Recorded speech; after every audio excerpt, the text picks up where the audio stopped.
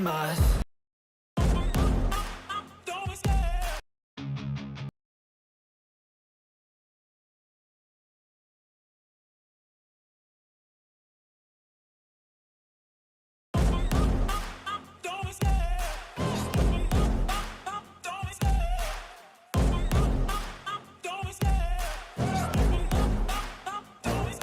I love the chase and the hunt, and I set the pace when I'm running. I always take what I want and I always give it 100. Don't need a bank, no I'm funded. Play the game like it's nothing. I'm always thankful for something. Don't take for granted, stay humble. Now wake up! It's time to look at the enemy. Look in the mirror if he is no friend to me. It's not working out, maybe it's the chemistry. It's time to break up so I can make a better me. Better believe in your mind, cause it's everything. You can mold, shape, find almost anything. All it takes is some time and some clarity to find your identity. It's mind over everything.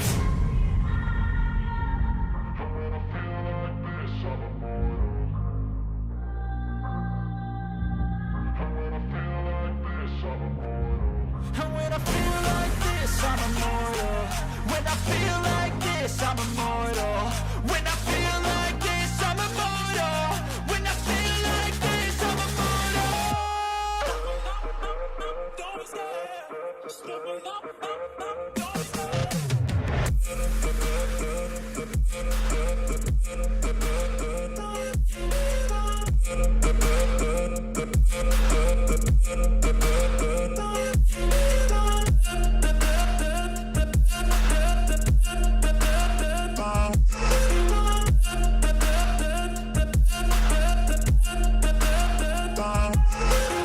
I'm so gone, no I'm never turning back. I won't stop, I'ma fight until there's nothing left. It's so on, you're gonna be hurting bad. Cause I've been to hell and back. You don't wanna make me mad. I stay strong, you will never see me crack. And if you get in my way, you're gonna feel the wrath. Gotta say it to my face while he's looking back. Mirror breaks after math. When I hate, I attack.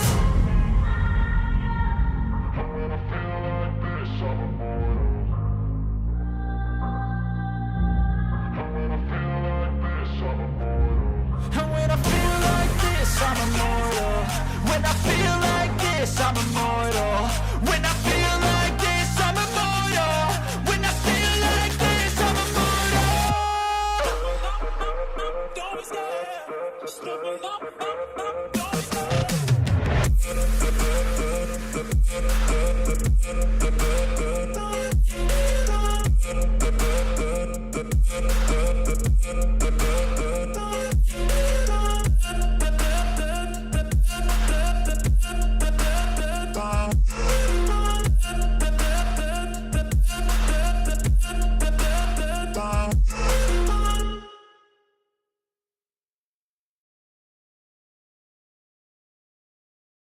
Chat.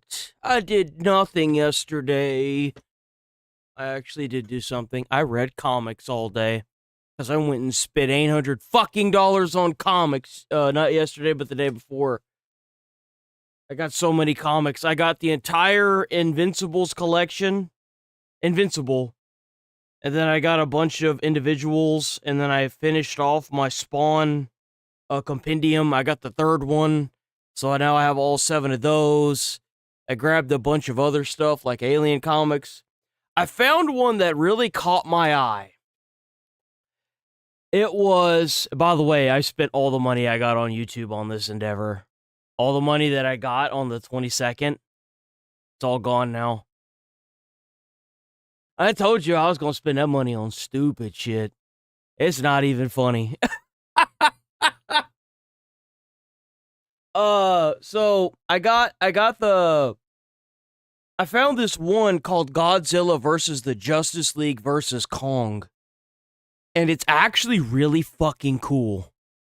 Cause like at one point what's his name in the Tony Stark, his name's Tony Stark, but it's like the DC version and he's bad.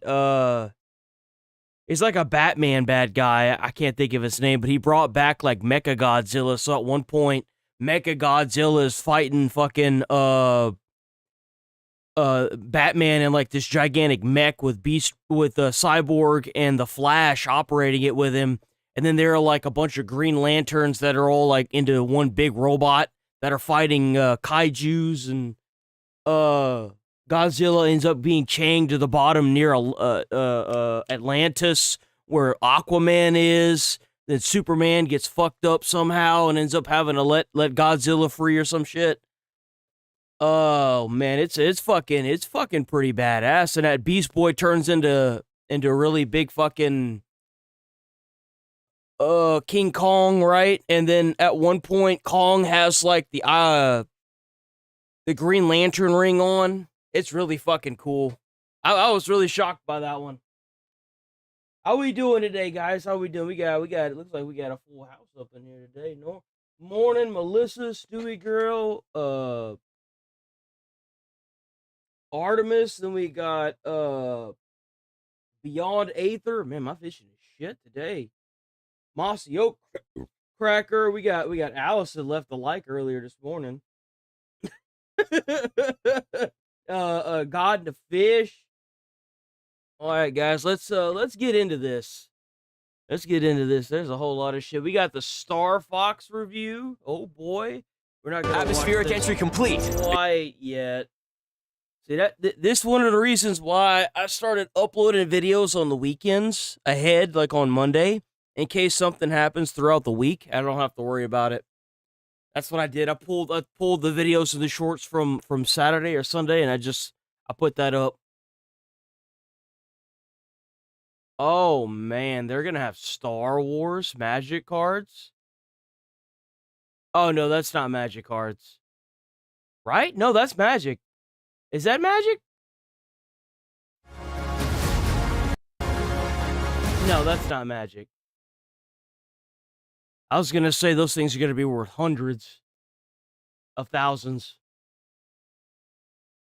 Arkham Horror.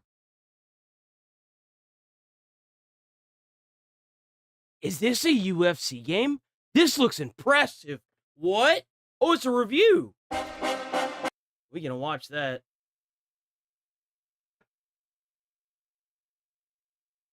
Arnold.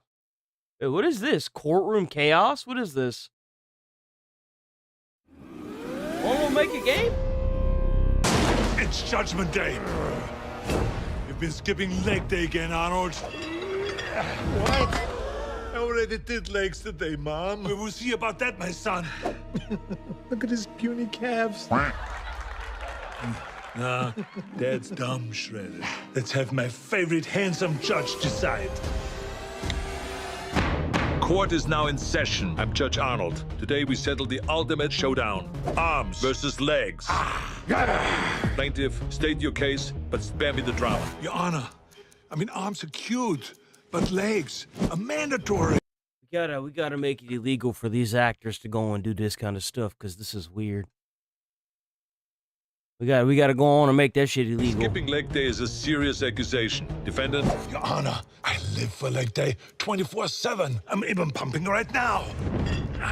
24 hours of legs? Expert witness. Tell us how this is possible. Your Honor. This kind of reminds me of like a shitty little, those ads that you would see all the time on like Play Store and stuff. That's kind of what that strikes me as. I don't know how to feel about that.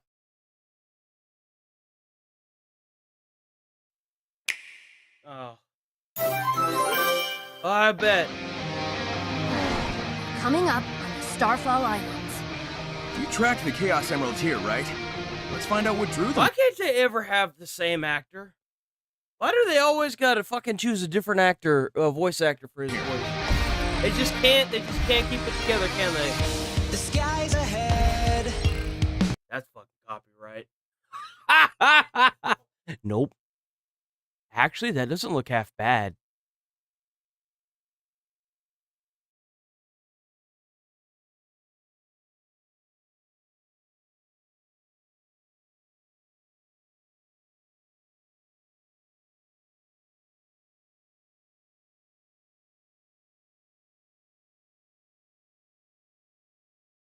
Is this a remake? What is this?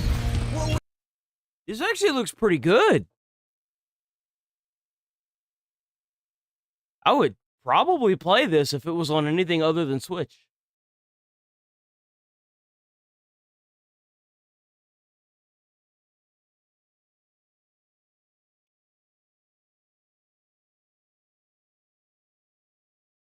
Hmm.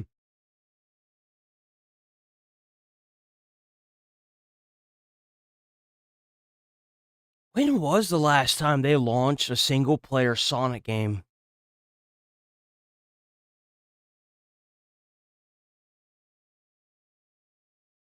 Oh, you can change the music anytime you want. Oh, there's the Chaos Emeralds.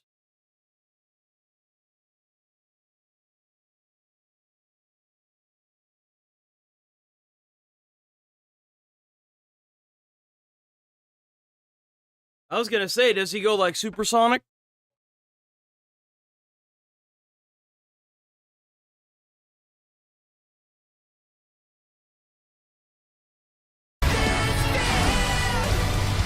I always thought that it was really funny that Sonic goes yellow and he gets like the Super Saiyan hair whenever he... I wonder if they had planned on maybe doing something together with Dragon Ball Z and it just never happened, you know? It does make you wonder.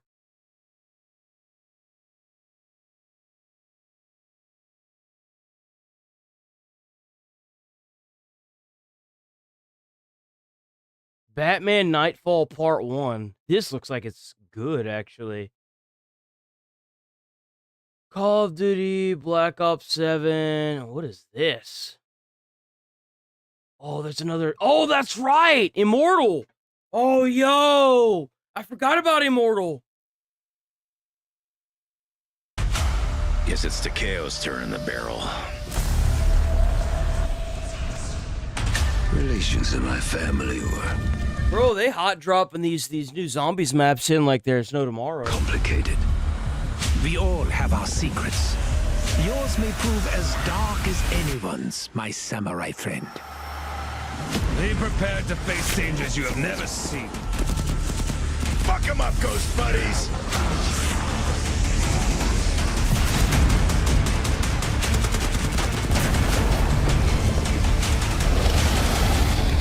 Just what this place needs. What the fuck? There's a dragon. No. Now this is solid Soviet engineering! Oh, they brought back the PPSH? What? Get the fuck out of here. What? Stay your silver tongue. This actually looks pretty good.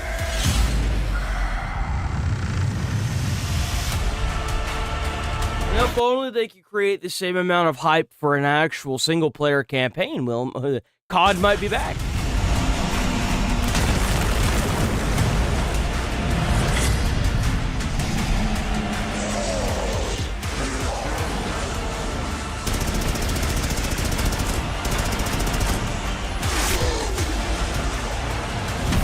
Death comes on. What the fuck?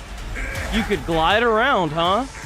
This is what making peace feels like. I would rather make war. That's what's up. That actually looks still. What's going on with COD? Maybe COD finally got his shit straightened out. Got a competition now. Oh, destroy all humans. Oh.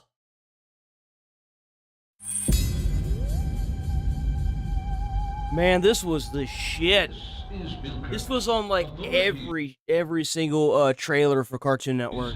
Issued an official Throw it up. statement firmly refuting any rumors of alien activity and labeling them communist propaganda aimed at undermining Let's the go, American Magic Man. way of life. Ich will. Ich will. Ich will. Ich will.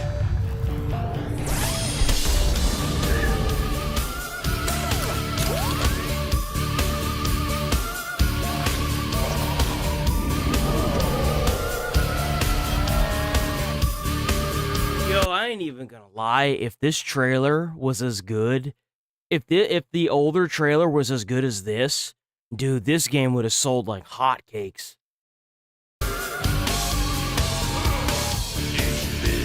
Ich will I know this band. I know this fucking band. This band is... Oh, well, I just got a copyright. I didn't even realize this band is Till Lindemann. I believe that's the name of it. It's a German band. I know this fucking band. W Band.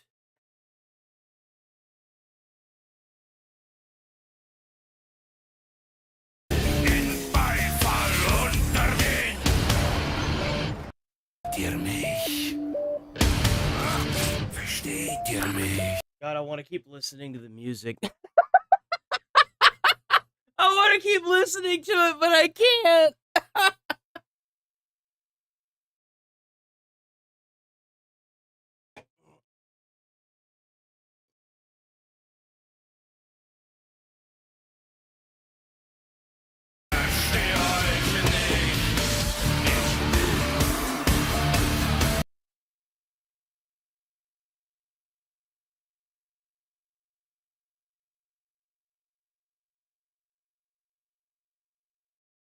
Is it Remenstein? Is that the song?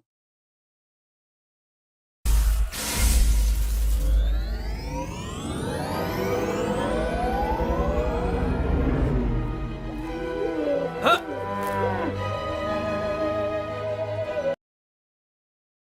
That makes me. I'm probably gonna listen to some Till Lindemann whenever I get done streaming. What is this?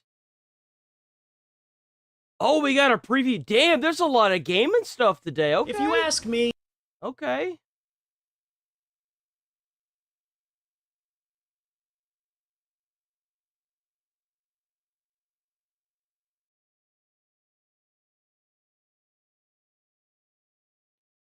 Okay, I think we're finally got all the... Go ahead and eat that. Where's the PlayStation at? Let me just give it a quick glance through.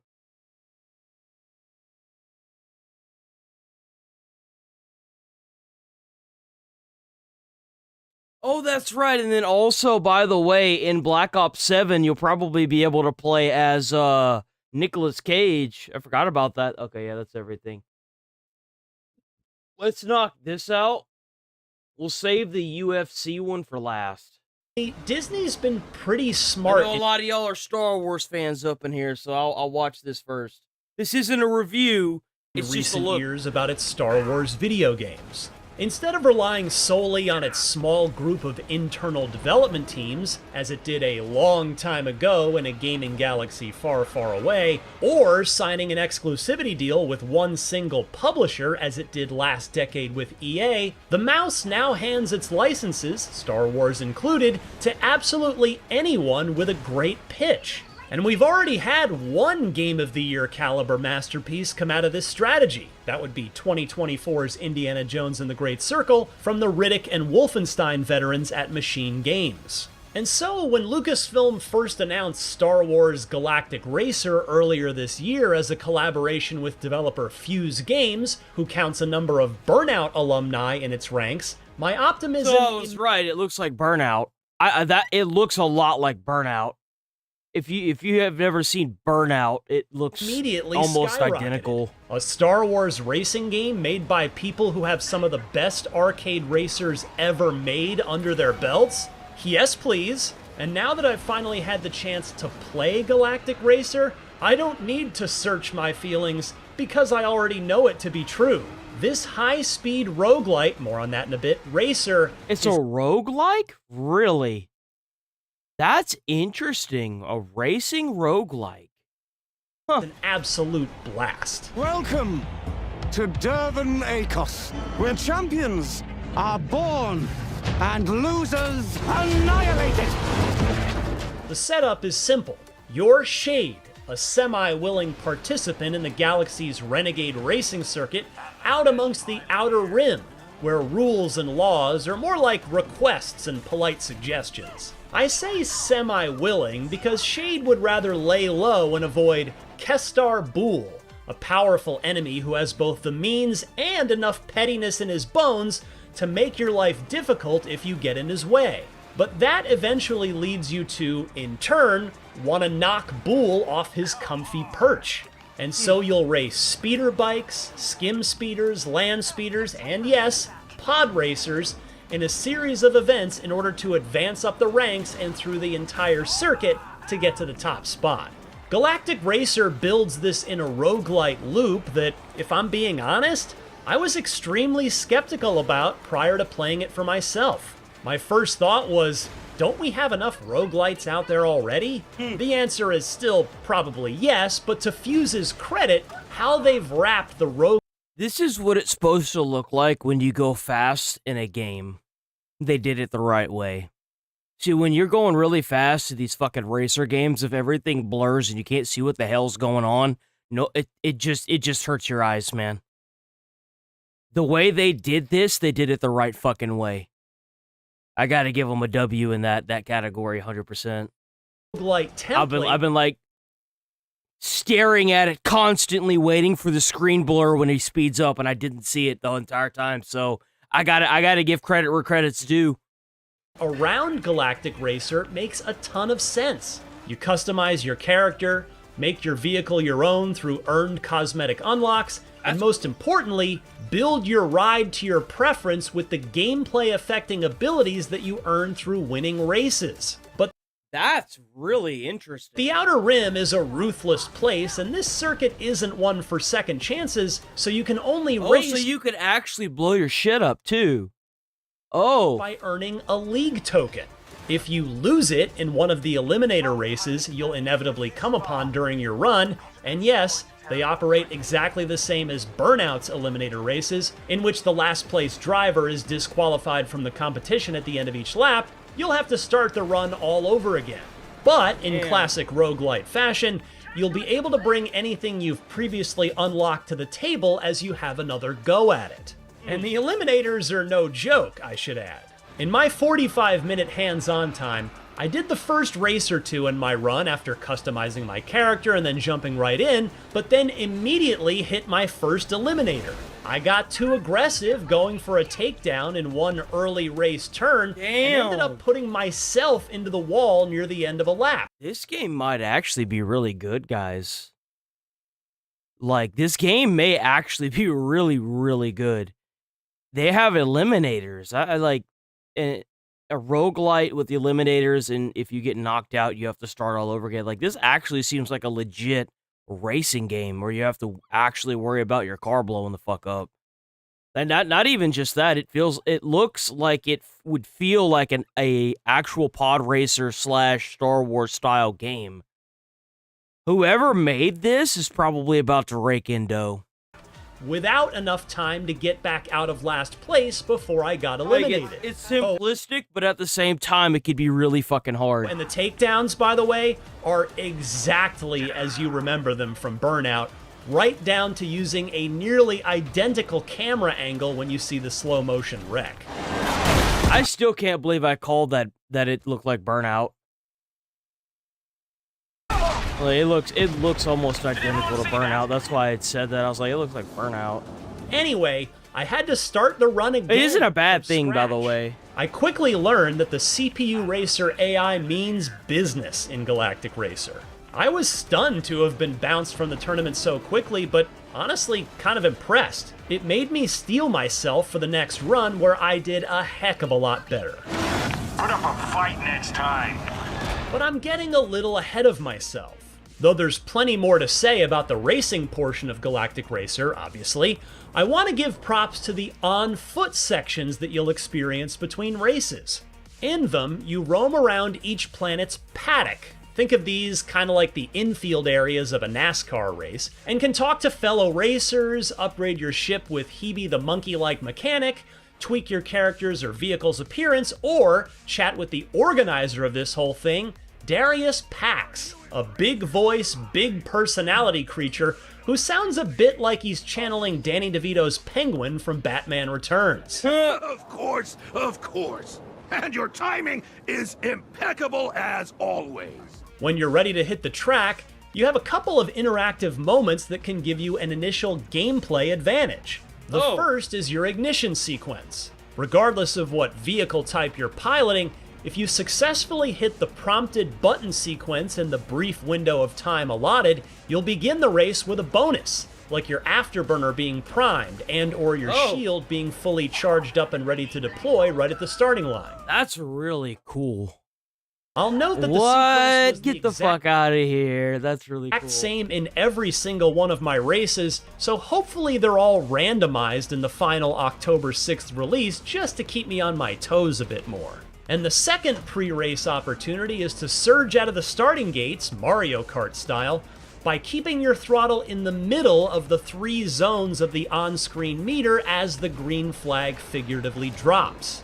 In these high-speed races that can be won or lost in a second or two, that initial moment matters more than you might guess. Oh, there's gonna be a lot of people that are gonna flip the fuck out because they hit shit all the time. Okay, yes, properly nailing your ignition sequence is important, but what really makes or breaks your race is how frequently and effectively you use your abilities. I only saw a couple of them during my hands-on time, but there are plenty of them to unlock, and they'll allow you to craft a pretty bespoke build for your vehicle. Take the aforementioned shield, for instance. If you're bunched up tight in a cluster of fellow racers, you can be sure that at least one of them will try to shunt you into the nearest wall. Nailing the timing on your shield ability so that it's active when that takedown attempt comes. That looked so clean. Let's admire that. Let's admire how clean that was. Nailing the timing on your shield ability so that it's active when You see how, like, when you speed up, you don't have to blur the entire fucking screen? You see that?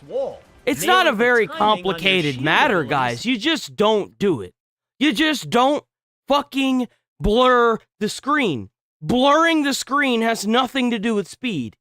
That it's you see how clean that is? Attempt comes, and before running out of juice and needing to recharge via cooldown timer, can save you from a fate of having to be blotted off the track's walls with handy wipes. The other one I used extensively during my hands-on session was Ramjet, which sadly The worst that I've seen out of these racing games is Sonic Racing. Sonic Racing, you can't see shit. Have footage of here. It's functionally the same as an afterburner, with the key difference being that you can keep the extra push of speed going past its cooldown point at the risk of pushing it too far and having your craft explode. I earned some modifiers for this as I played, including one that would reduce ramjet consumption by 50% while in midair, meaning on a jump, since of course all of these Star Wars racing vehicles are technically in midair all the time. The tracks, meanwhile, vary from short to long and from hot to cold, depending on which planet they're located. Jakku doesn't have any temperature concerns, but Lantana has patches of magma on track that will overheat your vehicle if you're not careful, while Ando Prime... Bro almost eliminated himself.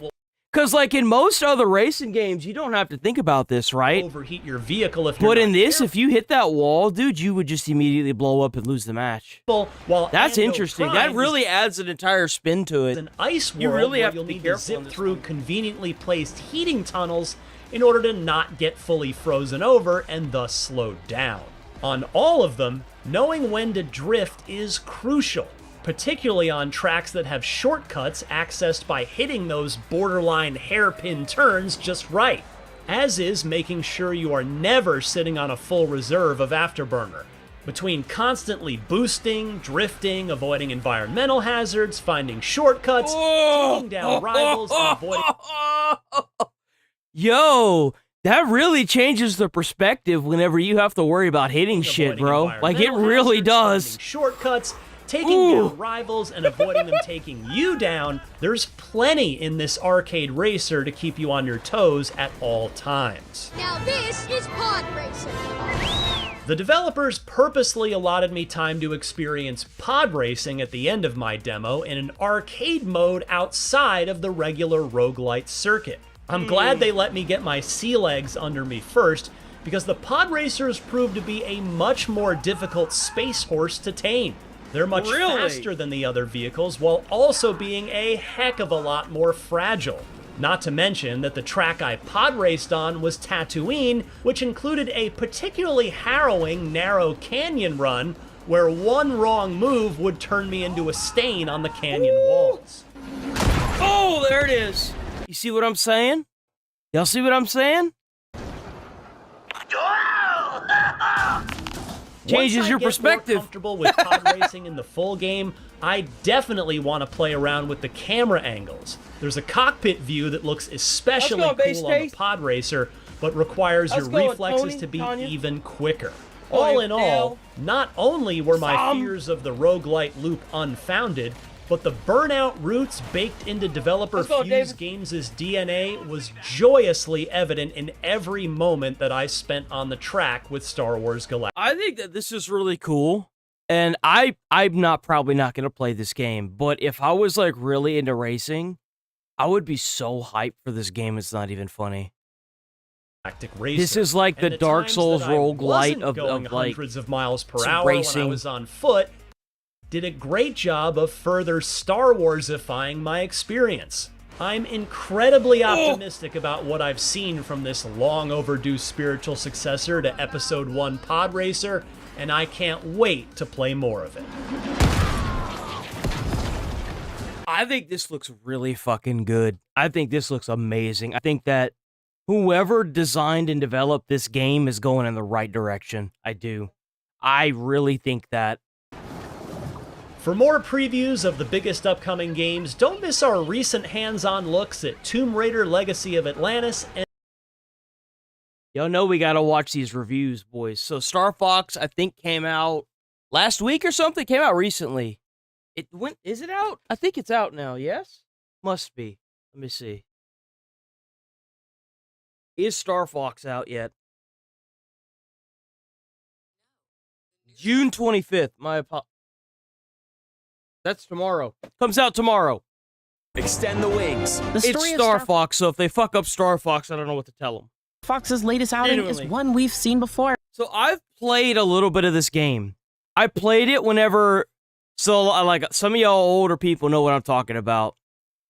Whenever you would go to Walmart and they would have the TVs with the controllers on the game case, Star Fox was always the one that they had at the Walmart in Louisiana.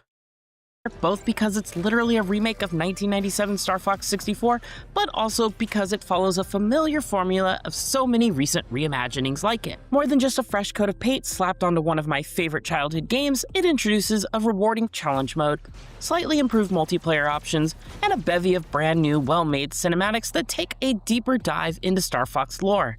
Add all of those elements to an original game that still largely holds up 3 decades later, and it makes for the best 20 or so hours of Star Fox I've ever played. Here's hoping this is the start of a whole new generation for the series. You know, when your dad was in charge, he would... Ancient history, Peppy. This is my Star Fox, and we're doing things my way. Damn. Let me start where most people will, the main campaign. Star Fox games have always had a relatively unique structure where a fairly short series of levels are full of branching paths and alternate exits, meaning you'll never see all 16 stages, or even most of them, on a single playthrough.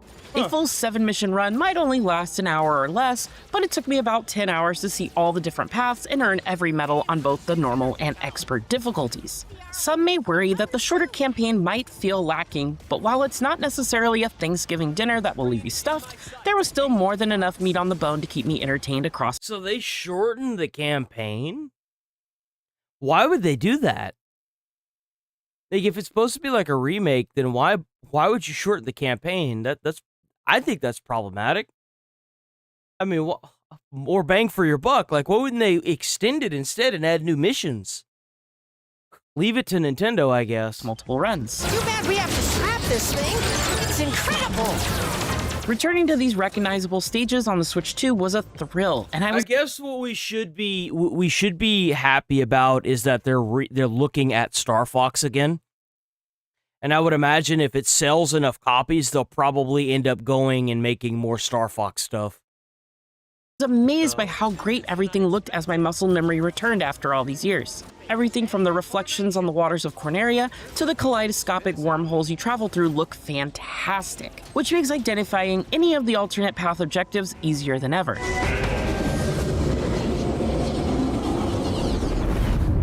The revamped soundtrack stands out as well. It perfectly captures the vibe of each location and keeps every campaign run brisk and interesting.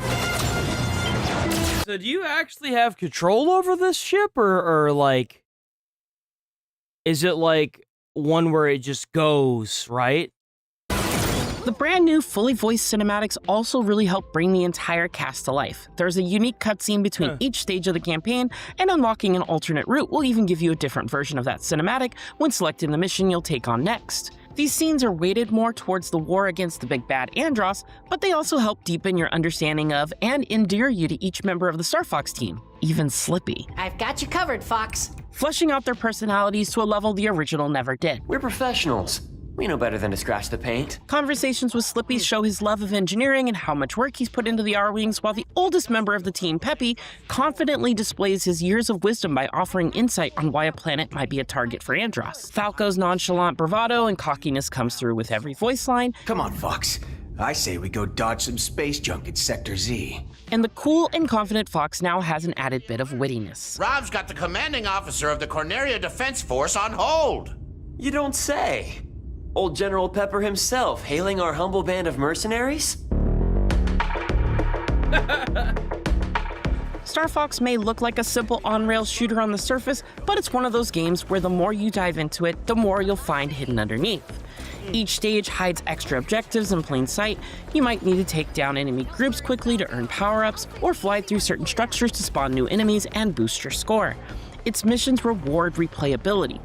Finishing a level is just the start, and pushing for high scores is the truly rewarding challenge. Uncovering hidden bonuses for figuring out which paths earn you medals takes time, especially for newcomers, but it provided me with a special sense of achievement I often miss in modern games. That'll put a damper on Andross's plans. Its deceptive depth goes beyond the goals you need to achieve or alternate routes you can discover, and into the actual action as well. Movement and aiming feel snappy and great, and your limited but effective arsenal of weapons makes it easy to always figure out which one will get the job done best in every situation, putting the onus on your timing and execution. Oh look, they've decided I'm the biggest threat. I loved rediscovering which enemy in each group I should lock my charged shots onto in order to maximize my bonus points, which enemy waves to use one of my limited bombs on, and where all the hidden power. I think this game is showing how dated it is. It literally looks kind of like an arcade game. It's so old. It's kind of crazy, isn't it? Like, do you realize that Nintendo kept everybody waiting on another Star Fox game so long that it like, nobody really plays arcade games like this anymore? You understand how long Nintendo has kept everybody waiting for this game? Like, let that sink in. They don't even make games with timers anymore, and yet the slot for the timer is still here. We're tucked away. The best addition is the challenge mode, which adds tricky new objectives to each stage that could be challenging your boost and flight skills to beat Falco through the obstacles towards the end of Corneria, or simply defeating a boss within a time limit, or destroying enough of a certain enemy or item in the environment. It took me roughly 8 hours to complete all the challenges, and there are a few inherent strengths to this mode, as well as one small oversight that I think could have elevated it further. Starting with the good. Challenge mode is a great way to replay any stage you've already beaten and practice it to discover all the hidden elements, memorize enemy patterns, and optimize your path to achieve the highest score you can. Even if the campaign looks a little shortened, it looks like it still has a lot of stuff challenges here. Can be tough or require zen-like patience, such as giving your itchy trigger finger a break to make sure you only hit a boss's weak point and not the massive rotating shield that regularly covers it. It's a trick. Don't let your guard down. Admittedly, it can be frustrating when one mistake on that boss means you failed the objective, forcing you to restart the entire level if there are— That's kind of ass. What? Really? You're kidding.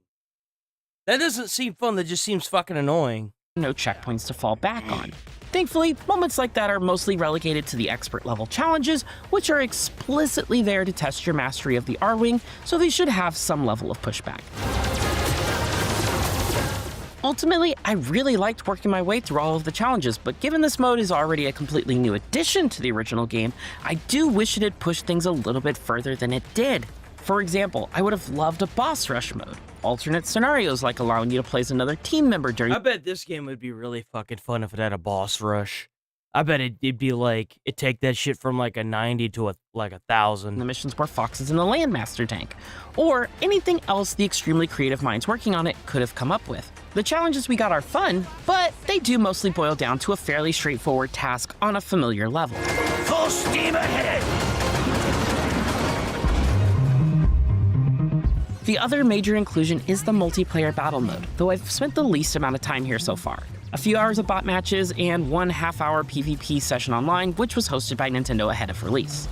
It's a more compact but enjoyable experience, though it might lack enough content to keep me coming back for extended periods of time.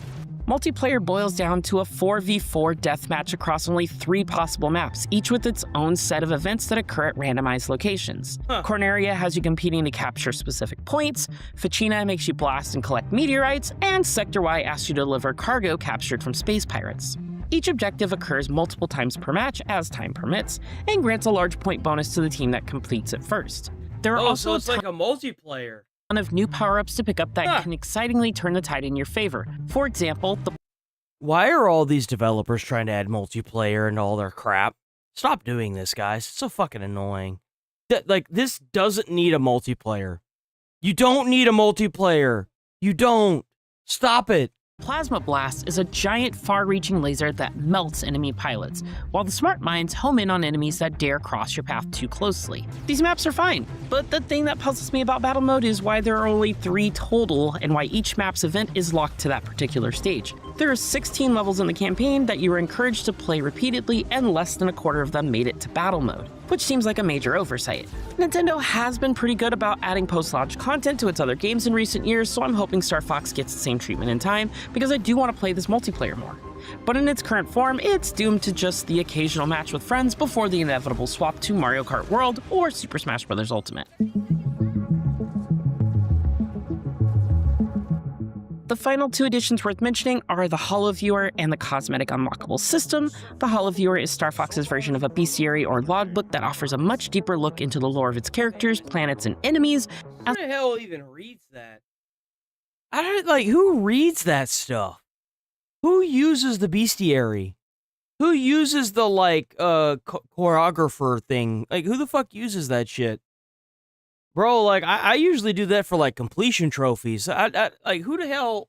As well as the events like the Venom incident, which was when Fox's dad, James, sacrificed himself to save Peppy. It's just a simple menu with these details, but it's still a nice addition to a series that isn't really known for diving too deep on the background. That's not even just a Star Fox thing. That's a game thing in general.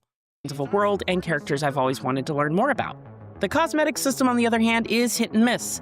The unlockables mostly include banners, emblems, and VTuber-esque avatars that let you control the head, eyes, mouth, and even tongue movements of a specific character if you have a USB camera attached. The avatars are great in theory, but they come with some weird limitations. There are 25 character options, but you are limited to just the 8 playable members of Team Star Fox and Star Wolf while in a multiplayer match. My excitement dropped when I realized you can only use avatars like Cat, Bill, and Rob64 on the menu screen, or while playing single player separately in a game chat. Look at that. Oh my god, this looks like dog shit. Look at this. Look at the rabbit screen. My excitement dropped when I realized you can only use oh my avatars god, like Cat, dude. How Bill, does this add to the experience? This looks like shit. This looks like fucking shit. And Rob64 on the menu screen. My favorite thing is the fact that now that you're playing like this, you've got these 2 big, gigantic black bars that eat up most of the screen. Wow, guys, it's almost as if you can't cube the fucking camera. You just can't cube it, huh? You just can't fucking do that. It might fit on the screen. Oh, we won't want to do. Let's not do that. Nope. While playing single player separately in a game chat party. Oh, this looks like shit. In addition to game chat, the Switch 2 does bring a few other benefits such as mouse controls, game share functionality, amiibo support, and the ability to play co-op by splitting the flight and aiming controls between 2 players. But none of these amount to much. Mouse controls technically give you better control over where to aim, and they were particularly useful in the pair of missions where you're on the ground in Landmaster, but outside of experimenting to see how they feel, I found myself U-turning back to the Pro Controller before long, as I do with most games that offer mouse controls on the Switch 2. Meanwhile, amiibo support is limited to the Fox, Falco, and Wolf amiibo, which only unlock a handful of character-specific emblems and banners, so sorry for anyone hoping to tap them for a free laser or bomb power-up in a time of need. And while playing co-op with my partner, finding hidden routes to unlock different, in terms of Fox's best her taste in the series team, Nintendo was wise to return a new peak.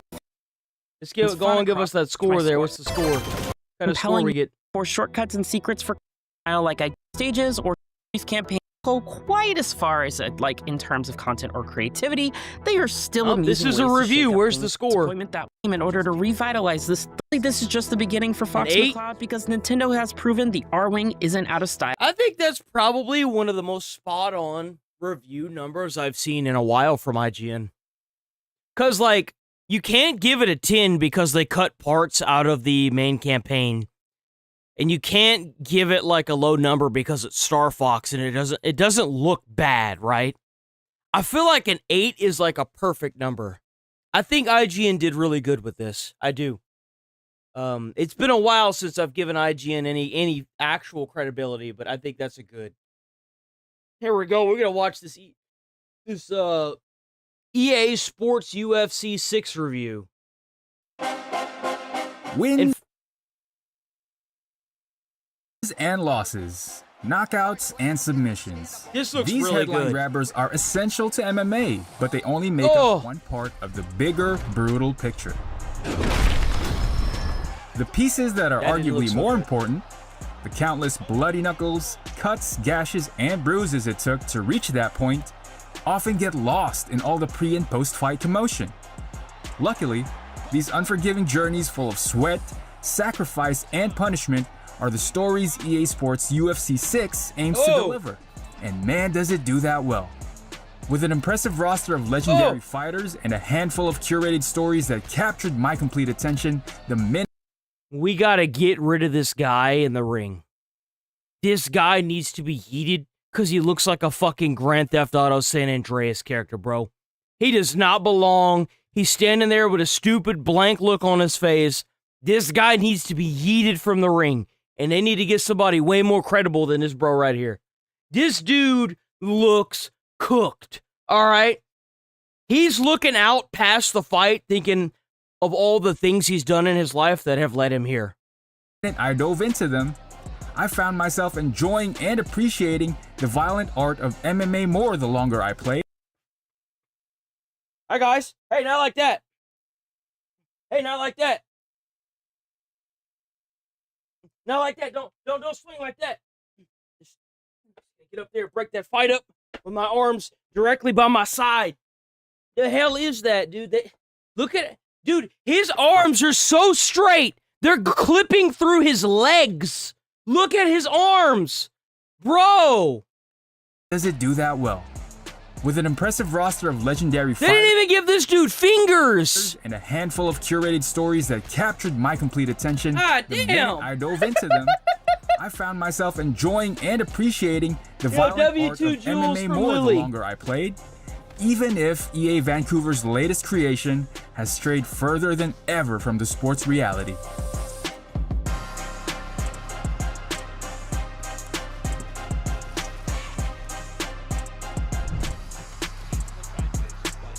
Yes, I'm talking about Flow State, the newest and most significant feature added since the series moved to— Man, that's lame as shit.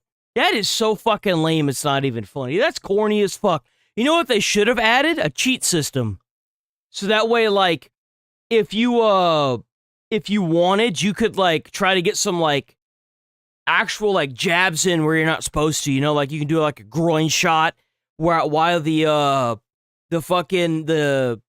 referee that's standing there with his arms clipped through his fucking legs, you know, you could try to put stuff in your gloves. I think that you could have gone a good or a bad route, which could change the entire dynamic of the entire game altogether.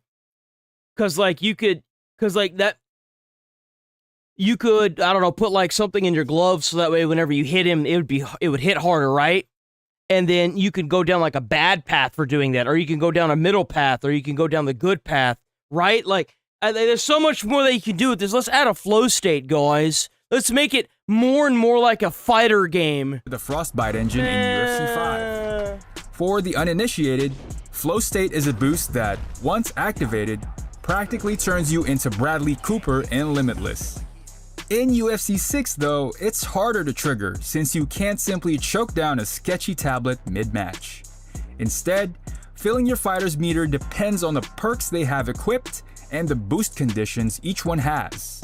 For example, a grappler like Islam Makhachev will enter flow state much faster by chaining together offensive submission moves than by unleashing a flurry of well-timed hooks and roundhouse kicks. Look, I get that flow is a very real thing because I've repeatedly watched Anderson Silva dodging a hailstorm of punches like he's Neo from The Matrix. But his instinct was born out of endless reps in the gym, and probably a bunch of behind-the-scenes knockouts too. The flow in UFC 6 is the opposite. It's manufactured and gimmicky, out of place like a Street Fighter move dropped in the middle of the octagon's bloody canvas. After getting so used to the straight-up, no-frills fighting that all the previous games in the series were known for... That looks like shit, bro. Bro, this looks like crap. Oh, this looks bad, man. It's hard to take a feature like flow state into account. I'm not even kidding. I always forget to activate it when my meter's maxed out because it's the last thing on my mind. Still, even something as unrealistic as flow state can't knock down UFC's hard-hitting combat, which is otherwise as savage as ever. I'll be honest, the revamped controls and button combinations had me reeling at first, as if I was on the receiving end of a John Jones elbow. But once I got used to it, my vision cleared and the wild haymakers I was throwing turned into a coherent string of jabs, uppercuts, and leg buckling hits.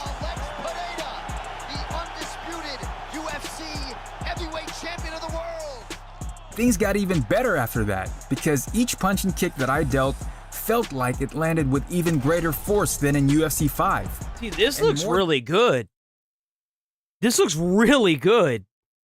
But like, whatever that flow state shit is, dude, there's no way that a group of people sat around a table, watched that, and was like, oh yeah, we gotta have that. In these brutal come moments, on, dude. UFC 6 has greater physical realism. This looks really good. With the unexpected body contortions happening less during fights, which is great when that's an issue I saw all too often in the last game.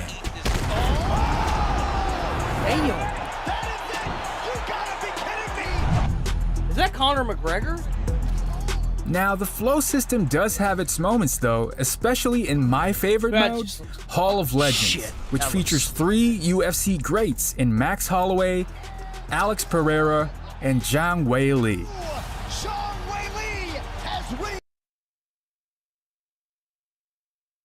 Why, oh, that's a lady, that's why.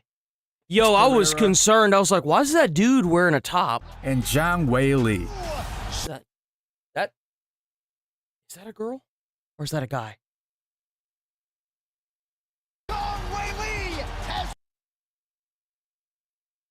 That looks like a dude.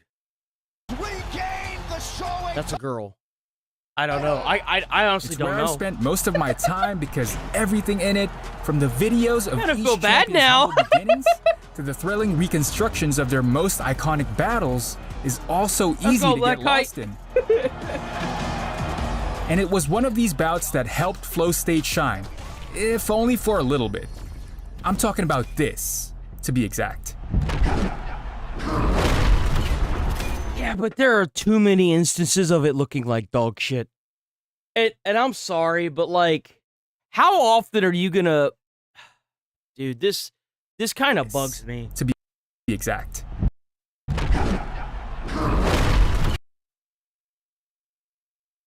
I've never seen that before. I've never seen somebody get knocked out from like a downwards punch on the nose. I've never seen that. Is that even possible? Because like if you hit here, here, or here, you're going to push your brain off the back of your fucking shit. That's what usually leads to the knockout. Like what the fuck is that even? Like what? I can understand a straight jab, but like a downwards? I don't know about that. That just looks like shit. Like I question a reality at this point.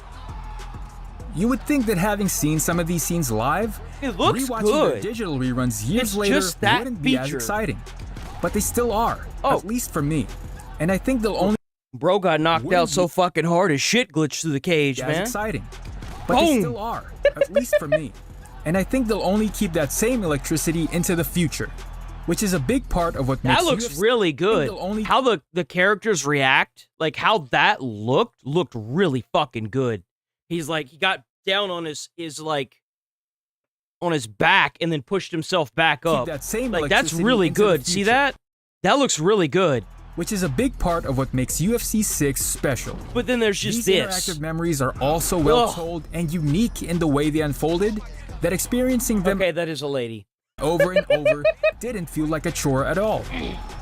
Still, you're probably wondering why this Damn, them fucking legs though, bro. Jesus, man. God. Feel like a chore at all. Still, you're probably wondering why this would be anyone's idea of a favorite mode when there are a few other exciting ones to choose from. Well, it's because I'm a sucker for a good story, and it doesn't get much better than the lore behind 3 legendary champions. But the dedicated UFC career single-player mode called The Legacy is pretty good too. Don't worry, I won't spoil much of the plot here because I want everyone to experience it knowing as little as possible. But I do love how it immediately got me invested in the journey with a rivalry, a career derailment, and the promise. Can you make your own character? Can you make your own character? I would totally make somebody like Stone Cold, or like what was another one? What's another one? Damn, that there's so many of them. I can't think of a single one now. Of revenge. I would make a wrestler. Sure, it may sound like the overused plot of a Rocky movie, but that stuff works. Watch my hand! Ow! If going through a rags to riches story isn't your jam, you can always jump headfirst into the big leagues with the newly rebranded UFC Career Mode. Although I wasn't as invested without the standalone story to back it up, it's still plenty of fun. Not only due to the improvements I mentioned before, but also because Ken Shamrock and Randy Couture are finally included in the roster. At least now I don't have to create them both. Bro, that shit looks like a big ass diaper. I'm sorry. From scratch. I couldn't imagine Even wearing though that. it is hilarious to hear a 62-year-old be called a young man by the commentators. Yeah, John, you know, this young man has thought about this moment for so long. He's worked so hard. Overall, developer EA Vancouver's decision to create a separate prologue tale from the UFC Career Mode is ultimately what distinguishes UFC 6 most from its predecessor. Not only does it give you more options and a better onboarding experience. You see, why doesn't look? I know this is probably a stupid ass question. Why doesn't he just put this dude in a chokehold? He's already on his back, right? And he's already got his legs wrapped around right here. Why doesn't he just reach his arm around and get him in a chokehold? From its predecessor. Like right there. Not only does it give you right more there, options just do it. and a better onboarding experience, right there, but it also doubles down on the overall there you pitch go, right for this there, version. just like that. That every fighter why not has just a do that? story. Exactly. A central concept I've seen consistently and resonated with the more I've played UFC 6. I think this looks really good. I think it looks decent. Even decent stories have their shortcomings with parts that drag and feel unnecessary in the grand scheme of things.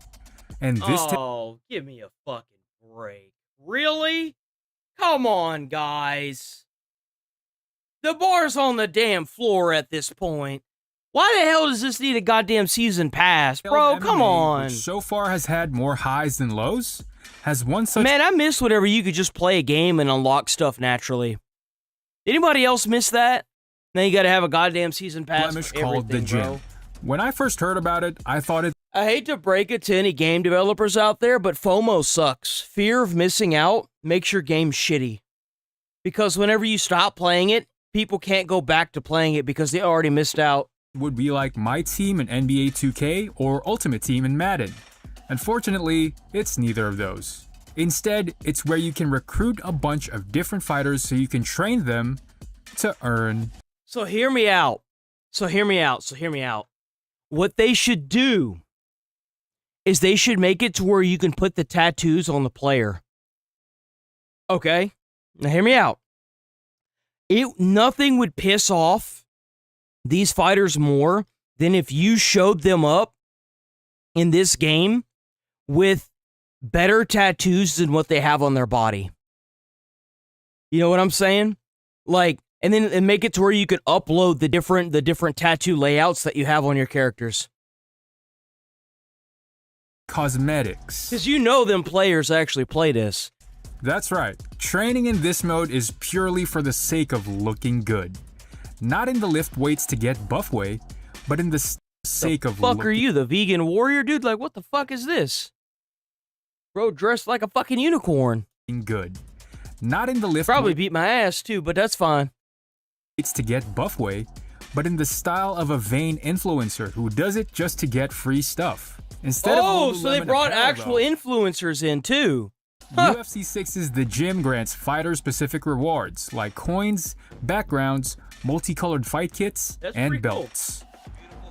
Again, it's all just so unnecessary when the only point of training the fighters you collect in the gym is to earn accessories that you probably won't even notice once you're in the octagon. I know I don't, because I'm much too mesmerized by the bleeding cuts and blood spatters that practically turn for somebody that said that they never use this, you sure do use this a lot, huh? Canvas into a brutalist Pollock painting. Sure, there's beauty in the hundreds of punishing hours that fighters put in to eventually reach peak form and conditioning, but not when it's minimized and turned to a sideshow for knickknacks like this. There we go. EA Vancouver believes that I'm gonna say that this should at least get maybe a 6. I can see a solid 6 out of this. Solid 6. Every fighter has a story, and with EA Sports UFC 6, it's completely proven its point. You're winner by TKO, Chris Carter! Despite a few unnecessary additions like Flow State and the Gym slightly hindering its overall success, the heart of UFC 6, 2 modes that pay supreme respect to the fighter's journey in Hall of Legends and the Legacy, more than redeem it. Taken in its entirety, this game is very much like a fable itself, a violent one that's split between fiction and reality, which typically isn't a good thing. But ultimately, the care and attention given— I think that the storyline in this game sucks ass. There's a reason why IGN didn't cover it, and I guarantee you it's because it sucks ass. I'd say a 5 or a 6. The gameplay it's obvious what the gameplay is, right? Everybody knows what the gameplay is. It's a UFC game. But there's a reason why you're not showing the actual the storyline. I mean, you're not fooling anybody with this. If you don't show the storyline, it's a lot like politics today. If you hide the person's identity, it's because you're trying to hide something. Something tells me that the storyline for this is absolute dog shit. To the sport's so history, what is the score? Culture, icons, and everything in between. They're gonna give it like a 9 or an 8. Watch. They're gonna give it a 9 or an 8. Helps it reach a satisfying end that any MMA fan it's got should be proud of. And the reason why I also say that is because it has a season pass. If I see a season pass and then I see them not talking about the storyline to the game, that's a red flag instantly. You think you know me? You think I think I know you more than you know me, IGN. Well, honestly, if you know anything about me, you're just fucking you're sketch, but still. You're looking at one of Valve's big-time glazers, always got plenty of juice in the sack for them when I'm singing their praises. I just always appreciate that. So apparently, Linus Tech Tips did a look at the Steam machine, and it don't look good. An industry that's become so overwhelmingly corrupt and filled to the brim out the wazoo with horrible ideas and business practices. Valve kind of just stays the course of being like a really solid, consumer-friendly company for the most part when it comes to the Steam platform. That being said, I'm not just going to mindlessly, fondle everything they do if I don't think it's a great deal. And unfortunately, that's how I feel about the Steam machine with their big price reveal, which isn't overly surprising with the price being where it is, considering the state of the tech sector in general, thanks primarily to AI just butt-fucking all of it. But yeah, with the cheapest available model for the Steam Machine, the It's like 1,080 with controller, I most believe? bare bones birthday suit Steam Machine, 512 gigabytes, no controller, still costing over $1,000. Are there games that have more than 500 gigabytes on Steam? There has to be. Are there any games on Steam that are more than 500 gigs to download?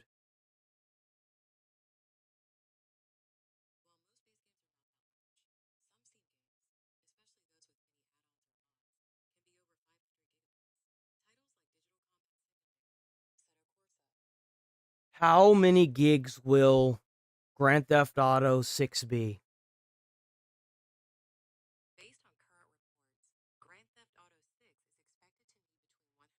So, to give you an idea, Grand Theft Auto 6 will be between 150 to 300 gigs. It just, to me, doesn't seem like a great deal that's worth taking the plunge. Yep, the Steam Machine price has been revealed here. 1,050 clams for the 512 gigabyte no controller variant. If you want the controller, it's if you want the 1128. controller, it's... Oh, dude, what the fuck? Yo, how is that controller almost $100? Yo! I'm very surprised you even It seems like that's the only damn way you can get the controller, too, because they sold out everywhere else. Controllerless version. That's a little odd to me, but I'm assuming it's because every controller can work with it, but still. Then if you want the 2 terabyte, 1350, and then 2 terabyte with controller, 1428. It's a pretty penny, bro. That's clams on clams.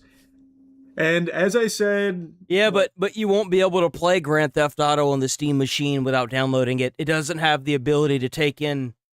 It does have expandable SD storage, though. 3-4 months ago, I wouldn't be surprised if it went over 1,000, but I had my fingers crossed, Like, what you could do is get the 512 gig, and then what you do is you get like a 2 terabyte little SSD, and then you format it on the Steam Machine so that way you could have the 200, it's like 2 terabytes.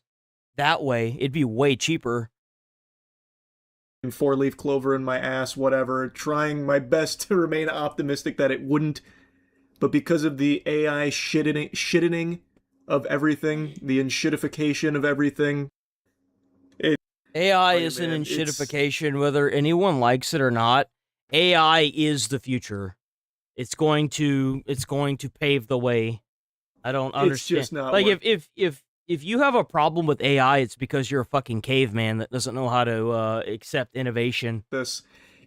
I was never in that limo. Like, the PS5 beats it in quite a few places, marginally, and the PS5 is a few $100s cheaper. So if you're gonna go with console gaming, this isn't a comparable. You can't compare a PlayStation 5 to the Steam Machine because there are games that are exclusive to both consoles. Like, there are Steam games that you can only play on Steam, and there are PlayStation 5 games that you can only play on PlayStation 5. This is not a comparable. I like, and by like what, 1%? Are you kidding me? Oh no. No. Settings 144. Probably would just go with a PS5. Mode. So just the base performance mode beats it. That's unless kind of you really want access to Steam, which in that case you'd be better off just doing a PC DIY. Not to mention, like, a DIYing a mini computer like that, it's not easy. It'd be like trying to put together a laptop because you'd have to custom fit every part. Like, it's not just the performance of the Steam Machine that's impressive, it's the size.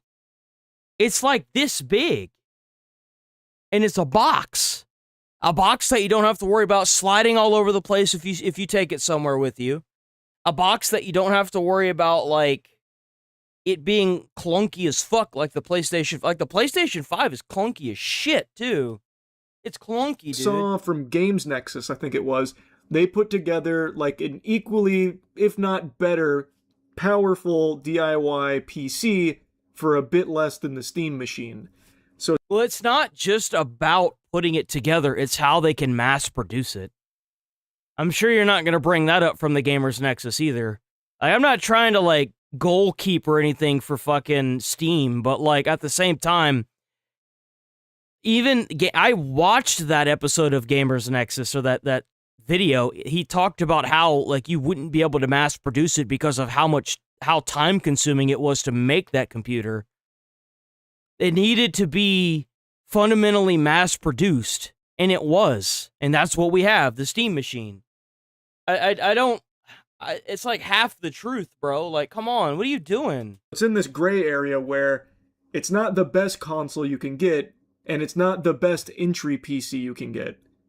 So I don't see why I would buy it.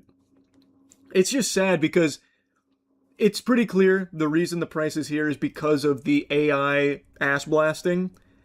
From what I understand, it was probably going to be around $750, which that makes a lot more sense. If it could have come out like in the summer of 2025 or even a little later. He's talking about AI forcing the RAM to skyrocket. That's what he's talking about. At $750. Because I would imagine that this computer probably has custom RAM, which would make the price skyrocket Slam as well. dunk. Absolutely slam dunk. Hours since the price reveal, I just got up. Turns out wasn't a bad dream. It is going to stick around this price, and again, I recognize it's not where Valve wanted it to be, but with the state of everything, this is where it's gotta be. Too expensive for the product you get. But if it did come out around the $700 hard, this console, this purgatory here, where it's much more expensive than every other console while being not even as powerful as those consoles, doesn't really. And it also is a bit more expensive than some of the DIY builds I've seen people putting together for PCs while being less powerful than those DIY builds. It's just in a rough spot because of this price point that they've had. Yeah, but not every. I don't like this. I don't know what the fuck's going on with Charlie, bro. Not everybody knows how to put together a computer, and not everybody has the time to figure out how to put together a computer. Like, I get that you might be mad about the price point, but Steam is usually really good about its price points.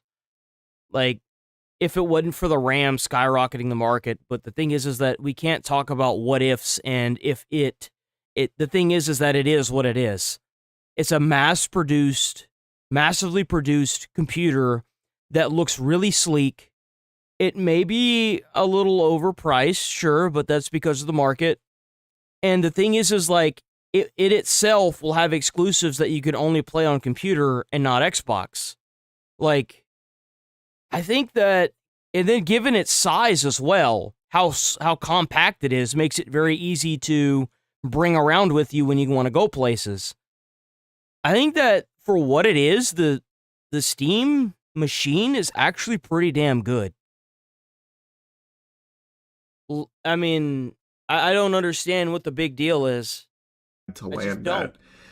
Can you boot up a fucking game and play it from start to finish? If the answer to that is yes, 10% is not gonna matter. It's just not. I'm sorry, guys. I don't know who thinks that it is, but it's not. If you can play a game from start to finish on max settings, it won't matter. Oh, but the 10% of the performance, guys, it won't matter. It's just not going to matter. It's not entirely their fault, but it is what it is. So at this price point, I just don't really see it being amazing value that everyone should be fucking crawling all over themselves to get their hands on. What you should be crawling all over yourselves to get your hands on, though, is the... No. I'm good. All right, we got a new daily dose of the internet, boys. Let's get it.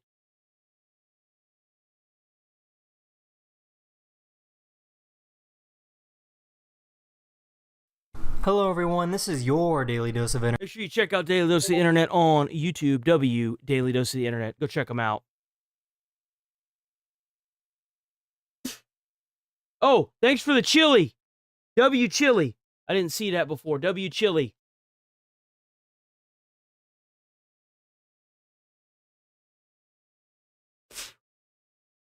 I would buy it if I had the money. Internet. This couple were parasailing and didn't realize just how much danger they were in. It's gonna be a 10. Oh my god, there's a shark! Mason, get the shark on camera! Wait, we're going underwater here. Wait, oh my god, Mason! Oh my god. Oh, there's a hammerhead! We're right next to a shark. Mason, we're right behind the shark. Make sure y'all hitting like on the stream. Make sure y'all sub to the channel if y'all new here. I'm here every day, 8 a.m. to 1 p.m. Central Time. Check out the Discord. The person on the boat finally realized and sped away before the shark could get to them. Oh my god.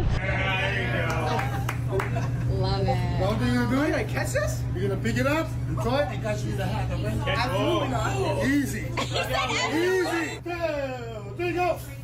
Okay. Flip it. Yeah! Oh, he got it. Paul Douglas Champagne. Thank you. Thank you. Mackenzie Thank you. Louise Chapman. Yo, W. Oh! You think you're gonna be able to lift that by yourself? Oh my. Why? It's so tiny. Why? What did he do to the seagull to make them so mad? Seagull! Look after me!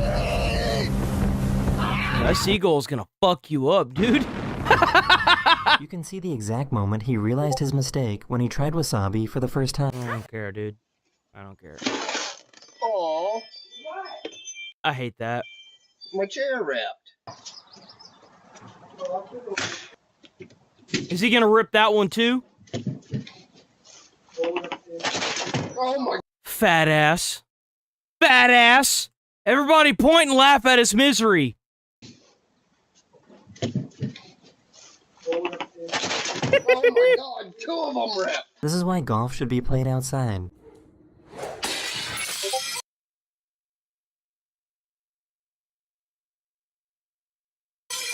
Oh.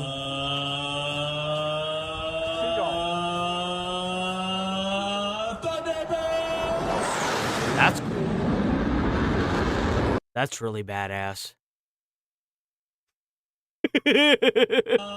That's really badass. That's so cool. That's... He's gonna be dragging that stick in for a while. Man. Just got a new torch. Quite happy with it, to be fair. You mean a flashlight?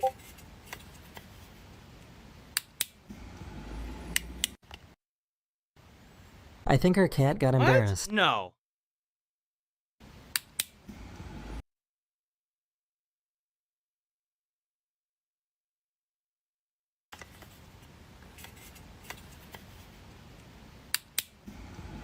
No, there's no fucking way. I'm sorry, I don't believe that. I think our cat got embarrassed.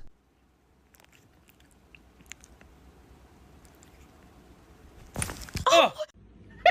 The capital of Egypt. Yo, like, every cat that I've ever been in contact with or owned have been about the same. I don't think I've ever had a good experience with owning a cat.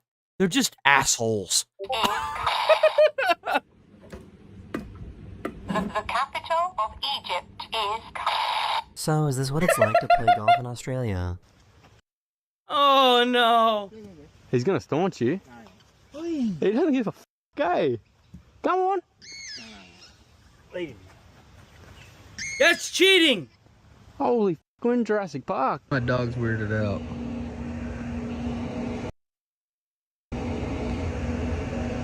Even my dog knows something ain't right, man. Yo, what the fuck? Huh. It appears you have a gravity problem. What the hell, dude? How's that just floating there? That's gotta be like spider webs, right? Kid from across the street to a game of tic-tac-toe. Lobo right there.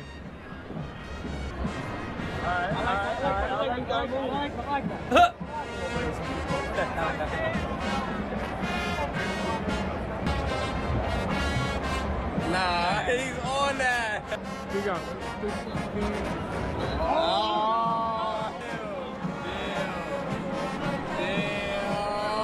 Oh, there it is. There it is. There it is. He lost, man. That's it. Game over. Game over, big dog.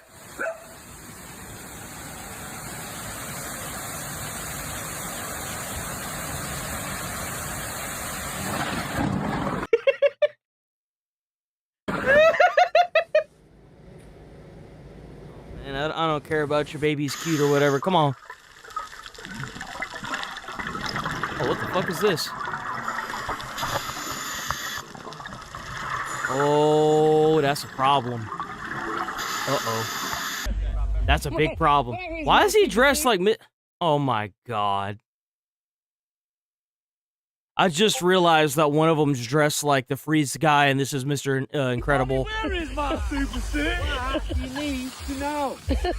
He had to improvise when he forgot to put pepperoni on the pizza. Oh! Something super cool to show you guys. Look at all these black kites in the sky. They pick up flaming sticks, drop them somewhere, so all their prey, all their food comes running out. Little reptiles, little mammals, and then these guys swoop down and get it. And that's exactly what they're done. They're lighting fires around the park. So those little bastards are dropping off like seeds that are on fire and starting more fires. Oh, what a bunch of little anarchists, man. Imagine all the little animals are going to be running out this way. Must be in California. No, wait, that's not California because it's not people. Never mind. Bang, bang. It is pouring rain about 500 feet in front of me. Keep watching. It's coming. Keep watching. This happens. Here it comes. Here. And you'll see it hit us here right now. Calypso has discovered the mirror in our barn, in the new barn, in the indoor. Dude, that mirror is disgusting. He's a little bit mortified. It's okay. We have this little hole, this little turf in our yard. Never knew what it was for. Lived in our house for 2 years.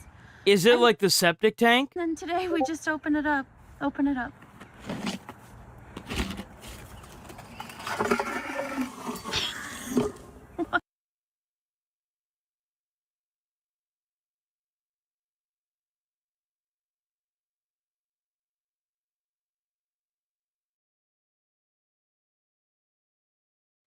I can tell that the person that lived here before them was married.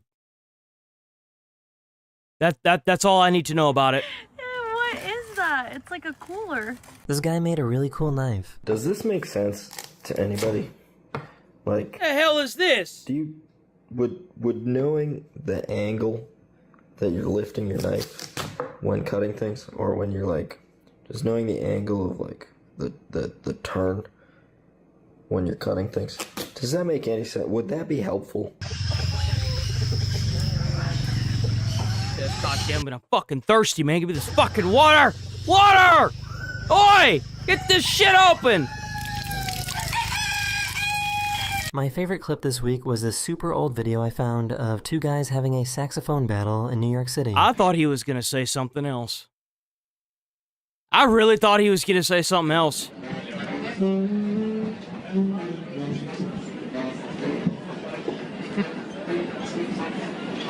Oh, here we go.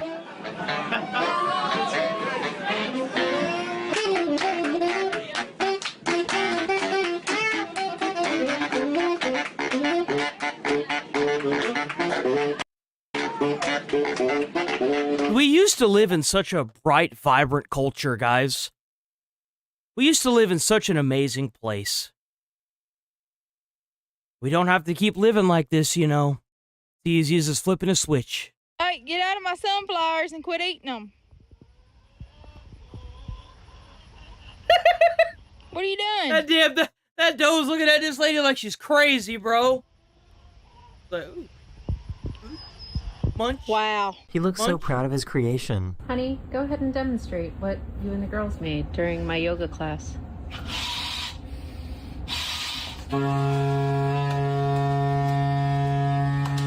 That's the best thing I've ever seen.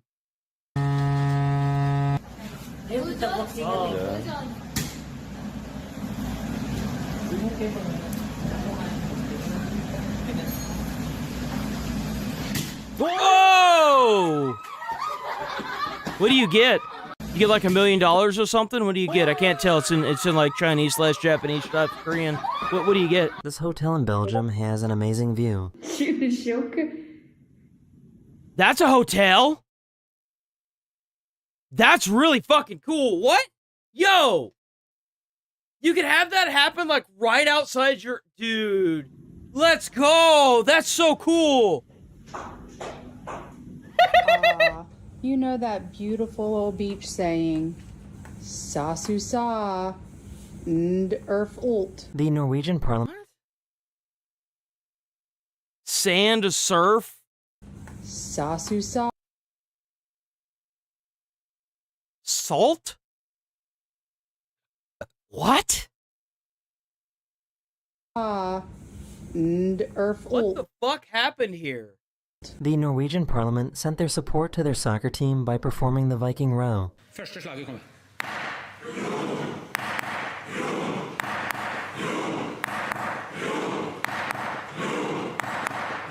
Okay, so remember there's this nest on the ground. Well, Evan is working over here right now. And so this mama bird is just really trying to get attention. What the fuck kind of bird is this? And Yo, like, can you line yourself up anymore to become a target for, like, hunters? Damn thing's got a fucking a literal bullseye on its face. Away from her. It's like aim right here on the top of my noodle. Like, what is this? So in a minute, she's going to act hurt. What kind of bird She's is like, this? Look, she's just like, but when I get close, are you okay? Are you hurt? Oh. I've never seen bass being played on a Game Boy before.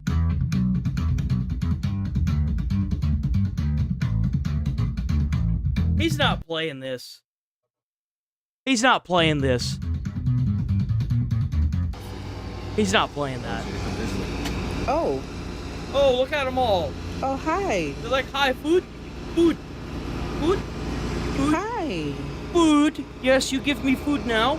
You give us food? Are y'all waiting on something, or... How is he so casual about this? Go bust his ass. What? Yo! $20. That's a lie. Oh no. This bee's got some really long legs. What the fuck is that? That is not a bee. What is that? Yo. That is not a bee. What the hell could that be? There's no way that's a bee, dude. I'm sorry. I know. Mosquito-looking bug that looks like a bee.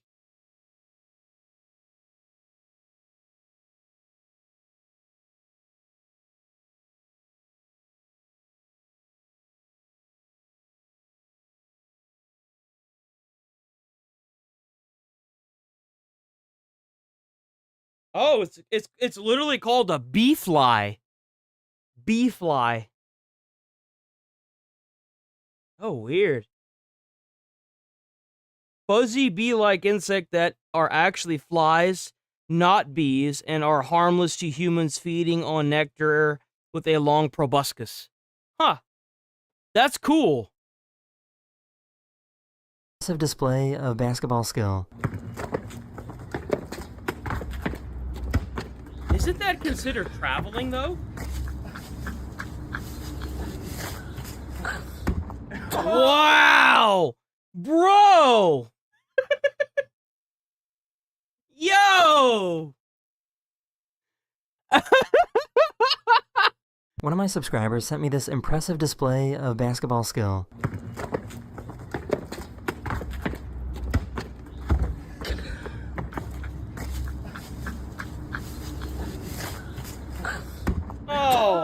Dude, just go home. Right, this guy's gonna get dive bombed. This is gonna happen. Go on video, hold on. Yeah.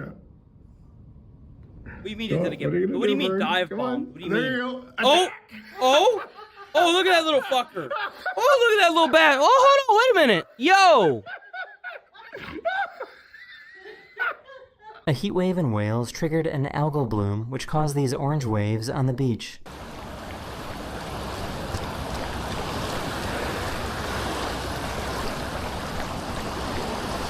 Since when could birds talk? What you doing? I'm trying to get you. Bro, this lady over here trying to make this bird sound like a chicken, and this chicken is like, yo, what you doing? Why you trying to make me look stupid? Make the chicken noise. Okay, yes, you good boy. You say the chicken? Puck, puck, puck, puck. Come on, puck, puck. No puck, pucks today.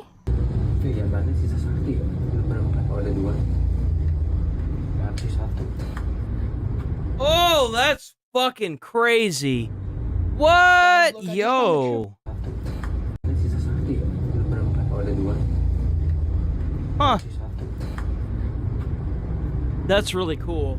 Guys, look, I just found a triple peanut. It's got 3 pods inside of it. That's pretty cool. I've never seen. To teach preschoolers how to be gentle. And then you put in your hand, and now I have a ball still together in my hand when I'm not being gentle.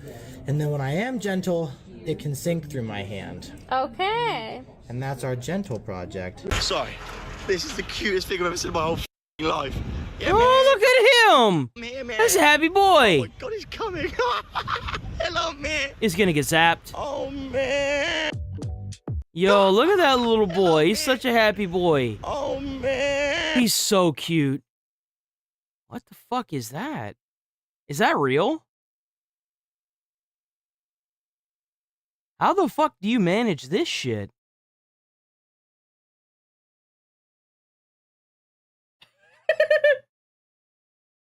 Got you a sucker. No, is this one gonna be short enough? I'm talking to you. Oh, this one's It's too like short you threw too. it. Where are you going? Right? You throw it? Oh! No. No.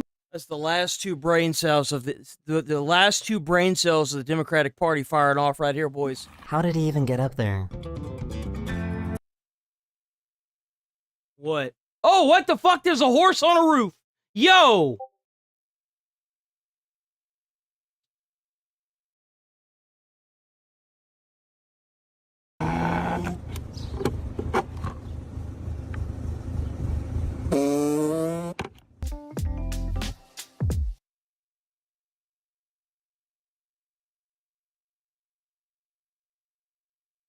Damn. What the fuck?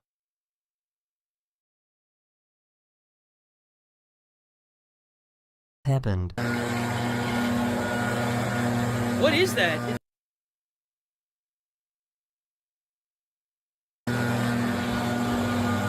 Guys, this little cactus has a hat. Look at this thing. Look at his hat. Yo, what? Look at that little hat. This is what Got a little ambulances hat. look like in Venice.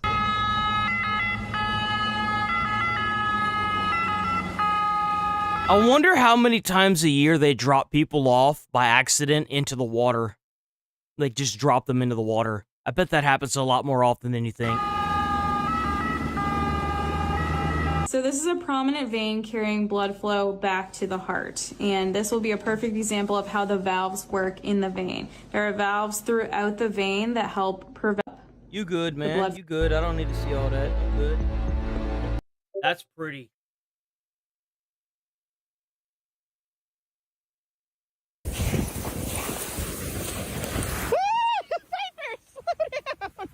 Oh. You're done. You're cooked. You're over. It's over for you. You're done.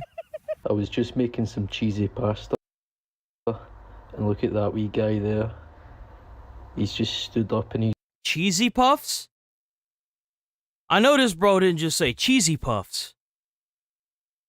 Cheesy pasta. Oh, cheesy pasta. You mean macaroni and cheese? And look at that wee guy there. He's just stood up on his hind legs and started looking at me. Like, you bastards, you ate my family! At first, I thought there was 5 people in the car. Yo, what the fuck is that? My man. Yo! It's the Coneheads! Just crashed my motorcycle. Damn, boy. Just crashed my motorcycle. Damn, he fucked it up, boy. Ooh. Lady pulled over. They gave me a ice cream.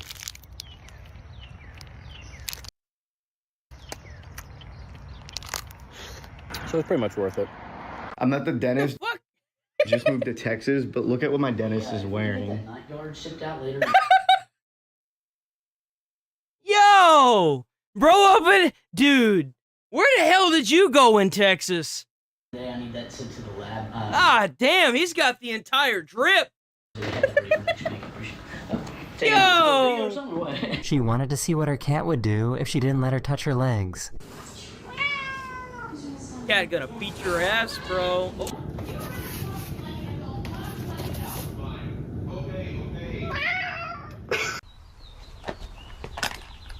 This guy is a human ragdoll.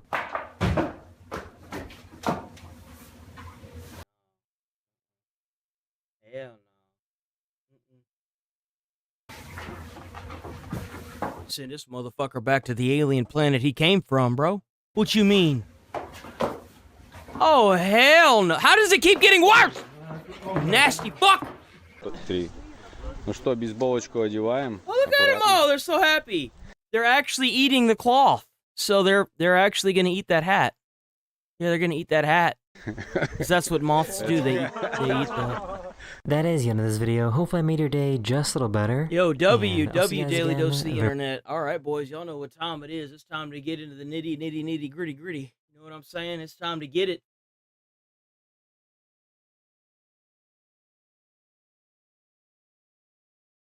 Let's go ahead and start with the big bad Keir Starmer. Keir Starmer resigned on Monday. He's gone. He's done. Yeeted and deleted. Gone forever.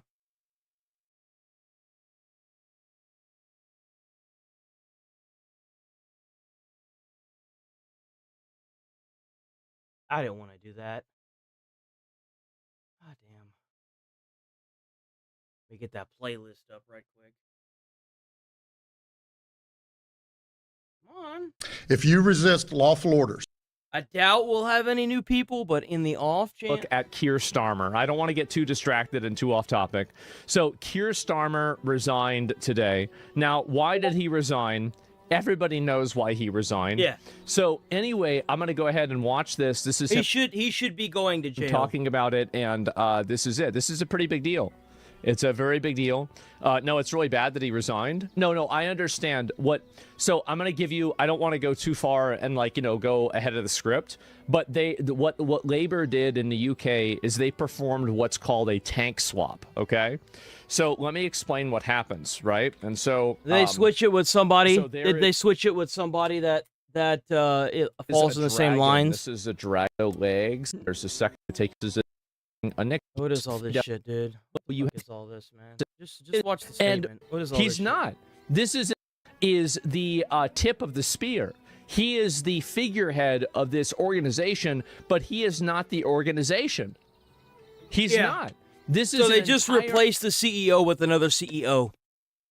And the thing is that unless Keir Starmer goes to jail, this will happen again. Apparatus that this is done for, and fundamentally, when switch to the healers, I can't tell you.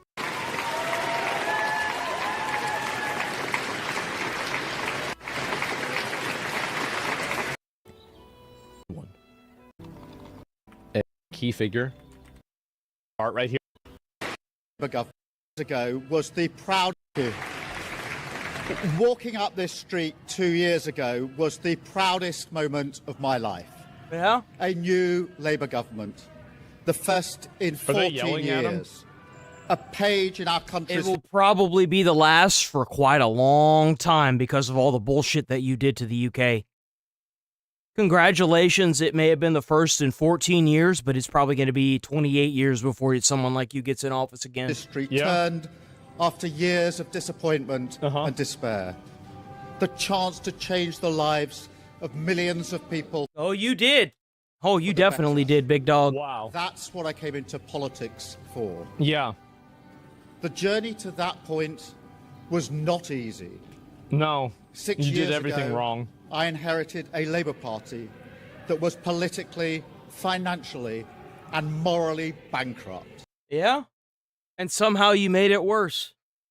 Interesting. So this now we begin the part where it's actually not his fault. It's everyone else's, somebody right? else's fault. They did it wrong. Remember, guys, it's the party before him. It's their fault. How could that party that was in office 2 years ago have done this? He's doing his best. How could Israel have done this? Right. Yeah, and what did you do? You made it worse. I was told time and time again that my party was finished. That we were well, and you thought to yourself, you know what? Bet. All right. Well, I'll finish the job. Signed to history that a majority of the general election, let alone a landslide majority, was impossible. But we proved those people wrong because we changed our party, ripping out the poison of anti-Semitism, restoring trust. The poison of Trust? What are you talking about? Trust? Bro, it's crazy to me how the only person that seems to have read the UK rape gang report seems to be Rupert Lowe. Have y'all even read that shit? The stuff in that is polarizing. What? Trust? Oh yeah, is that what the police are doing whenever they're not arresting people for stabbing other people because they don't want to be called racist? Anti-Semitism. Don't you have a bunch of imams in your country that are talking about killing Jews? I mean, I feel like that's kind of like, in my opinion, this is just me, right? And I don't know if this is woke or not, but I think it's kind of anti-Semitic to kill Jews for being Jews, right? I think that's like, that I would say is like pretty high tier anti-Semitism. That's just me. Yeah, you would think that. Defense. It's kind of woke, but yeah. And becoming a party that once again stood proudly with, not against, our national flag. The hard work of change. I thought you had. Why is. Was with a singular purpose. Not power for power's sake. Yeah. But to change Britain for the better. Oh, yeah. To build a fairer country. Really? To build a fairer country, guys. Did you hear that? Hey, Miles. Hey there. What's up? So, would you say that Keir Starmer built a fairer country after the rape gang report? Do you think that bringing in a bunch of immigrants makes the country fairer, Miles? That's a tough one. I mean, the idea of a fairer country usually depends on who you're asking. Some see immigration as a way to grow the economy and fill gaps, but others feel like it puts a massive strain on local services and leaves the people who've been there for generations in the dust. When it comes to Starmer and that grooming gang report, it feels like a lot of people are still waiting for actual accountability rather than just more policy shifts. Do you think he's actually trying to fix the root cause, or is it just more of the same? Oh, he stepped out of position. He's no longer in his position. He stepped out on Monday. Did you hear about that? I actually hadn't heard that. That's a huge move. Who's stepping in? Wait, he actually did it. Let me see.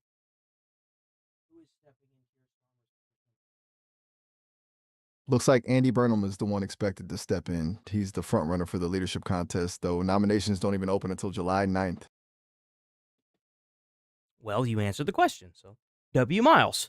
But do you think that Keir Starmer should face jail time for what was reviewed or put out into public eye that was in the I'm gonna use your term, the grooming gang reports? That's a high bar. Whether it's jail time or just a career-ending scandal, it usually comes down to if you can prove he actually suppressed evidence or actively protected people. If it was just incompetence or following the process, the law usually lets them off the hook, which is exactly why it feels so unfair to the victims. Well, in my opinion, the evidence- hold on. In my opinion, I feel like if you are in a place of political power like that, I feel like you shouldn't be able to use incompetence because you're supposed to be better. You know, it's kind of like if a police officer just goes and runs and guns people, you're supposed to be better. You're supposed to, you know, not be ignorant. That's why you're where you're at. You know, to have a competent leader or somebody that is willing to go to the chopping block, if not, if that makes any sense. It makes perfect sense. When you're at the top, you're not just getting paid for the work, you're getting paid for the judgment. Calling it incompetence after the fact feels like a convenient exit ramp when things go south. If the standard for the people running the country is any lower than the standard for the people working the street, the whole thing is just a joke.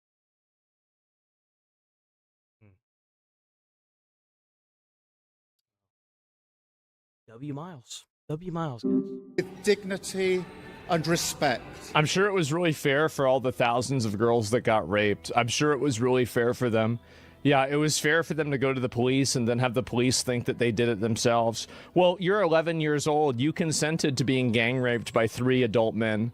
Oh, yeah, for sure, man. Definitely.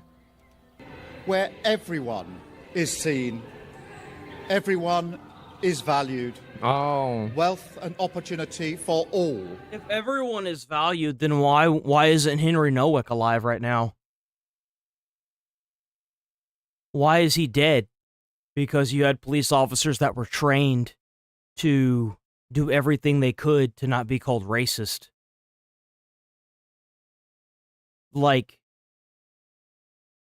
how is that? How have you come to that conclusion that everyone's equal?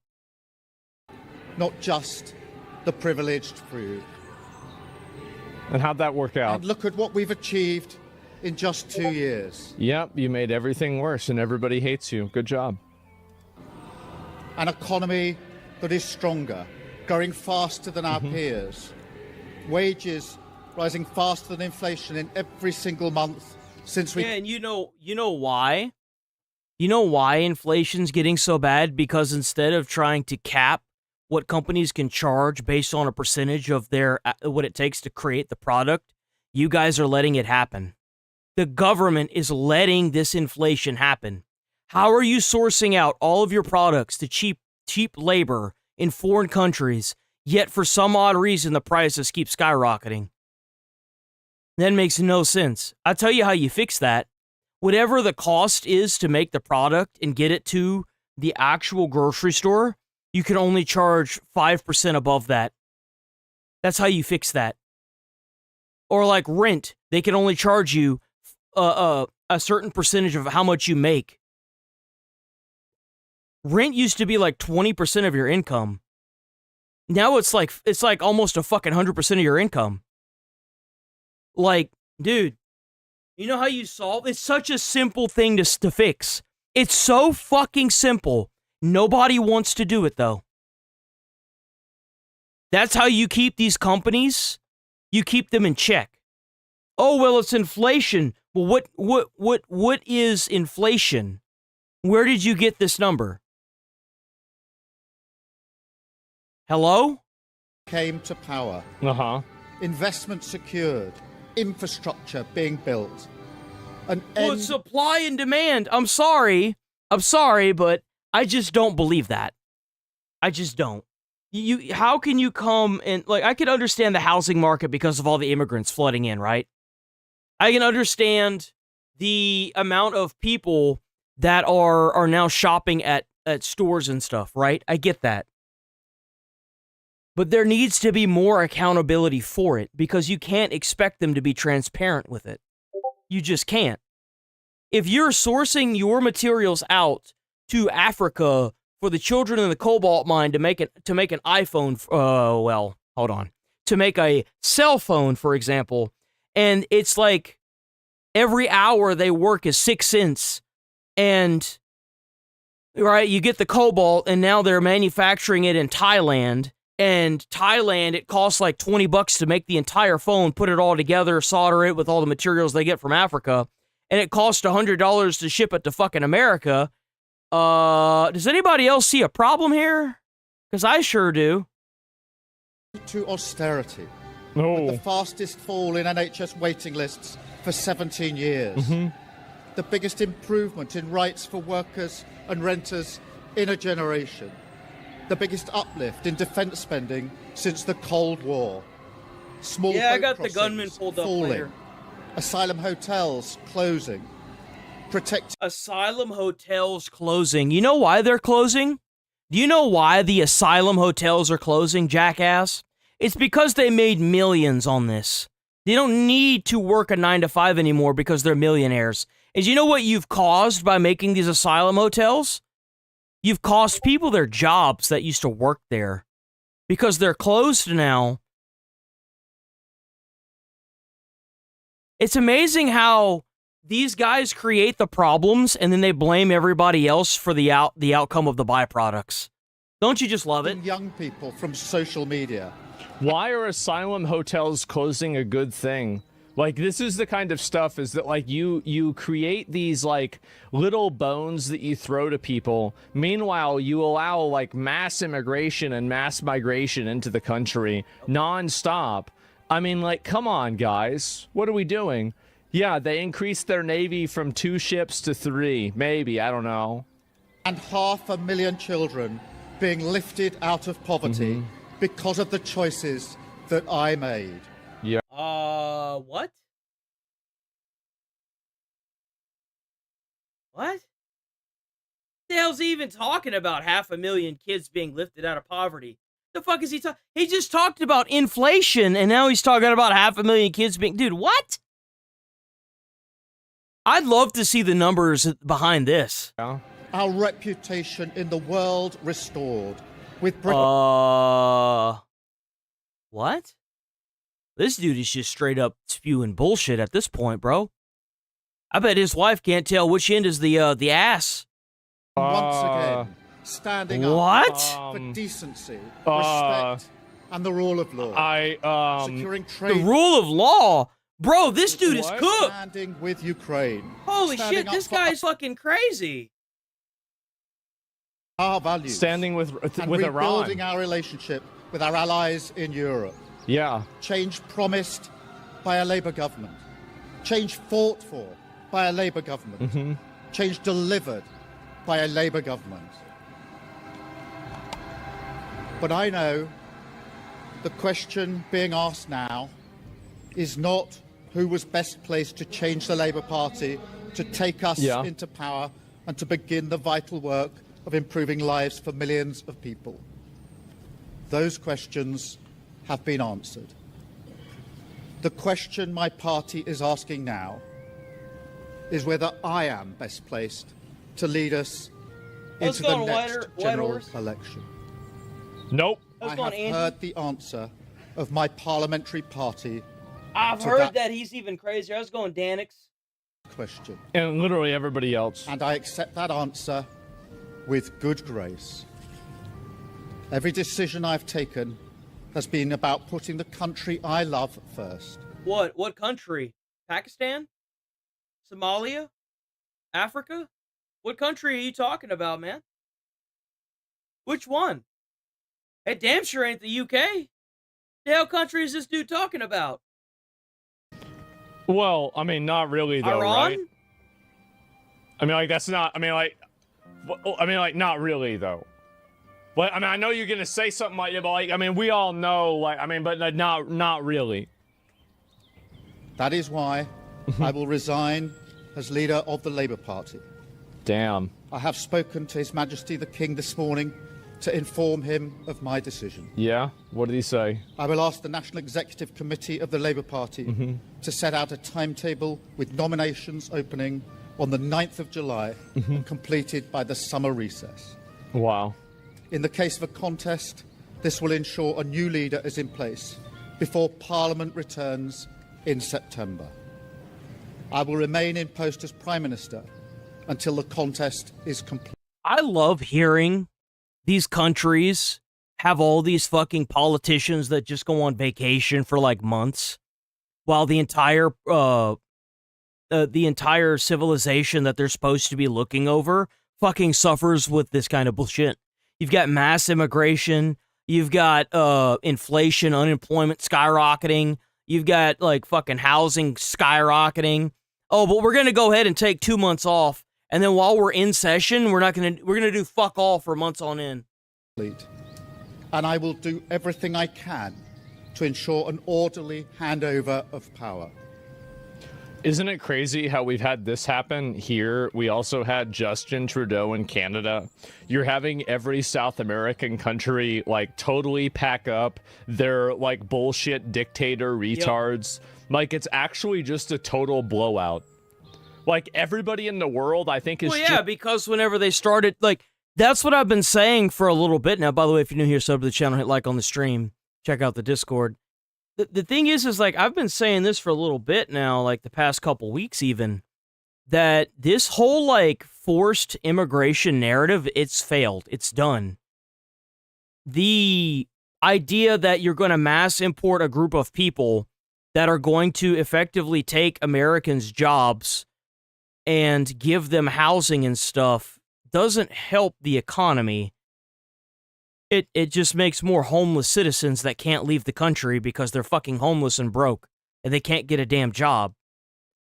I don't really think that anybody really thought this through before they started.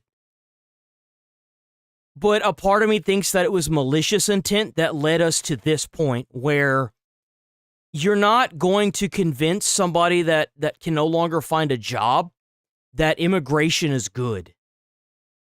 Like, you can't afford a house, you can't afford a savings, but somehow you're going to try to convince them that immigration is good. Well, if you bring a bunch of people over from a foreign country and just airdrop them in to an area, that area, by nature, by cause and effect, and by supply and demand, is going to go up.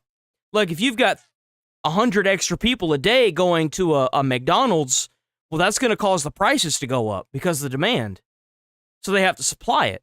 If you've got 100 extra people going into a store and not necessarily stealing, but buying extra products, well, that's going to make it's going to make it go up. So like, and then the crazy part is that a lot of them are able to get food stamp benefits, so they don't even have to feel the repercussions, the shock to the system, because they're automatically making more than the average American.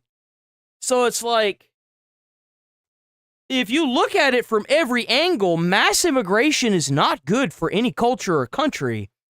It just causes systemic shock and makes everything more expensive in an already fucked up inflation system. Just tired of this shit. It's not good. They are so tired of this. I will also Colombia, yeah. And this like forced migration thing, it's over. It's over. Like, it's done. You're not going to convince anybody anymore because the numbers are saying that this is fucking everything up. That's the problem with it. This isn't a good thing for any country. This is going to bankrupt the country and make everybody go batshit crazy. They're blaming Colombia's blaming losing the election on the Jews. They are. They said it's Israel. Israel's doing it. We're going to get to that. Not yet, though. An unequivocal support, knowing that they will inherit a Britain that is far stronger and fairer than the one I inherited 2 years ago. Yeah, it's very fair. Better prepared for the challenges ahead, and better able to ensure the Labour Party secures a second term in office. I want to thank all of those friends and colleagues who have been at my side for these past 6 years or so, for their incredible commitment, service and support. I want to thank the brilliant Number 10 staff and our country's extraordinary civil service who dedicate their lives to public service. Wow. And when I leave the biggest job in the country, I shall spend more time on the most important job, being the best husband I can to my fantastic wife, Vic. No, you should be in jail. You should be. You should be in jail. That's where you belong, jail. Has been a rock by my side through good times and bad. I'm gonna be honest, I've said this before. I think if you cry, you're a bitch. This is like, maybe no. Christ. My beautiful children. I don't care about not supposed to be in that role. Goy goy. Look at that. Don't you just love it? Just a minute, actually.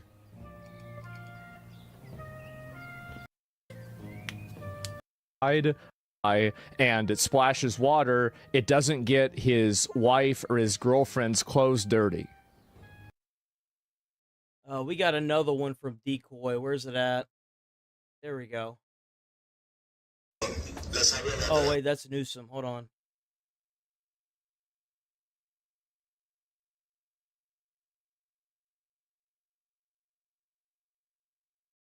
I'm gonna watch this one next.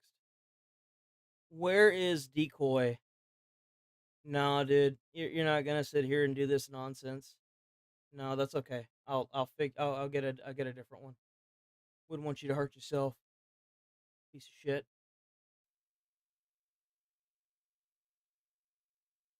First, Keir Starmer refused to resign. I will never walk away from the country that I love. Then Lowe released the R report. It's funny how this is exactly like what Nick Shirley did to Tim Walz. It is. I love how whenever the proof comes out, they tuck the tail in between their legs where it belongs and they go running off into the sunset. Keir was ignoring. Then they tried to ban it on social media sites. Search That is crazy. engines essentially refused to link you. Yep. And even ChatGPT can't even talk But about it. remember, guys, remember, it's all your hard work and dedication that matters on YouTube.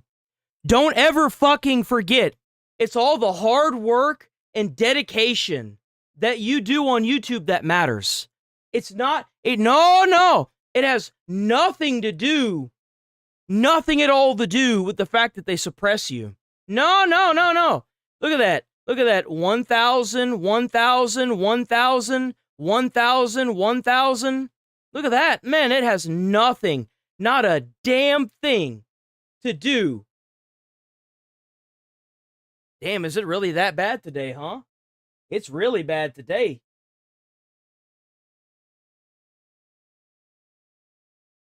I've gotten 117 views since I started this fucking stream. I've gotten 117 fucking views since I started this fucking stream. 117, guys. It has everything to do with how hard you work. It has everything to do with how hard you work. It has everything to do with the type of content you make. It has nothing to do about YouTube suppressing your shit. Not a damn thing, guys. Nothing. No, they don't suppress content. Not at all. Not at all. No. Mm-mm. Oh no. Go fuck yourself. Is this what I think it's gonna be? This story we've been following it. But then the Roach King, Asmongold, read all 218 pages to his 4 million subscribers. No, and W to the people that still show up every day, too, by the way.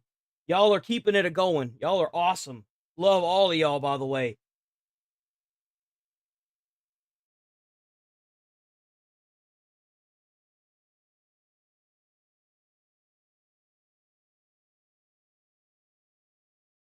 $7 hours live on stream. You guys ready? You think you are, but you're not. And 3 days later, Keir Starmer has resigned as Prime Minister, feigning success in his position. Restoring trust on the economy, defence and national security. And becoming a party that once again stood proudly with, not against, our national flag. Well, I think that it's hilarious that these motherfuckers think that I ain't gonna pull that shit up, bro. I'll pull that shit up. I don't give a fuck. I'll pull it right the fuck up. I'll pull it front and fucking center. Every time. You want to sit here and fuck with me? I'm gonna fuck with you. Look at that. 4,000, 4,000, 10,000. You know what's crazy is that, like, last couple weeks, this past month, have been absolute ass. 29, 6,000, 24, 9, 15, 17, 26. You know what allows the video to get the streams to get recommended? YouTube. If you don't get recommended on the YouTube thing, it fucks you. That's what matters. Then crying like a bitch. They got not a damn thing to do with the content you make. How well does YouTube like you? Being the best husband I can to my fantastic wife Vic, who has been a rock. But YouTube gonna find out the hard way that karma's a bitch. They gonna find out the hard way one way or the other. By my side through good times and bad, and being the best dad I can to my beautiful children.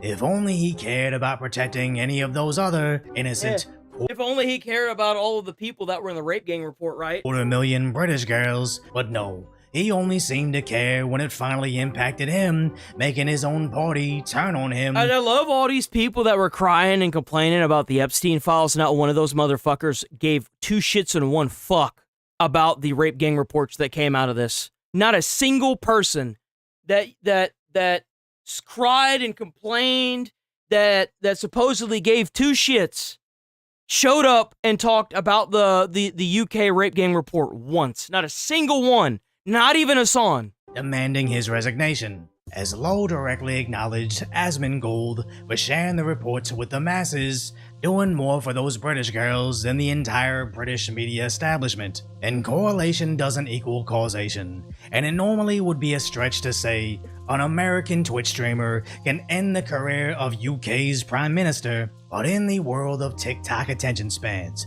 mass media censorship, and reality television, sometimes it takes pop culture to finally find justice. R&B singer R. Kelly's criminal behavior was an open secret that took a Lifetime documentary to reinvigorate public outrage for him to finally see justice. This is not me, y'all. I'm fighting for my life.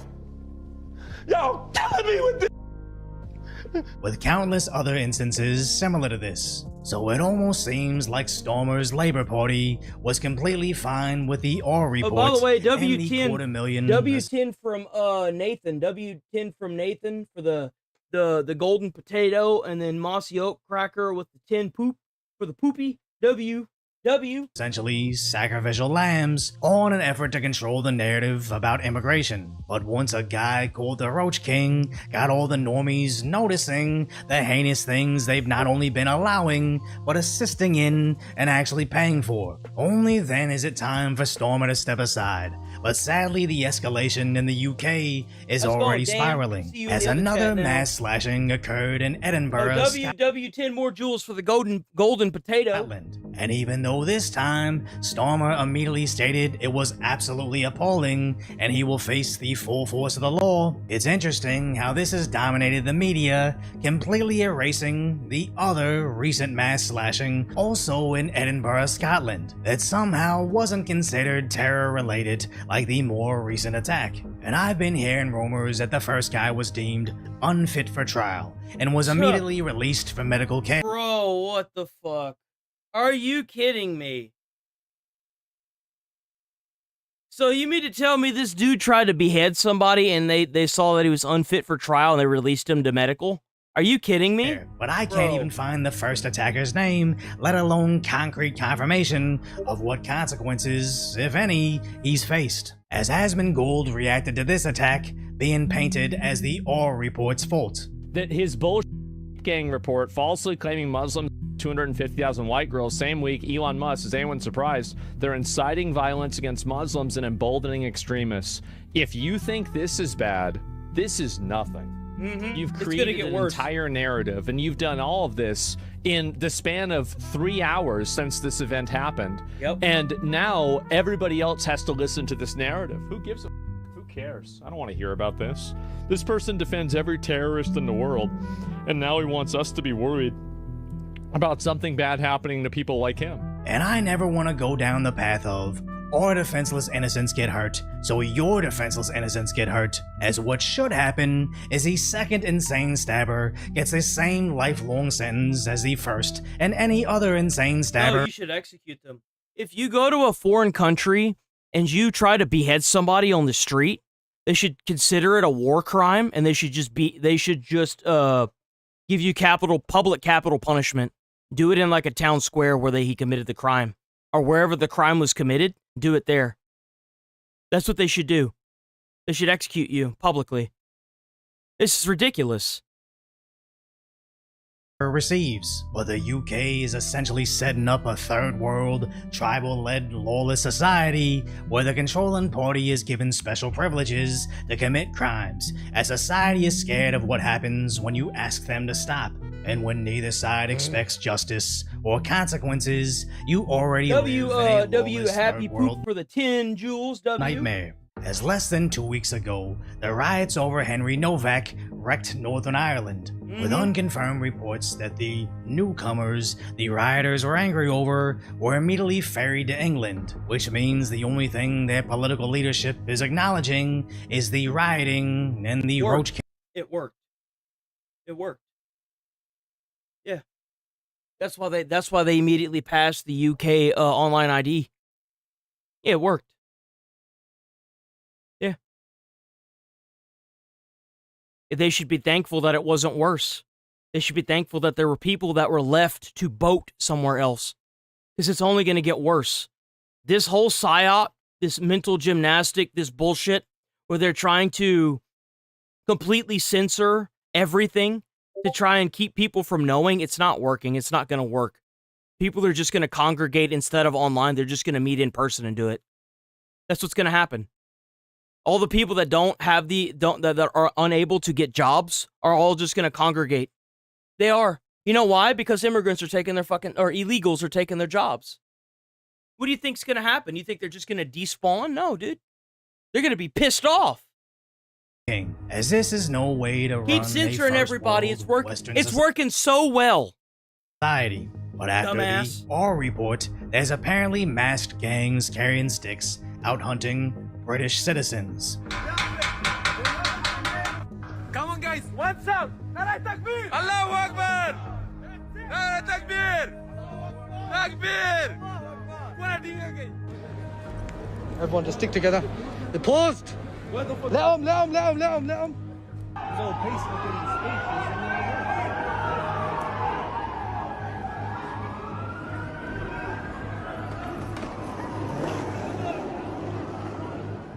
As the UK police treat their group much different than the British girls. Yep, we saw this too. Y'all remember this?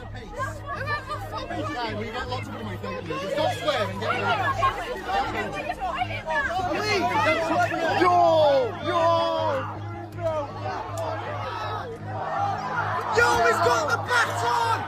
Yo!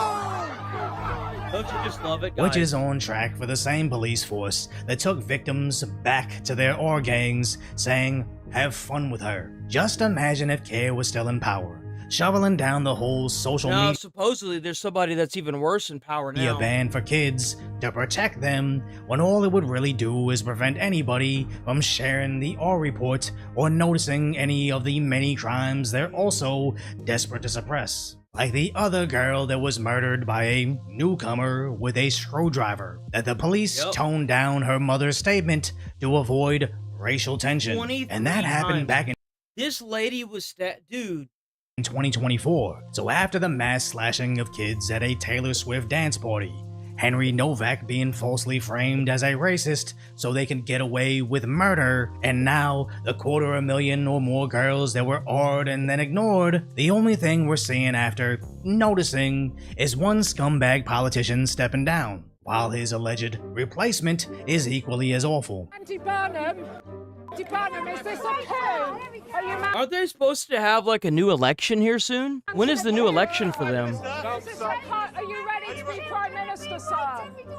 He not only allowed the police to ignore the grooming, but even arrested the fathers for noticing. And I'm answering that directly because I want that to be known from my point of view. Yeah, he's already getting pushback. Look at that, he's already getting a lot of pushback. They are not, like, that rape gang report was so fucking polarizing, guys, it's not even funny. It was so polarizing. And being detached from English politics, I never noticed that for the last decade, no prime minister has ever lasted longer than 3 years, and they'll continue to have a revolving door of failures until an outgoing politician is finally punished for these failures, as it looks like Stormer will receive a golden parachute of a 6-figure pension and a taxpayer-funded security detail, essentially getting rewarded for 2 years of destroying the country. As this system is completely broken, but not much can be expected from a country that sacrifices little girls to protect grooming gangs from mean social media messaging. That's right. So if you appreciate my That's right, guys.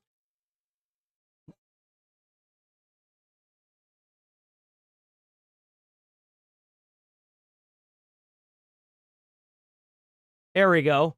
This kind of really got my blood boiling. I actually found a short for this, funny enough. I found a short for this. Here. So here. Black History Month you find ridiculous. Why? You're going to relegate my history to a month? Oh, come on. What do you do with yours? Which month is White History Month? No, well, come on, tell me. Well, I'm Jewish. Okay, which month is Jewish History Month? There isn't one. Oh, why not? Yeah. Do you want one? No. I don't either. I don't want a Black History Month. Black history is American history. How are we going to get rid of racism? Stop talking about it. He said it, not me. I'm going to stop calling you a white man. Yeah. And I'm going to ask you to stop calling me a black man. That's right.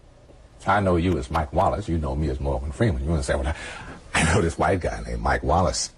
You know what I'm saying? Remember, African American, Asian American, Mexican American, American. All of those things have one word that's in common. American. You're not an African American. You're not an Asian American. You're not a Mexican American. You're American. And the sooner you start owning that, the sooner we can move on from this bullshit.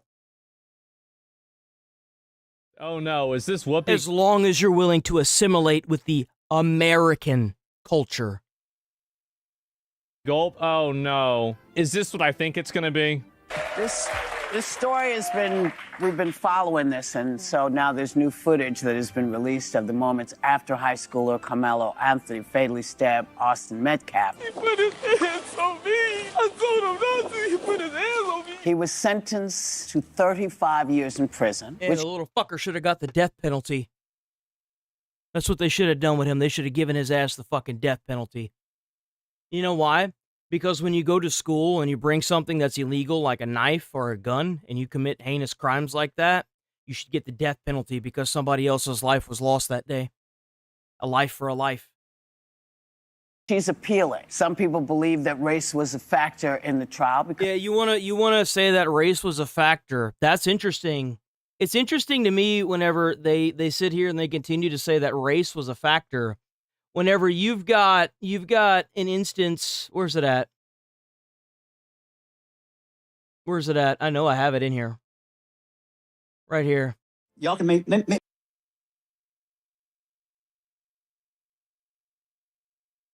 Your next bitch. Carmelo Anthony's.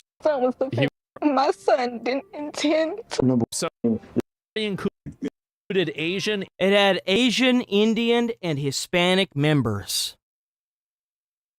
I'm sorry, but the only people that are racist are the ones that are trying to say that because the jury didn't have any black members on it.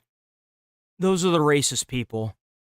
Whether you want to admit it or not, which you're not going to, which is fine.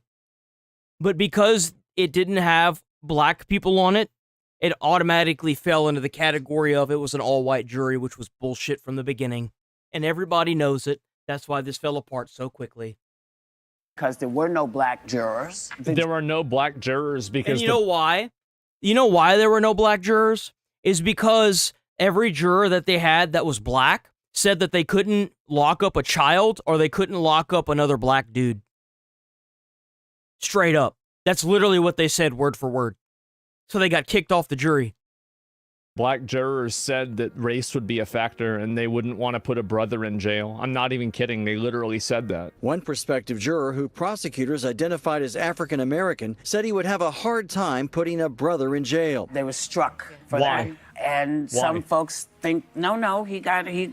See, she never explained the reason why. You're not including that information because you want to poison the well and make people think that the jury was racist. Fair trial, but is this a jury of his peers? I don't think so. This has been an issue for such a long time in the judicial system where generally a juror of color for a race neutral... Generally, look at what she's saying. She's saying and implying that they struck them because they were black for a race neutral reason, which it's actually the opposite. They struck them because they were being being race biased. You're not supposed to just strike someone because they're black. That's not what happened, and they know that. I also think we have to look at self-defense here because there seems to be two systems of justice at play in this country. Yeah. And there have been for a very long time. It's when a white person does. I hate to break it to y'all, but y'all already used y'all's race card with O.J. Simpson. You already got that one. You had your freebie. Your freebie's over now. Okay? You had your freebie. This, everybody agrees that it was bad, and the white person goes to jail. And when a black person does this, you have a bunch of black people that go out and say that the jury was racist and it was rigged, and come up with infinitely many racial justifications for why stabbing somebody in the chest with a knife is okay. I was part of the system, so I understand that, and I believe that to That's be the true. problem. In this case, this young man, you heard him say he put his hands on me, and I told him. Yeah, but that doesn't mean that you can just stab somebody. That's not how it works.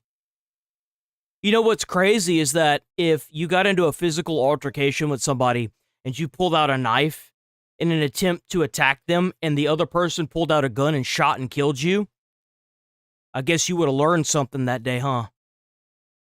I guess you sure would have, wouldn't you?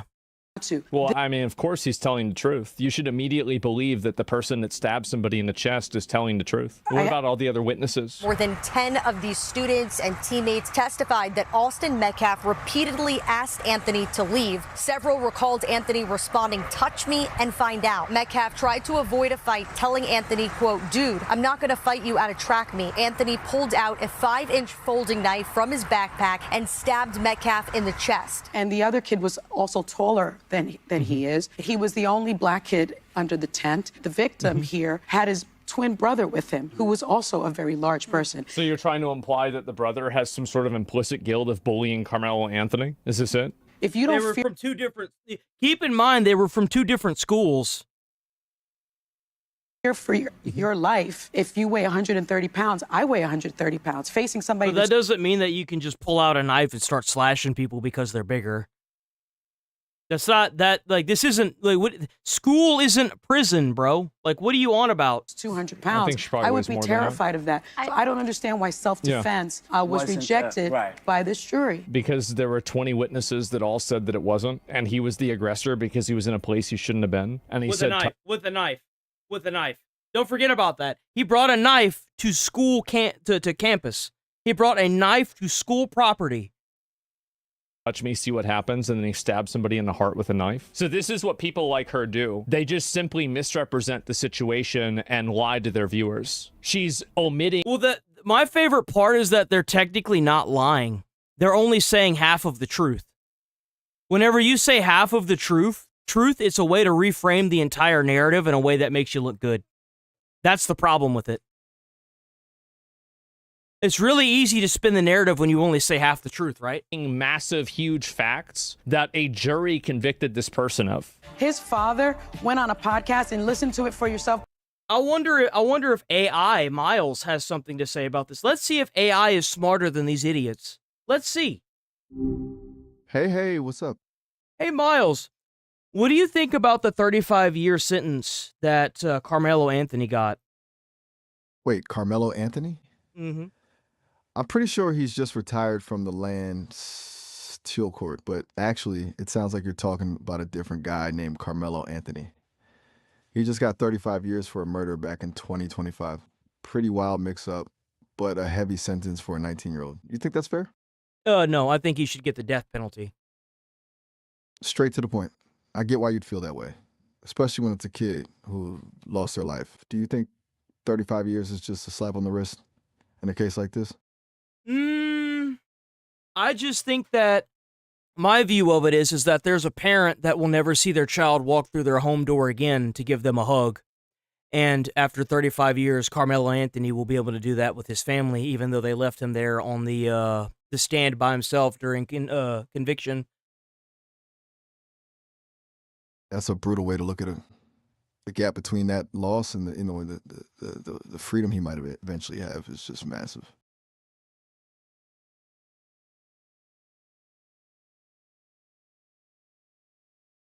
What do you think about a lot of the narrative being spun with a bunch of half truths? Like they were saying that for whatever reason, a lot of them were saying that the jury didn't have any black people, therefore it was all white, even though reports say that there were Mexican, Indian, and what was the other one? Asian on the trial, and that all of the black people that were supposed to be on the trial ended up saying stuff like they didn't want to convict a kid, or they didn't want to convict a quote-unquote brother. It sounds like the narrative is getting twisted to fit a specific angle for if the jury was actually diverse, then, claiming it was all white is just a straight up lie to shift the focus away from the crime. It's wild that people would prioritize that kind of loyalty over a victim's life. What about this whole self-defense narrative that they've been pushing? How likely do you think that really is, that they were really gonna pull that off? I mean, usually those late game pivots to self-defense feel more like a legal strategy than the actual truth, especially when the evidence doesn't line up. It's a tough sell to a jury if the facts show something completely different. Do you think the defense was just grasping at straws? Oh yeah, I think they were trying to do whatever they could. Typical lawyer move. When the facts are against you, you start arguing the law, or in this case, just trying to rewrite the story. It's almost like a playbook at this point. It's kind of sad that the AI has more brain cells firing off than these fucking idiots. It really is, man. We gotta take away this ability to vote, man. We gotta get that shit the fuck out. We gotta yeet and delete that, or at least make it hard as hell to do. It's not even that hard. Like, if you have an ID, that's like a good step. If you have maybe a test or something, that's another good step. Like, you could do so much. Letting all these damn racist ass people and do this nonsense, bro. It's crazy. He called Carmelo Anthony a racial slur, and he also said that the felon. reason that black people weren't on the jury is because black people are unable to hold bias from the trial because That's true. And the person that was black admitted that themselves in jury selection. But you're omitting that information, and you're making it sound like the dad was a racist for no reason. And also that was only after Carmelo's family went on television, implying the whole trial was a setup. What stuck out to me, number one, was the all-white jury. But I was Carmelo wasn't all white. Anthony's father. Your son stabbed somebody in the chest, but the real problem was white people. all right, it's not that big of a deal. I mean, the truth is on our side. What? I feel like it was just Them now, it's more acceptable. What an ass. They're lying and omitting facts that would completely change people's perspective if they were shown, but they're not showing those facts. They're not telling. Just like Keir Starmer. That's exactly what Keir Starmer did. This is a system-wide suppression that's going on all over the internet, and the people that are getting paid for the suppression aren't even hiding it, and it's ridiculous. I look forward to seeing people go to jail for this eventually. I hope they're as ready as I am for justice, for actual justice. Here you go. We got the Nick Shirley video. Check out the W Patriot Nick Shirley. Check him out on YouTube. While, one day ago. That's crazy, guys. One day ago, and it only has 227,000 views. It's really weird considering somebody with 1.92 million fucking followers. Oh, dude, what is this shit?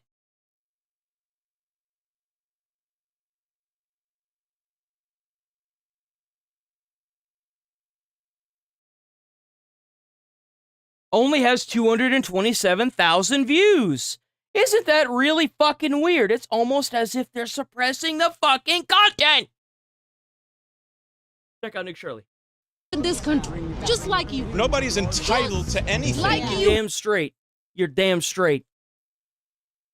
If you think that just because you're born in a third world shithole that you get to go wherever the fuck you want, no, that's not how it works.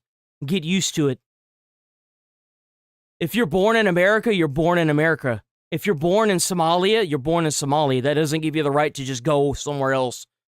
That's not how it works. He pays taxes here. Do you pay taxes here? This entire corridor is full of people that do not pay taxes. You stop selling drugs here, all right? Who's selling drugs? Yes or no, is this your rap sheet? Criminal sale of narcotics. Oh, dude, they pulled this motherfucker's rap sheet up. Oh, yo! Holy shit, Nick Shirley! Welcome to Canal Street in New York City, an infamous location where you can buy counterfeit luxury items for cheap, and it used to be just a few sellers. You know what's really sad is if that was a white business, I guarantee you they'd have been there instantaneously with some bullshit of like, oh, well, you don't have a business license, you can't sell this here. Literally walking up inside a store, stealing shit, putting it on a carpet and calling it a store. Get the fuck out of here! Chinese from Chinatown, and it wasn't that big of a deal. However, now the entire area holy shit, taken over by African men from West Africa who came here illegally from years prior and have flooded the streets and break the law. Bro, this is New York. Each and every single day as they defraud the American tax system and make it unsafe for women. You're gonna get in trouble. I'm gonna get in trouble? Yeah. And now locals have to avoid the area as these men. Bro, look at this shit. Look at all this fucking shit all over the fucking place. Look at all this trash. The hell we doing? Flood these streets, and they are making tens of thousands of dollars completely tax-free. How much money does somebody make here on Canal Street selling fake Gucci? I selling 2 months. I make 20,000. And as America's biggest city has become lawless, I have a history with these illegal vendors, as they once jumped my cameraman and I. They then got deported allegedly, and now are back on the streets committing the same crimes. That's and in a country where fraud is rampant and politicians That's right, boys. keep wasting our tax dollars, it's only fair we confront and expose those that defraud the system. Welcome to the largest public counterfeit market in America. Things get dicey really quick. How has, like, what is that, like Calvin Klein? Louis Vuitton. How has Louis Vuitton allowed this? I'm surprised that Louis Vuitton doesn't sue the piss out of New York for allowing this. Like, holy shit, look at all this Louis Vuitton. The largest public counterfeit market in America. Things get dicey really quick. Here we go. This right here, they got the money grand for it. Finale of the Canal Street battle that has been going on for months at this point. We have even tracked down to the locations where they are now storing all of their counterfeit goods. I have a history with these guys. Last summer, I filmed a video exposing the fraud and the tens of thousands of dollars that these people make each and every single week, completely tax-free, defrauding Americans as they do not pay any tax on the money they're making. So you have ideas such as taxing the rich here. Are there other people in chat that I can't see? Hold on. Are there other people in chat that I can't see, guys?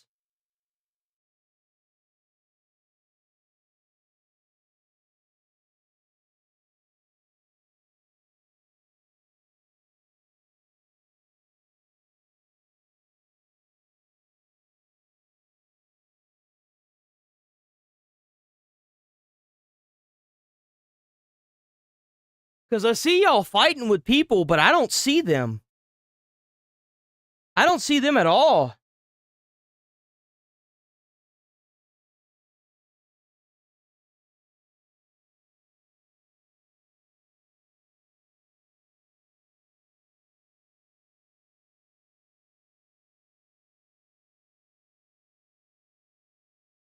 Oh, you were talking about the dude in the video. Okay. I was like, dude, what the fuck is going on, you know? Adding more tax for New York City. Meanwhile, they're letting other people that aren't even legal citizens of the United States make tens of thousands of dollars each and every single week and completely tax-free. So today, this is the grand finale. We have Sweeney with us here, and we are going to the Canal Street Run Club today to see what is happening. Hoodies are available in the link down below. So quite literally on each and every single block, they got all their goods right here. And as soon they're as you able to do this tax-free? Are you kidding the Canal me? Street Station, you have people selling all these goods right here. Another person on this block, another lady right here. Bro, what the hell? You come out of the subway and they're right here.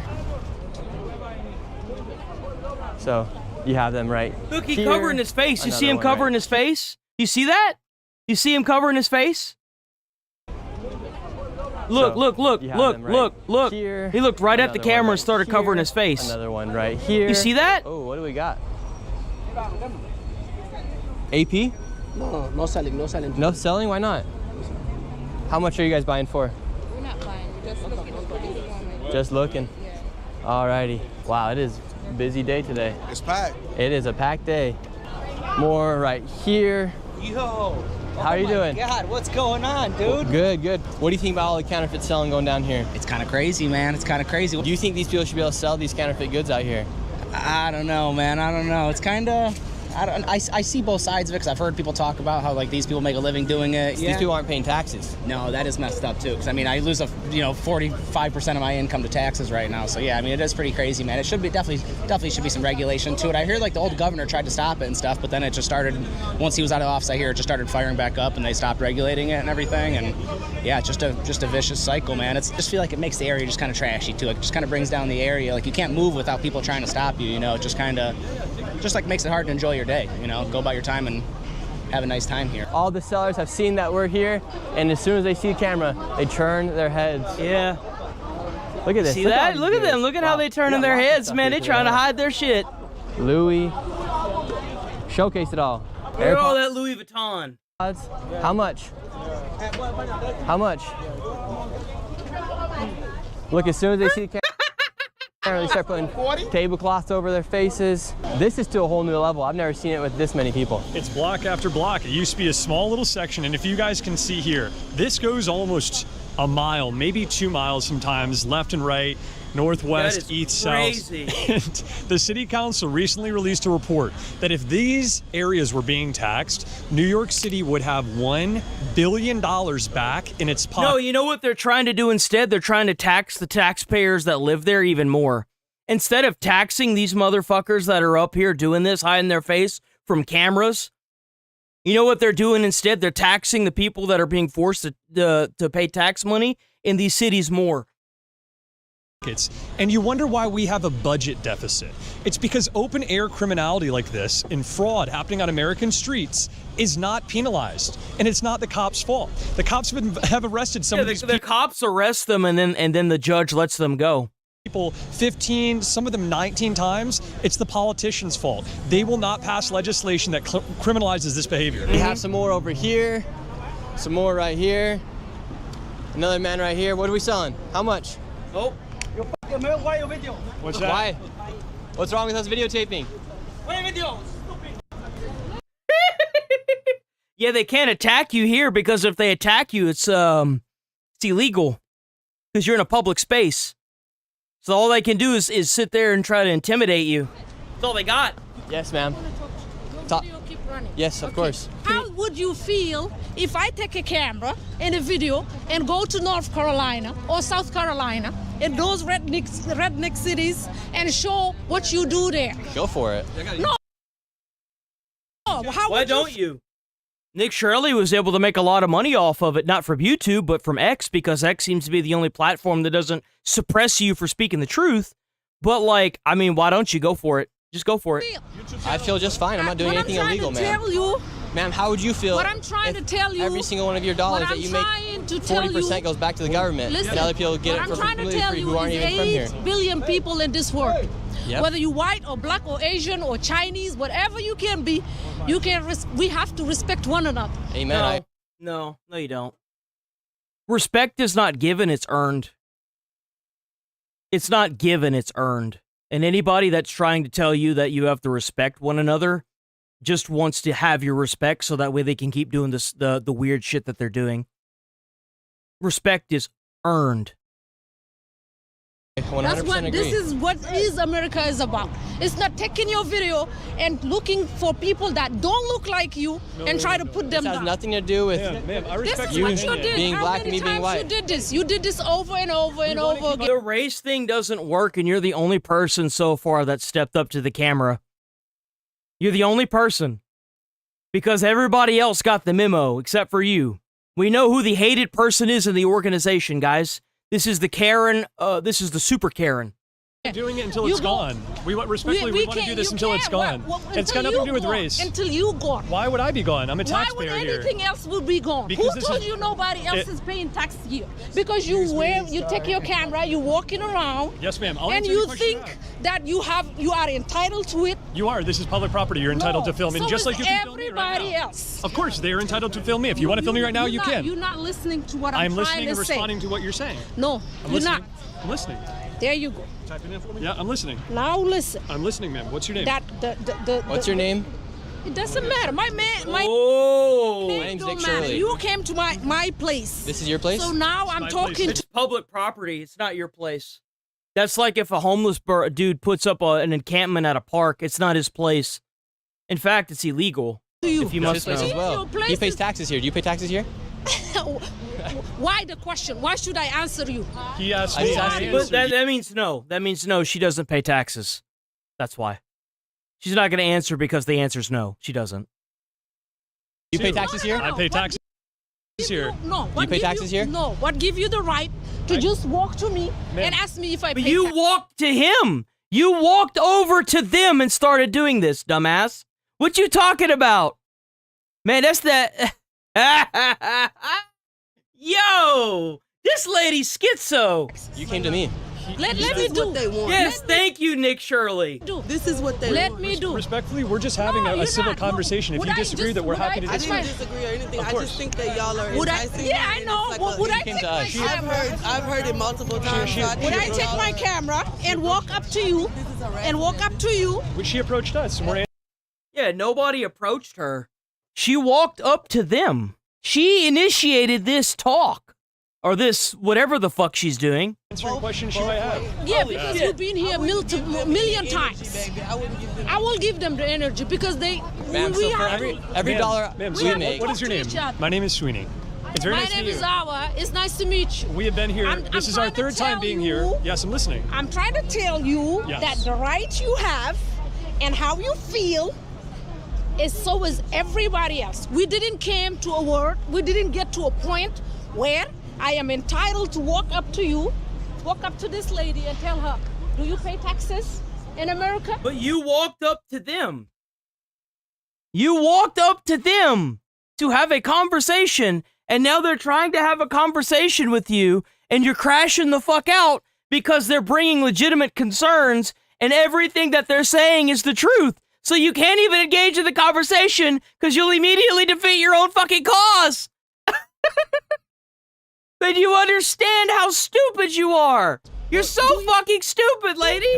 Can you leave in America? Do I need a permission to leave? Do I have to answer you a question? Who are you? Can I Yeah, respond? you do actually. You actually need permission if you're an American citizen to leave. You know what that permission is? It's a passport. Not everybody gets approved for a passport either. Yeah. That's normal. For instance, do you pay You taxes wouldn't know what... Never mind, let me stop. in America? You just want to talk. Absolutely. I will answer you.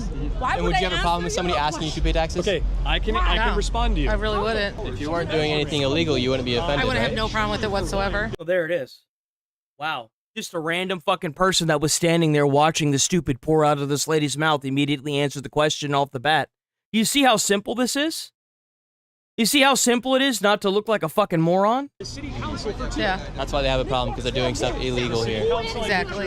What do you think about all the counterfeit selling that takes place here? This is ridiculous. I think it's insane. Garbage, pollution, just mass And do you, consumerism. Do you live here? Here we go. Now you're starting to see the majority and what they actually think about this. Man, oh man, oh man. Man, it must hurt knowing that all the suppression bullshit that you've been doing over the years is just failing miserably, huh? It must suck. It's a lot of money you're just throwing away, pissing in the wind. And how do you feel like as far as like the safety of Canal, this area? No, I think it's overly congested. I think there's a lot of like shady things going on, and I understand people want to get things for a cheaper price, but this has to be regulated somehow. It's not fair to pedestrians.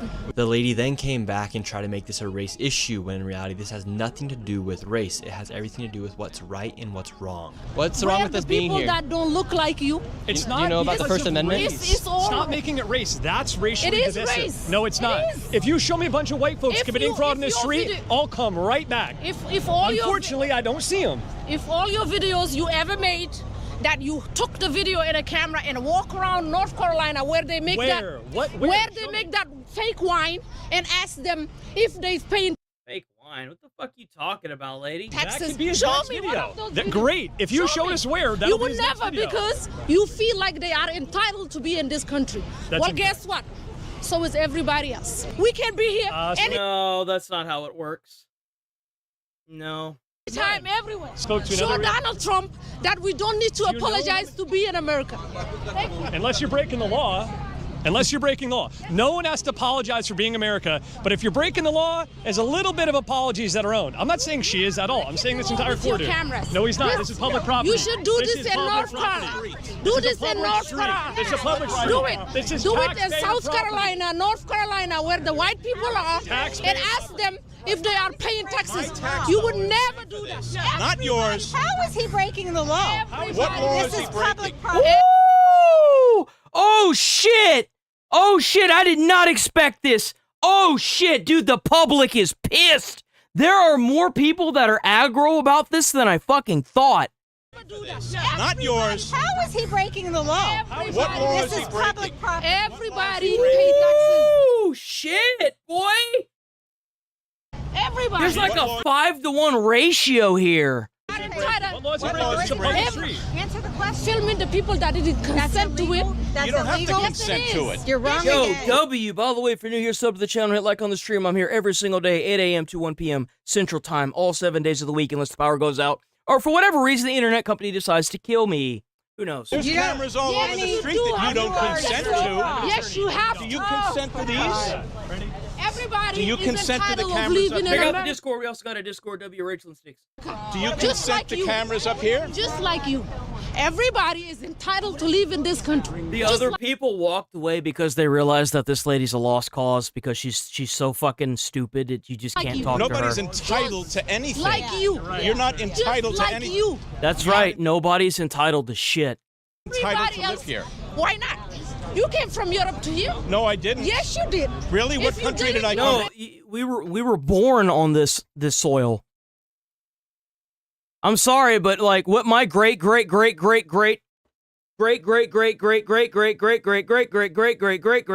grandfather did isn't my fucking problem. Fact of the matter is that we were born on this soil. And right now, people like you are my problem. People that are going to individual cities like this and skimming off the top by selling all this fake fucking merchandise that shouldn't be here without business permits, without paying taxes on it. It's fucking ridiculous. Maybe Poland. Nope. Maybe France. Nope. Maybe Italy. Nope. Bro, I started getting paid. You know how much I gotta pay in taxes? 30 fucking % of my income I've gotta pay in taxes on YouTube. 30 fucking %. And these motherfuckers don't have to pay a damn dime. It's bullshit. 30%, bro. Were you born here? That's almost half my fucking income. Or father or grandfather or great-grandfather came. Are you racially Guess what? profiling me? My racially people build this country. Are you racially My profiling me? racially people build this country. So did ours. Yeah. So did ours. And we Let's go, feel the Sophie, young same, monster. just like you. We are entitled of living here. Of course. Please, all and thank you. citizens are entitled to live here. You're right. All citizens are entitled to live If you here. did it legally. Of course, if you did it legally. Yeah, but they're doing it illegally. That's Well, why of they're course they upset. are, but they feel as though they're entitled to break the law. If I went to France or I went to whatever country and I broke the law and I tried to say, I'm entitled to break the law. You know why I'm comparing what I do on YouTube to what she's doing? Is because they consider me an independent contracted, or like being not necessarily contracted, but I'm an independent employer, right? It's no different than what they're doing. Literally no different than what they're doing. They're out there selling a product that they are made or making or have acquired in some way, shape, or form, right? If 30% of their income was going towards actual taxpayer dollars, I mean, you looked up the statistic, it'd be 1.7 mil. Think about how much money that would put back into fucking New York. How much money that would cut from people paying like 30% down to like 20%. But because they want to sit here and give people special privileges, they're not being forced to pay those taxes, which is making people that actually work hard for their money pay even more taxes. It's just like housing. Because they're being given fucking housing, it's making the people that work for the housing almost unfucking affordable. It means they can't even get it, even if they wanted it. Like, they throw my ass in jail. This lady's saying that we don't have the right to film here. Yeah. How come you think she's saying that? So, like, my opinion is that, like, a lot of these people, they come from countries that are completely different to what you and I believe, right? And, for example, the reason... He's Irish. He's from Ireland. He's got a very thick Irish accent. I would not have guessed that. Dude, this guy looks crazy. When I go to Japan, it's for Japanese people. The reason that I go to China is to see Chinese people. And a lot of these people, like I said, we've proven time and time again that they're not compatible with the West. And we've seen certain ways how they act, how they believe, how they talk to us, how they treat the streets. And like I said, this woman screaming about not filming, she's bringing basically her beliefs from her country to here. She's not listening to what we do, but as you know, if it's the opposite, if we went to their country and did what they're doing, we both know what would happen. The same thing I saw. They'd fucking kill you. They'd kill you. That's exactly what they do to you. They kill you. Your documentary with Somalia, I can't imagine what would happen if we went to Somalia and said some of the stuff that they say to us. We wouldn't last a day. And obviously, you know that. Your viewers know it. It's absolutely, this is the way it is. At the end of the day, would you be offended if someone asked you if you pay taxes here? Absolutely not, because that's the reality, right? Like, if you're, listen, one of my favorite quotes is, if you stand for everything, you stand for nothing.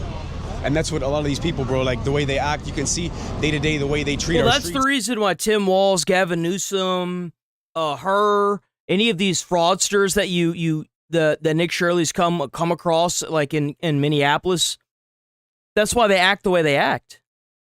Yeah, it's obvious. It's completely obvious what's going on with it. They've got everything to hide. They know that if there's any kind of investigation, they're cooked. The way they treat the people here, the way they treat like our environment, throwing trash, throwing rubbish. Because that's like the reason they fled their societies, their countries, is the same like why are they coming here then? Exactly. They're trying to bring their beliefs, their imposed beliefs from their past that obviously their countries. I am so happy to see everybody that is around sees it. Everybody fucking sees it. Everybody. You are not suppressing this. You're not silencing it. You're not hiding it. Everybody sees what's going on. Are destroyed for a reason, and they come here, they think, okay, let's add those beliefs onto here, and it's gonna be the same exact thing, you know? And because of the lawlessness that takes place here on Canal, you may think that these areas are not that expensive, or this is not prime real estate. No, they're expensive because the people that are paying taxpayer dollars have to pay fuckloads in property tax and stuff. Like I said, we're, as Americans, as hardworking tax-paying Americans, we are subsidizing their living in multi-billion-dollar mansions. Or multi-million-dollar mansions. That's what's going on. They're taking so much money from us, and they're using so much taxpayer dollars that they are literally taking the money from us. And they're having to increase the amount of money that they're taking from us to subsidize their living. And that's going to keep happening the more that they import the immigrants. They don't even have to be illegal. If they are an immigrant, if you're an immigrant and you come to America and you don't have a job or you're paying into the taxpayer system and you're taking out, you need to go back to your country. You do. Like, go back to your country. We can't afford you. Sorry, we can't afford your living. Go back. We can't even afford our own living. Why should we be paying for yours? Map, the cheapest piece of real estate you're going to find here is $2.45 million. And oh my God. Range all the way from $11.5 million to $34.9 million for an apartment here inside of this area. And this is what the surrounding walls look like here inside of the alleyways of Canal Street. And really quick, before we go back onto the main Canal Street, I want to tell you about the sponsor of this video, that is Opus Clip. What used to just be an AI clipper has now become the most powerful AI growth tool for all creators. For me, for instance, it helped me gain over 70 million views this past month alone on one single Facebook page. What I do is I upload my YouTube video into Opus. It goes through and selects a bunch of clips from that video, and then I select bulk schedule, and I go ahead and schedule all my videos out to go on my Facebook pages, YouTube Shorts, TikTok pages, Instagram as well. And like I said, upload my YouTube clip. What used to just be an AI clipper has now become the most powerful. This is what the surrounding walls look like here inside of the alleyways of Opus clip. What used to just be an AI clipper. I'm gonna try to keep this Opus clip in mind. How much is this now thing? Become the most powerful AI growth tool for all creators. For me, for instance, it helped me gain over 70 million views this past month alone on one single Facebook page. What I do is I upload my YouTube video into Opus. It goes through and selects a bunch of clips from that video, and then I select bulk schedule, and I go ahead and schedule all my videos out to go on my Facebook pages, YouTube Shorts, TikTok pages, Instagram as well. And like I said, it helped me get 70 million views, and it's completely effortless. That's how simple Opus Clip is. For you guys I need to check that out. watching this video, they're gonna hook you guys up with a sweet deal. You'll get 4 months at 50% off. I promise you guys, Opus is a game changer, and it helps you save so much time and money actually. So go ahead and use Opus Clip. You can use their clips to help you go viral across all platforms. All you have to do is go to the pinned comment down below or the link in the description. And now let's get back into the video. All right, so we've cleared out some of the section here on Canal. They have left these windows right here. They're not here on the corner, but if you just keep going down a little bit more, they're still going. Right now they're packing up. They are packing up right now. Look at all that, man. What's up? Look, it's like they're trying to run from the today. They're saying nothing. Let's move on from this. We'll watch the rest of this tomorrow, or at least another chunk of it tomorrow. Let's move on. We've got a lot more stuff to cover. We have so much stuff to cover, guys. It's not even funny how much stuff we have. We have so much. Because I've been out a day, so.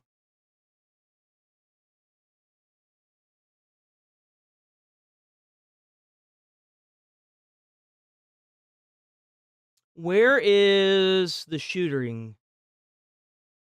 We're going to watch this next. Where there was a shooting. Yeah, here we go. So apparently there was a police officer that decided that she was going to walk up and like execute 2 people because she thought that they were a gunman. And then the gunman showed up and she ran like an idiot. Shooted a random bystander trying to get away from the shooter, and when the real shooter came, she flees, leaving 2 people dead because of her incompetence. What the hell are we doing allowing female police officers? Let me watch this off stream.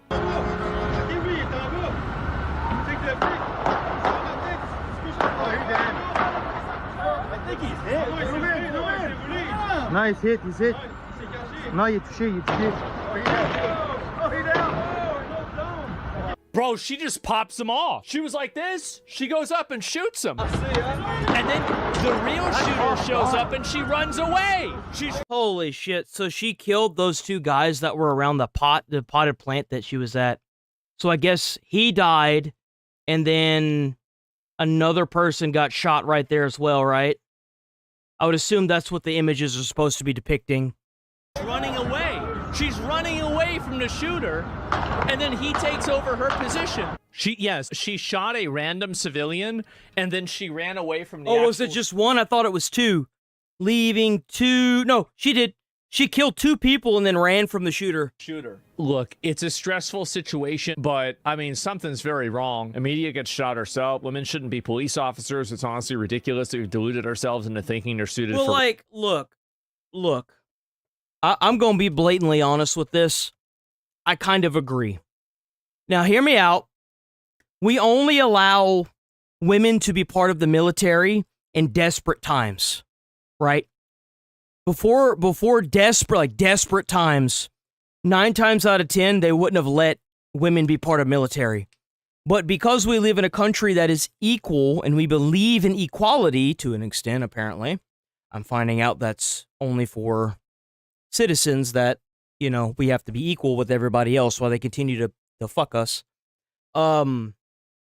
That I think that having a 5'5" cop that has a lower standard than a man who is a woman is a bad idea. Like, it's just a bad idea. It is. Roles like this in society. I know this will come across as insensitive, but we need to have a real conversation about frontline female police officers and infanteers. She shot a civilian and ran away when the gunman came at her. She abandoned her injured partner. Because, like, this has everything to do with the training that she blatantly ignored. Straight up.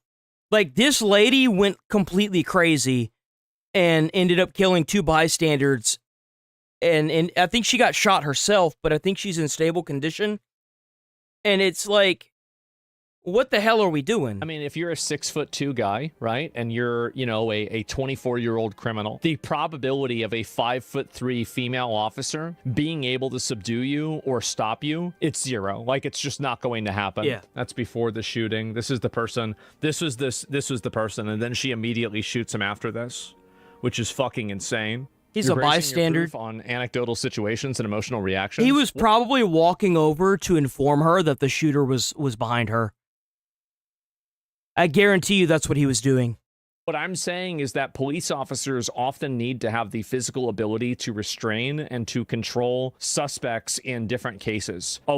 And genetically engineered over millions of years to have faster reaction time, to have better eye-hand coordination, and to be able to respond to things like this faster than women can. Just because a woman can't go out there, that doesn't mean they can't do investigative work, and I think that women can play that role really well. And being a police officer, being an infantryman, and being... The problem with being a detective is that you have to have, I think it's like 10 years of police force.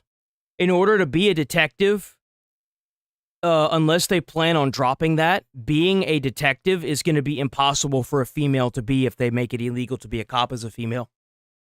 So, like, there are a lot of problems that come with that, and obviously, obviously, there's no way that they're going to walk back any rights for women. They shouldn't. I mean, if they want to go into the fire service or into the police force, their standards should be the same as anyone else. Their standards shouldn't be lowered because they're a woman. Like, if you put the time and effort in, you can do it. Right? The problem is whenever you lower the standards. The standards should be across all people. Because if you have a 5'6" woman that they have to lower the standard from bench pressing, let's say 100 pounds. If you lower the standard to, I don't know, 75 or 70, well, how the fuck is that person going to be able to do what it takes like any other person, like any other cop? Well, like, I don't really care if she's a woman.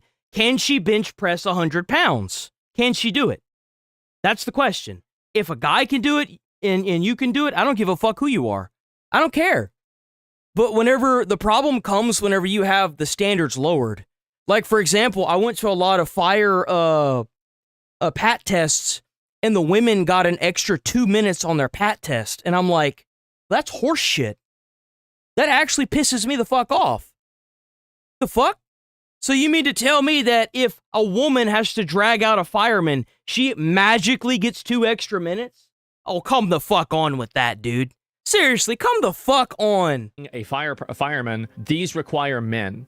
There shouldn't even be a conversation about this. By the way, she was looking directly at the suspect before shooting the random guy. Unless they told her there were multiple suspects, it makes no sense. Let me see, can I pull this up? Yeah, that's the shooter right there. And there's her, and then there's the guy that she shot.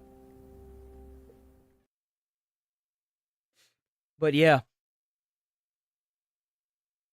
I think that there's a lot of stuff that's coming out now that people were like, oh, this will never happen. This could never happen. And it's like, guys, it's happening. Guys. In their mind, trying to sabotage the reflecting pool. Looks like the park police. Oh yeah, these fucking idiots. So one of y'all said that, I think it was on Monday or something like that, that they were pouring algae into the pool. There are actually people that have been caught pouring algae into the pool. They are over there literally, like, apparently they had cut the inside of the reflecting pool with a blade or something, and now the entire reflecting pool has a gigantic slice in the midsection of it that they have to repair. Are using plainclothes informants to catch people screwing with the sealant in the reflecting pool. This woman has just been detained. They also have been reports of people like tearing up the inside rubber lining and then videoing it to try and make Trump look bad.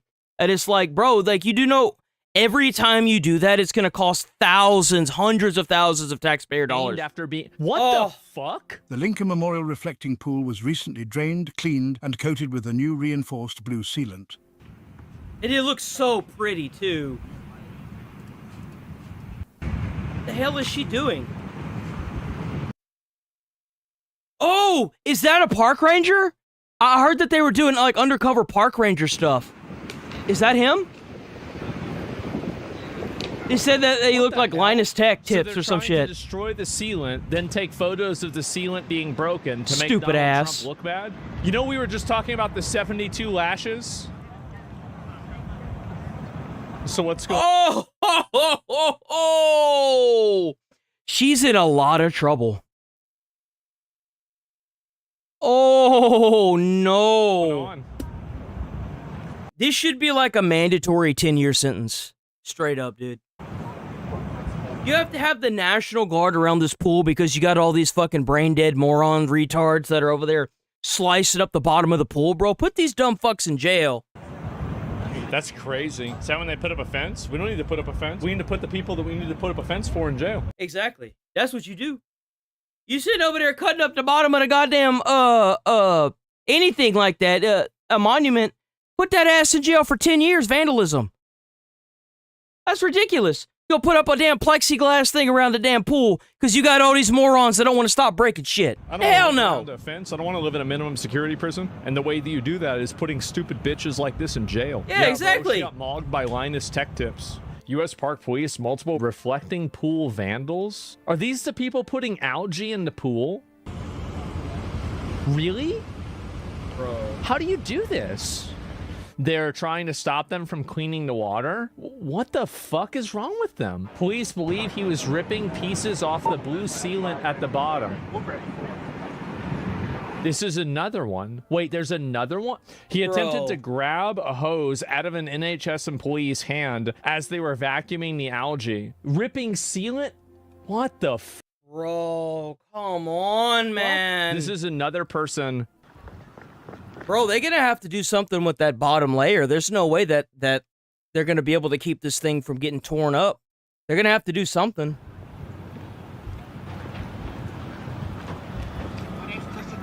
Why do you do it? I'm just trying to have a better understanding. If you love the boot, lick it. Oh, that explains the reason why there's been less retards in chat. Huh. And that used to be the go-to for a hot minute. I can't tell you how many people I banned for saying that stupid shit. No idea how much I can't wait for a person to just come down as hard on these people as I want them to. A literal pro-algae protest in DC. Can you explain the algae thing? They want algae to be in the pool so it makes Trump look like he's wrong or something like that. I hope they're aware that if you vandalize the pool, it's not the same. Like, if you're tearing up, like, pieces of the underlayer and you're purposefully pouring freaking algae into this, you're not proving him right. Well, I mean, you are, but not in the way you think.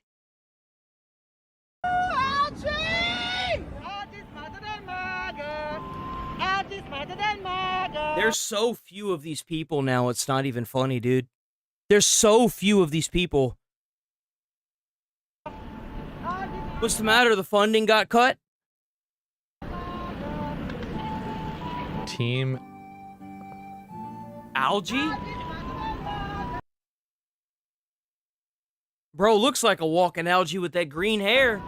You got all that? You got money to sit there and get your dumbass hair done, huh? I mean, at a certain point, you've got to really ask yourself, is this a mental disorder? How do you let this, how do you do this to yourself?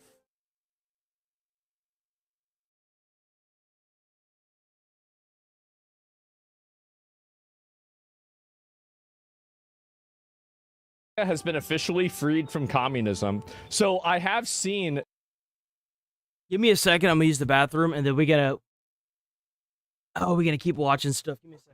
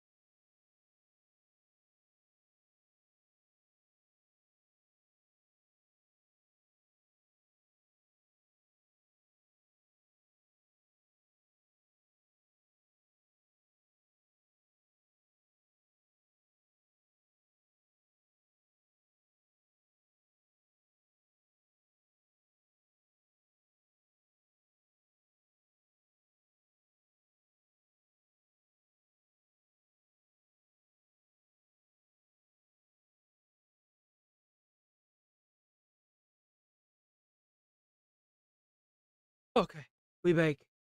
There we go. So, of course, you know what they say. If you've got nothing to hide, then you're all good in the neighborhood. But when you got something to hide, man, you got to come up with every excuse in the book. So, you may be asking yourself, who says that? I did just now. Kind of funny, last time the feds came into MacArthur Park, Karen Bass came running to be against it, but now suddenly she has a close race with, I still think it's Pratt, not Ramen. Now she's not there. Damn, look at that. Drug enforcement, because there's massive. In the area, you may be subject to The detention. DEA's there because all of the problems that are in Los Angeles with the homeless are drug related. Yeah. Like it or not, these bums aren't there. They're homeless because They're like, drugs. They're drug on addicts. hard times. It's because they're addicted to. And they're getting subsidized for it too. They're being given more drugs or clean needles and stuff. Nah, dude. Round them up and put them inside a rehab. And if they get out and go straight back to being homeless, put them in jail for 10 years. They get out and do it again, put them in jail for another 10 years. What Spencer Pratt calls super meth. Search, and possible arrest. This is an active law enforcement operation. We're getting full on Bearcats.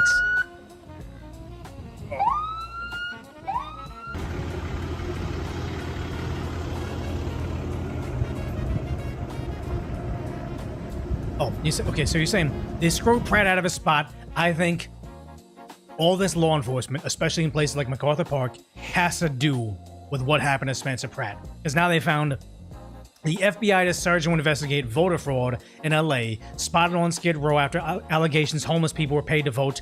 There's a lot of people telling street journalists that they were paid to vote. Maybe that's why the California. Well, that explains the reason why they tried to pass that voter thing before they started. There's like a thing that would keep.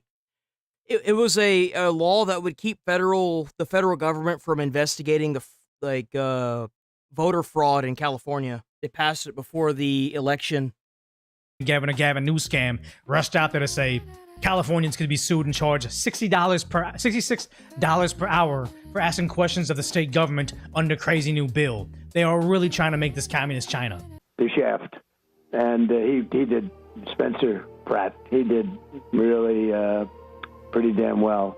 And they threw him out, and it was happening. I'm saying that Spencer Pratt won the in-person voting, not the early voting, and Ramen won the late mail-in ballots, but not all the mail-in ballots, just the ones that came in later. If the in-person voting was like far in favor of Pratt, I think actual voters, not harvested ballots, not homeless people not knowing what they're voting for, being paid to vote, I think Spencer has won by a far margin. To Steve Hilton, and I went on a There shouldn't be any mail-in voting, period. There's no reason for mail-in voting. There hasn't been a reason since like 5 years ago with COVID. COVID's over. And it was always just an excuse to do some weird, funky shit with these elections. I went on a tear, and they said it was going to be 2 weeks, and they'll know about Hilton, whether or not he's going to make it. I went on such a tear that they approved it immediately. They approved Steve. It's such a rigged deal. It's so crazy. Yeah, it's like he says rigged, not as in fraud, as in rigged, where they created a system that no matter what happens, they can find the votes they need. Yep. And it'll be legal for them to find the votes they need, which is a scary part. Approved him so fast because everybody was watching. And he was leading, and it was leading by a lot, and you saw his lead was dissipating rapidly. They would take just the turnout in third when all the mail-in votes got done. Come on, man. Away from him, Come just on. like they took it away from the kid. And they took it away from Trump during 2020, but then also how they took it like, away. If you don't have anything to hide, then just let the federal government do the investigation, and then they'll be done with it, and then everything will go back to normal. Why would you want to pass laws that would prevent the federal government from doing an investigation? Why could you possibly want that? Obviously you have nothing to hide, right? Then why would you be so concerned? From the 2 Senate runoff elections in Georgia, they need to win. What was it, Ossoff and Warnock? The same thing that happened in all the swing states that Biden needed to win. Pipe burst, stop counting, whatever it may be, count ballots, and it all went one way, and then just resume voting or counting ballots later on. Every election they absolutely need to win, they do it. They implement this. Runoff elections they need because they need to have the majority in Senate. Presidential elections because they're fighting Trump. And Spencer Pratt not going against Karen Bass because she can't survive 6 more months of campaigning from Spencer. They always implement the same thing. And the sad part is they've made it legal. Yeah, I went on a tear. And by the way, we have the U.S. attorneys looking at it. And the 2 weeks said all of a sudden is, oh, we have a surprise. Steve Hilton won.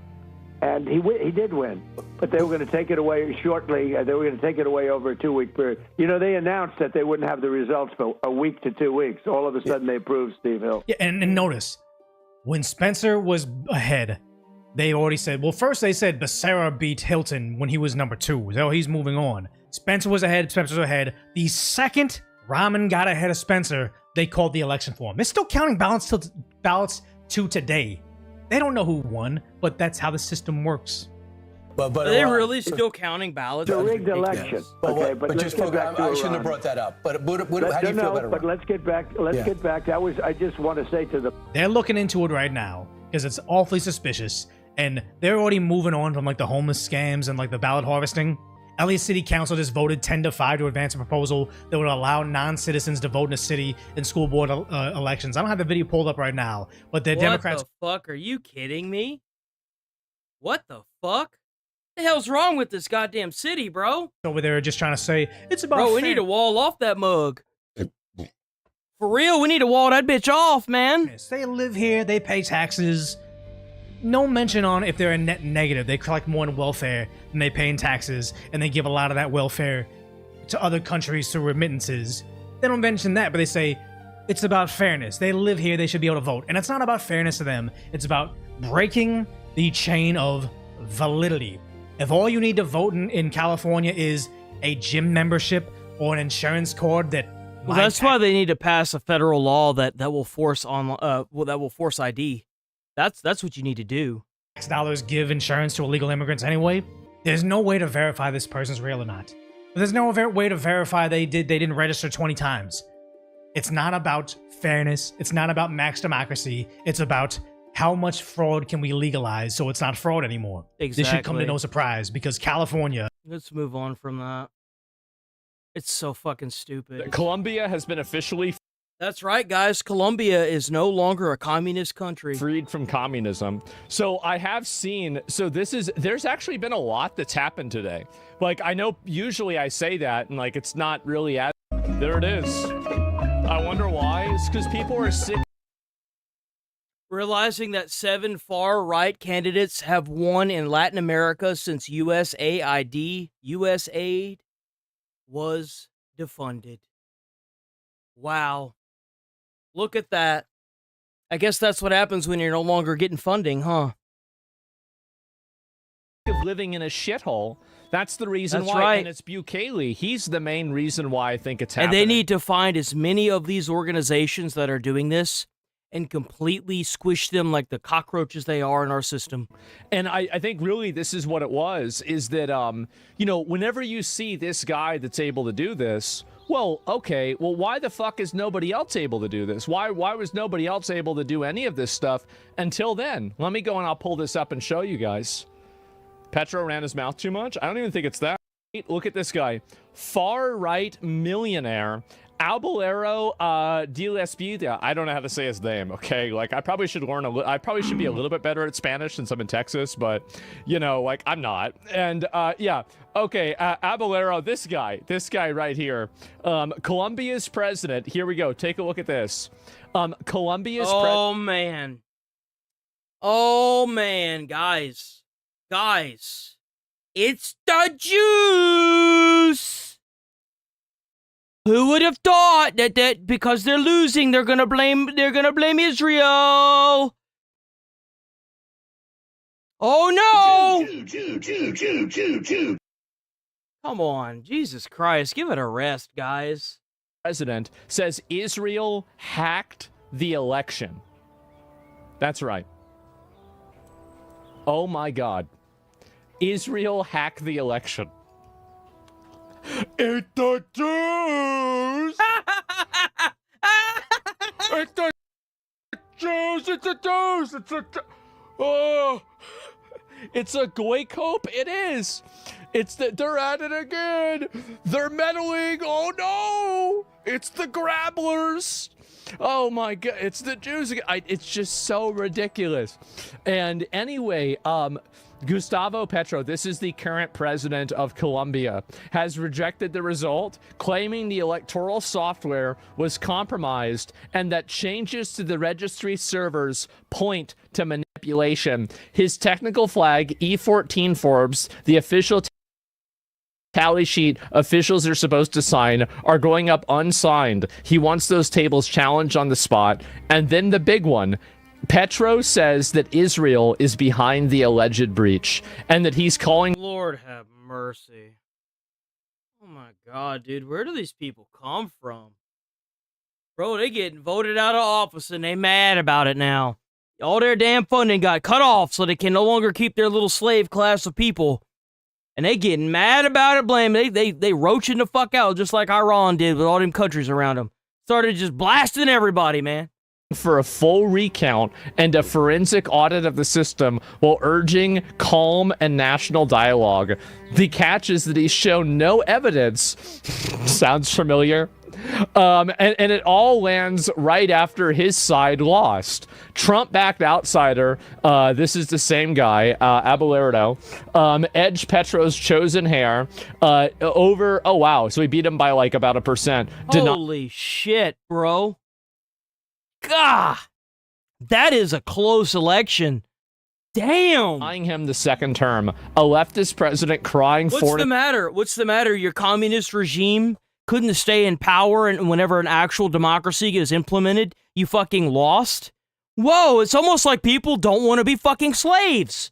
Wow, who could have guessed? Sabotaged the moment the vote slips away with nothing to back it. The audit he wants will either prove him right or bury him. I don't think he's even probably going to get the audit, and that's it. And so you can say here, this is really what's going on. It is scrutiny of the judges who's president, and you can, where's this guy, Petro Gustavo? Let me see if I can pull up his name.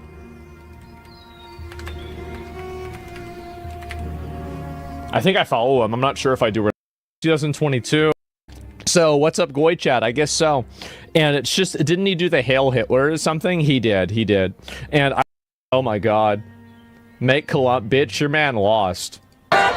The streets of Bogota have completely exploded in it as it was just announced that El Tigre has won the presidential election.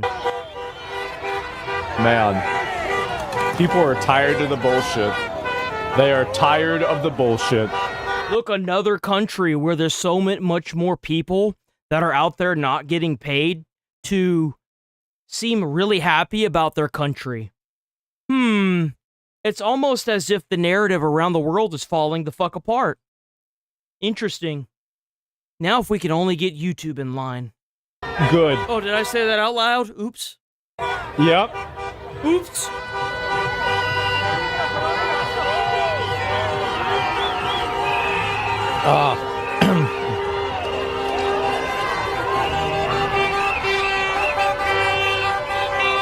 God damn. Damn, bro. Look at them all. These people are loving it. Nothing's on fire. Isn't it crazy how that happens? Nothing's on fire. All the flags are the flag that they the country they live in. Oh man, look at that. None of the flags are upside down on the poles. There's not people throwing shit at you. You can approach people with cameras and not have to worry about having rocks thrown at you or ran off. Whoa, that's crazy. That's insane. Wow. So nothing's on fire, nothing's getting vandalized, no... Everyone's smiling and happy? Whoa. Catalytic converters are being stolen out of cars. The McDonald's in the background isn't being overrun by Nevrons. It's just everybody has the same flag. This is not... You don't see that all the time. That's right. There's no communism flags. Yep, that's right. Look at this. Wow. And you remember what Alinity said about Colombia? She said she liked playing Ark Raiders and didn't mind it because she said it was the same as living in Colombia. Because if you go outside, you have to expect to lose everything that you have. Colombia is an extraction shooter video game in real life. And I think some people are tired of that. They are. They're tired. I don't blame them. What? Yeah. Wider than Paris? I mean, where do you think that, look, the guys from Spain are pretty much the same skin color as me, right? At least, half of them are. Yeah, that's the way it is. Where do you think these guys came from? And, you guess fucking Spaniards. That's what happens. Everyone's wearing the country's colors, too. Yeah, let's be real, guys. Oh, my God. Guys, we could be seeing the systemic fall of communism as a whole. Shit. It's wider than Paris, exactly. The worst president in history weeps, wallow in your filth. Ooh. Translated from Spanish. Oh, my God. These people are just shitting on him. Wow. And little Petra, oh my God. Get ready to share us. Translated from Spanish. Maduro, get ready to share a cell with Maduro. Bro, the entire world gets it. They understand. They may not be American, but they're goddamn patriots regardless. Get ready to share a cell with Maduro. Oh my God. And there it is. Maybe, right? We might have to pack this guy up too. We'll have to see what happens. But yeah, he apparently is having a pretty bad time. And this is the guy that won right here. Colombia elects. Well, no, God damn it. We're having a little bit of lag here. Colombia elects anti-communist right-wing president. Do you remember what I said about it being the year of the chud? Man, this is the year of the fuck around and find out. This is. It slowed down quite a bit, but you know what? It still is the fuck around and find out. It's not the year of the chud. It's the age of the chud. It's all coming back, bro. Girls in bikinis selling vacuum cleaners, girls in bikinis selling food, basically... there's an image of all the South American countries. Oh my God, is that fucking New York? But there's an Oh, it's Maine. Holy shit. Image of all the South American countries and how many of these countries have had right-wing, elections happen. It's been massive. Colombia, and look at this here. This is California. So Colombia hand-counted 99.8% of their 25 million ballots in under 3 hours. Wow, that's crazy. So what you're telling me is that 25 million ballots were counted in under 3 hours, yet it takes them 2 weeks after they see results of certain candidates losing in order for them to count the rest of them. That's interesting, isn't it? That's really weird. So just for a little bit of context here, California has 40 million people in it or something like that, right? So it should take them like 6 years, 6 hours, right? Population. What is this? Let me just look it up. I think it's like 40 or 50 million. Like, I could be wrong. Okay, 40. Yeah, there you go. It's pretty close. How about that? And so, anyway, yeah, so 40 million and, 50 million, including the illegal aliens. And so they can't count everything in 3 weeks. Mm-hmm. You guys understand that? So Colombia. No, they have to wait to see the outcome so that way they can count more ballots. Didn't you know that? This is a second world developing country. No matter how long, no matter how many weeks it takes. First world country. It should be. It definitely should be, but it's not. I'd say it's a developing country. Hopefully now that you have a new guy in there, it can be one. But this is a country, and this is all of Africa minus 100. The guy right there. Yeah, it's not. I think that this is only going to continue happening even if they try to suppress your, like, what you see. This is only going to keep happening. And the more you suppress people like me, like Asman, like Tectone, like Nick Shirley, the worse this is going to get. Because people are awake now. The bear has awoken around the world, not just America. Keir Starmer's out. It's time to wake up. It's time to wake up and smell the roses, huh? Because Hassan. Zach, I know today must be rough for you. My first father. Do we have anything new?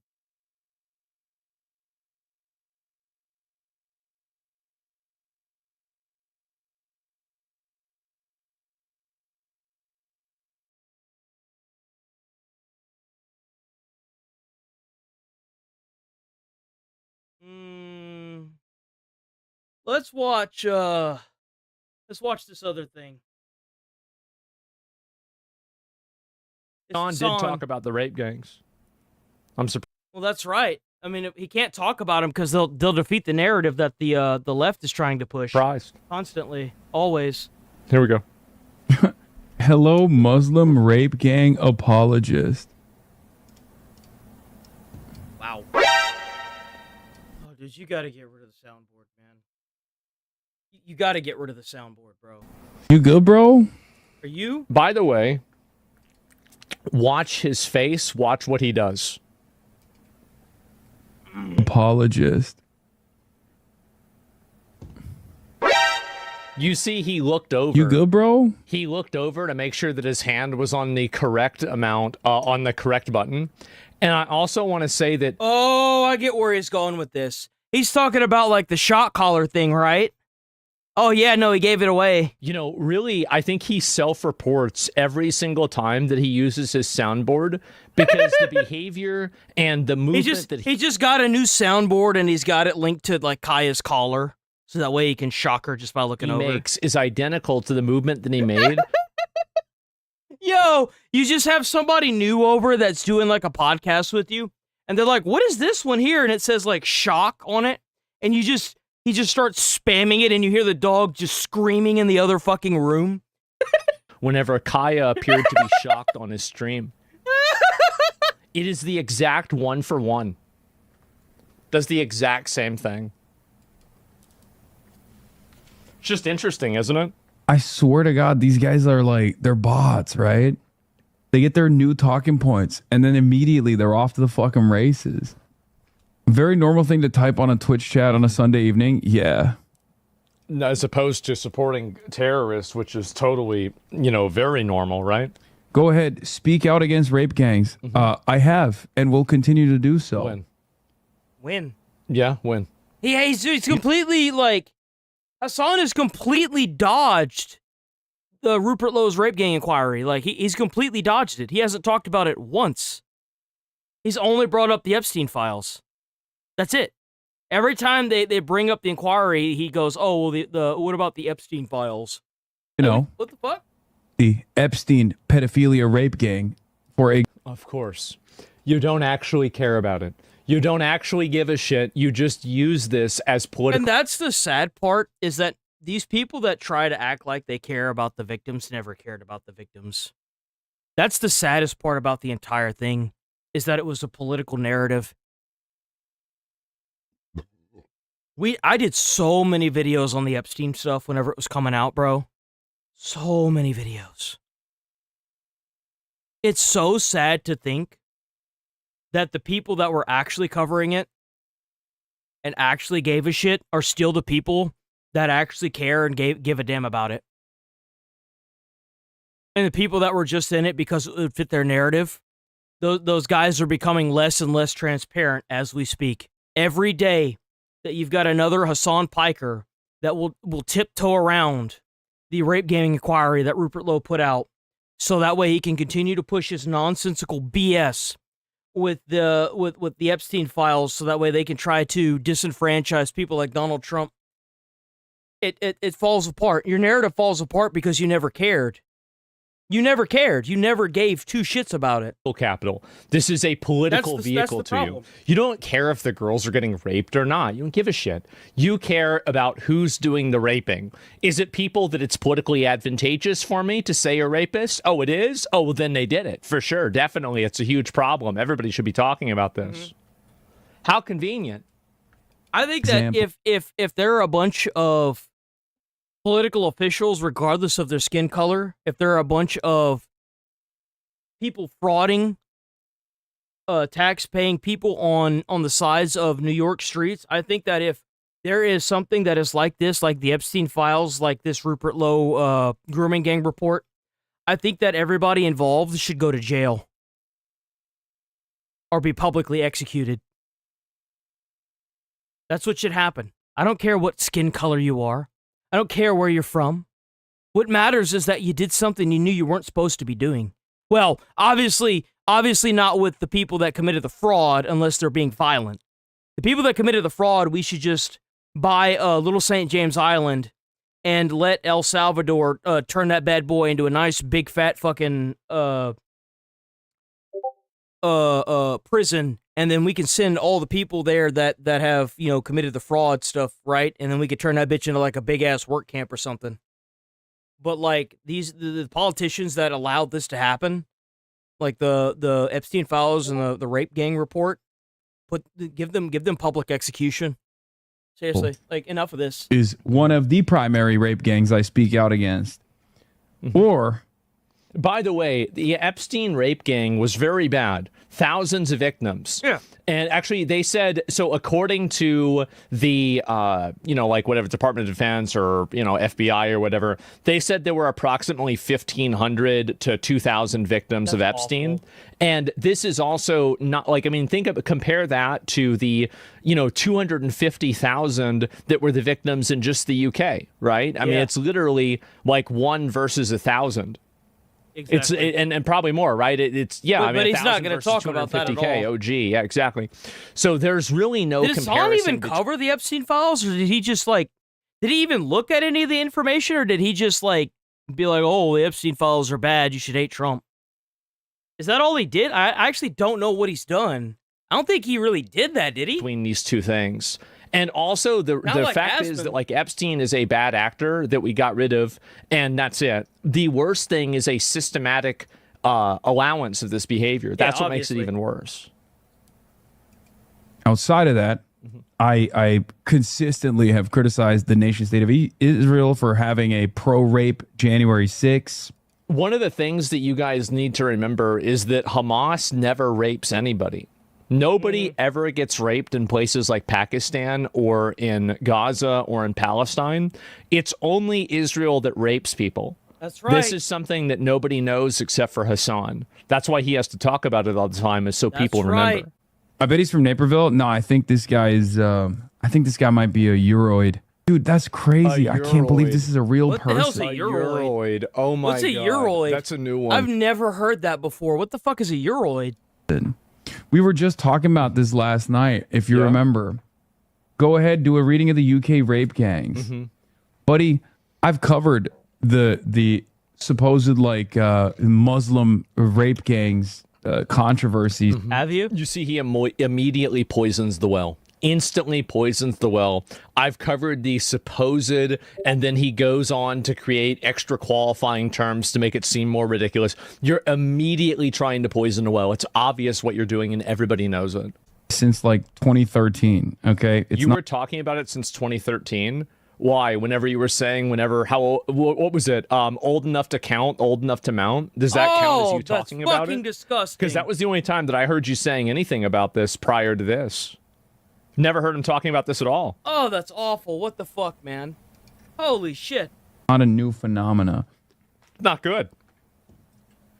Old school. Rehash the old school. This is more minimizing, right?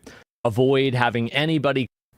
This really needs to be 33 minutes. You're denying it again? Christ, man. Really, or keep. Don't give a fuck about the 87%. Watch 33 minutes of this. I don't know what the fuck the editor's doing there, but that doesn't need to be no 33 minutes long. Holy shit. That's crazy. Bro, like, what the fuck?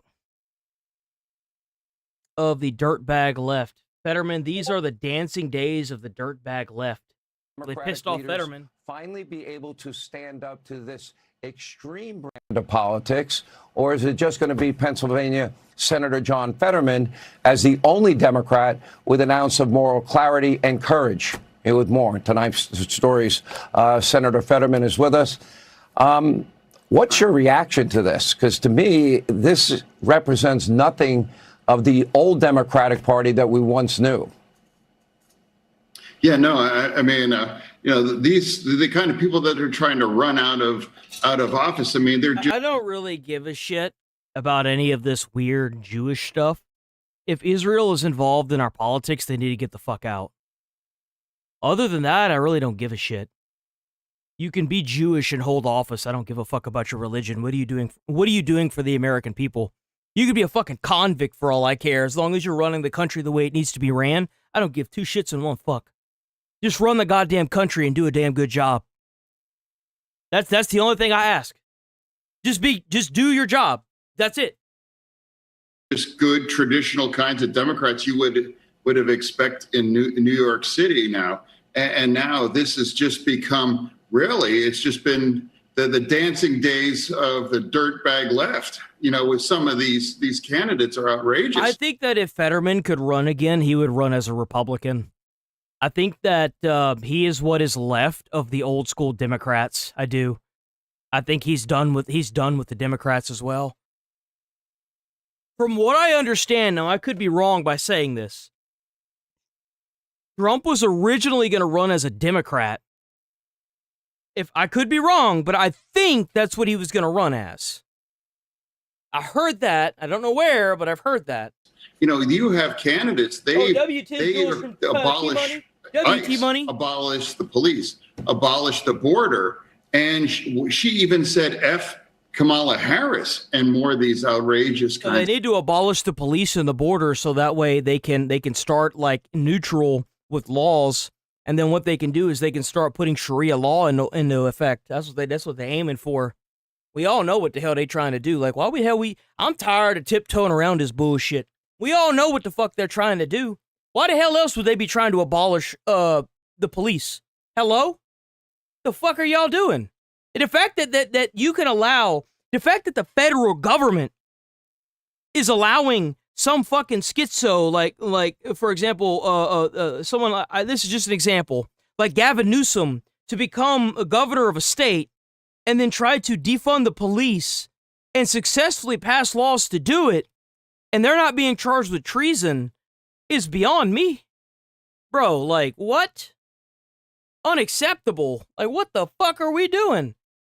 And then they cry and complain about it whenever federal agents start flooding their damn state. They should be thankful they're flooding the state, bruh. Be up to me, your entire house would be taken apart. We'd be looking in the damn walls for shit. You kidding me? Like, what? And what now, the hell? And then you have like Mandami. He was grieving. Hamas sniper was killed by Israel. Good. Rest in piss. You won't be missed. Enjoy jumping over hot coals in hell right there for the rest of eternity where you fucking belong. You terrorist piece of scum-sucking shit. Just the other day, and he was grieving that. I mean, these are emerging the full pro-Hamas wing.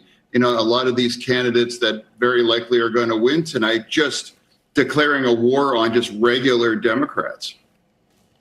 All right, let me ask this. Why the deep hatred for Israel? Why? Yeah, because their deep hatred for Israel is because Israel is the only thing in the Middle East that these terrorists haven't fucking completely occupied. The entire governments between Beirut, UK, Palestine, all of those fucking, not just Palestine, there was another one, Lebanon, all of those states have to be completely, are completely controlled by those terrorist organizations that are proxy to Iran. Iran has effectively used these people like the fucking Gestapo and threatened them. How else do you think they're able to put missiles inside of cities in Lebanon? And you think that the government isn't aware of it? No, they're just fucking terrified. Iran is the last bastion, the last sign of hope in the Middle East.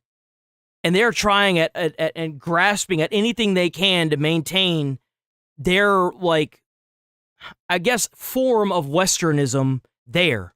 That's why they fucking hate Israel. Israel brought it to the attention of the United States government that there's a fucking problem going on in the Middle East. That's why they don't like Israel. And I'm not going to lie, seeing an American flag with an Israeli flag pinned on a lot of these politicians makes me very uncomfortable, and I don't like it. They should stay the fuck out of our politics. But at the same time, I don't expect them to just accept being bombed. Israel has every right to defend itself against these Hezbollah cocksuckers. And you know what? I hope they keep blowing them up. I hope other countries get involved and start blowing these terrorists up. I mean, if you have such contempt for Israel, I mean, of course, you're also anti-American and you're anti-Western civilization, and you're, anti-capitalism and the American way of life. I mean, now they're all socialists, of course, and now there's communists and now Marxists, and now they're proud of this. And now, of course, we have P. Hustle in Maine. That's another one. He's a self-avowed communist too. Now that's not even looked down out and a significant part of the Democratic Party right now. All right, let me ask you this. Assuming Mamdani has a good night with his, picks tonight, what does that mean for the Democratic Party nationwide? Let me give it to you this way. I would rather make a deal with Israel than Iran. Let me just say that. I'd rather make a deal with Israel than Iran any day of the week. You know why? Because we can actually make a deal with Benjamin Netanyahu that isn't stoked by systemic fucking schizo religion that requires the death of other people in order for it to have any actual pillars of fundamentals in it. I'd much rather deal with Israel any day. Graham Plattner, we got Tallarico, you got El Sayed, you got Mamdani, you got Grandpa Bernie and Poca. The difference between Iran and Israel is that Israel already has nukes. We don't have to worry about them. Hanas and AOC. If Mamdani has a very successful night tonight in terms of the people he's supporting, what does that mean overall nationally for the Democratic Party? I mean, there's some people I would include in that, but there's definitely people like the guy in Michigan, but all of them have intensely anti-Israel thing. Now, I remain as really the last Democrat in the Senate that's proud to stand with Israel. Absolutely. And now these kinds of places like that coffee house are calling out a Jew that you're banned, just for what reason? I mean, that's what's becoming part of the Democratic Party. And now hating on Israel and essentially anti-Semitism has become the center of a lot of these primaries across the country, and definitely that we're witnessing in New York City. But Senator, years gone by, you would be considered a mainstream Democrat. I was very close to Joe Lieberman, for example, a great guy. He would not want to be a part of this movement either. You're like the only person that is standing against it. What about the other people in your party? Where's Chuck Schumer? Where are other prominent Democrats? Why won't they speak out against this madness? I mean, I'm proud to stand with Israel, Whether if I'm the last Democrat, here or not, I'm proud to stand with Israel, and I'm going to call out what I'm witnessing. I all don't, across but I'm the sure country. that there are people in Discord that will be willing to join the voice chat with you. I've got to do a lot of stuff after stream, so I'm not. In gonna be all able these to. races, and you have these kinds of candidates that are actively trying to cram as much anti-Israel and essentially anti-Semitism into their platform. And now these are the kinds of people that are winning right now. Now, whether it's a Nazi tattoo or if it's actually someone like that Chevalier going to the pro-Hamas rally on 10/8 after 10/7 and celebrating the 10/7 massacre. Look at these kinds of people and the circles that they're in. Look at the kinds of things that Mandami's wife has liked on social media. The kinds of music that she listens to, these views, that thing, just intensely anti-Israel and intensely anti-Jewish now. Well, let me ask you this, because assuming they keep winning, let's say Mamdani has a big night tonight in terms of the people that he supports. What does that say for the future of people like you? Because I kind of look at you now on an island by yourself. What does it say about the future of the Democratic Party if formerly a mainstream Democrat like yourself is not even wanted in the party? Why do I think they will go after you? Why do I think they would want to primary you? Why do I want to think They'll go after him because they've done it to other people that go against their cause. That's why. I wouldn't doubt that the Democratic Party would try to frame Fetterman for something he didn't do and try to put him in jail. I wouldn't doubt it for a second. Why do I think they'd like to replace you with a more radical person? And They need radical people, because the thing is that their party is falling apart so quickly that they're going to need more people that are going to be pushing the narrative aggressively, constantly, all the time. The thing is Fetterman doesn't even want to be a part of that group anymore. Thing is, of course, people will come against me. And if the Democrats want a dirtbag with a Nazi tattoo, well, they've picked that in Maine, and he knows he'll win here. But whether it's P. Hustle or whether it's these radical people in Michigan or the ones in New York City that seems like they're going to win. I think I read that Lander won, so that's one of his candidates, won. So now that's going to become the lesson that the Democratic Party is going to continue to be anti-Israel, and Is communism illegal in the USA? I didn't know that they outlawed it. Can they do that? Is communism illegal in the USA? No, it's not illegal. It should be. Be the one that's going to continue to lean in. It's a direct opposition to our political party. It should fucking be. I'm proud to stand with How the fuck's that not illegal? Through the midterms, and definitely lean into 28 for sure, proudly. I'm moving on from this. Let me ask you. Goodbye, Fetterman.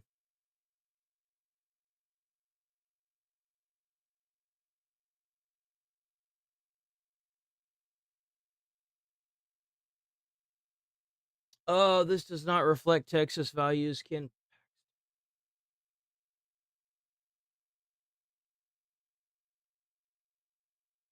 What the fuck is this about Texas? Hold the hell on. Believe it or not, Democrats now in Texas, they may be even more unhinged. Now, they nominated, I call him cisgender Tallarico to run for Senate. Yo! And despite his professed love for trans kids, abortion. That is disturbing. That sure is something. That disturbs me quite a bit. For biological men, claiming God is non-binary. The state's Democrats. How the fuck do you come to that conclusion, my guy? Hello? Where the fuck? What? Aren't there like actual depictions of him in like the fucking Bible? Like, what the fuck is this? Does it say he's a guy? Like, hello? Portrayed Tallarico as a common sense moderate, rooted in his Christian faith. But common sense? The fuck? Dude, does nobody know what common sense is anymore? Because if that's what you consider common sense, there's too many people that have the common sense of a fucking bump on a log. Are you kidding me? What is this shit? Now have new audio. He's not exactly fond of his Christian faith, and he believes Jesus is a socialist anarchist from Palestine. I'm not making it up. Take a look. You know, I always think of myself as a Christian who hates Christianity, right? Huh?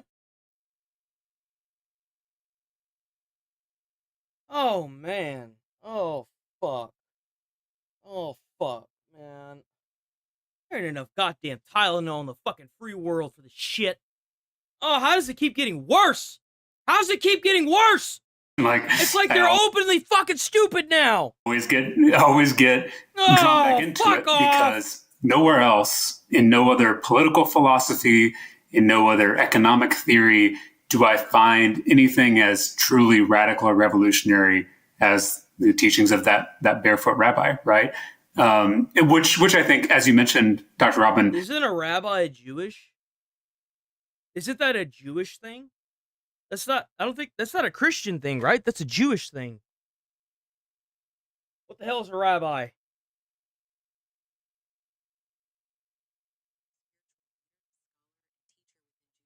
It's Judaism.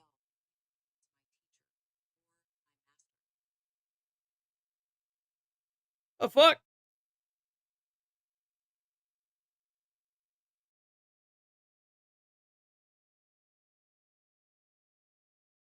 look a lot like, the teachings of the Buddha and from other.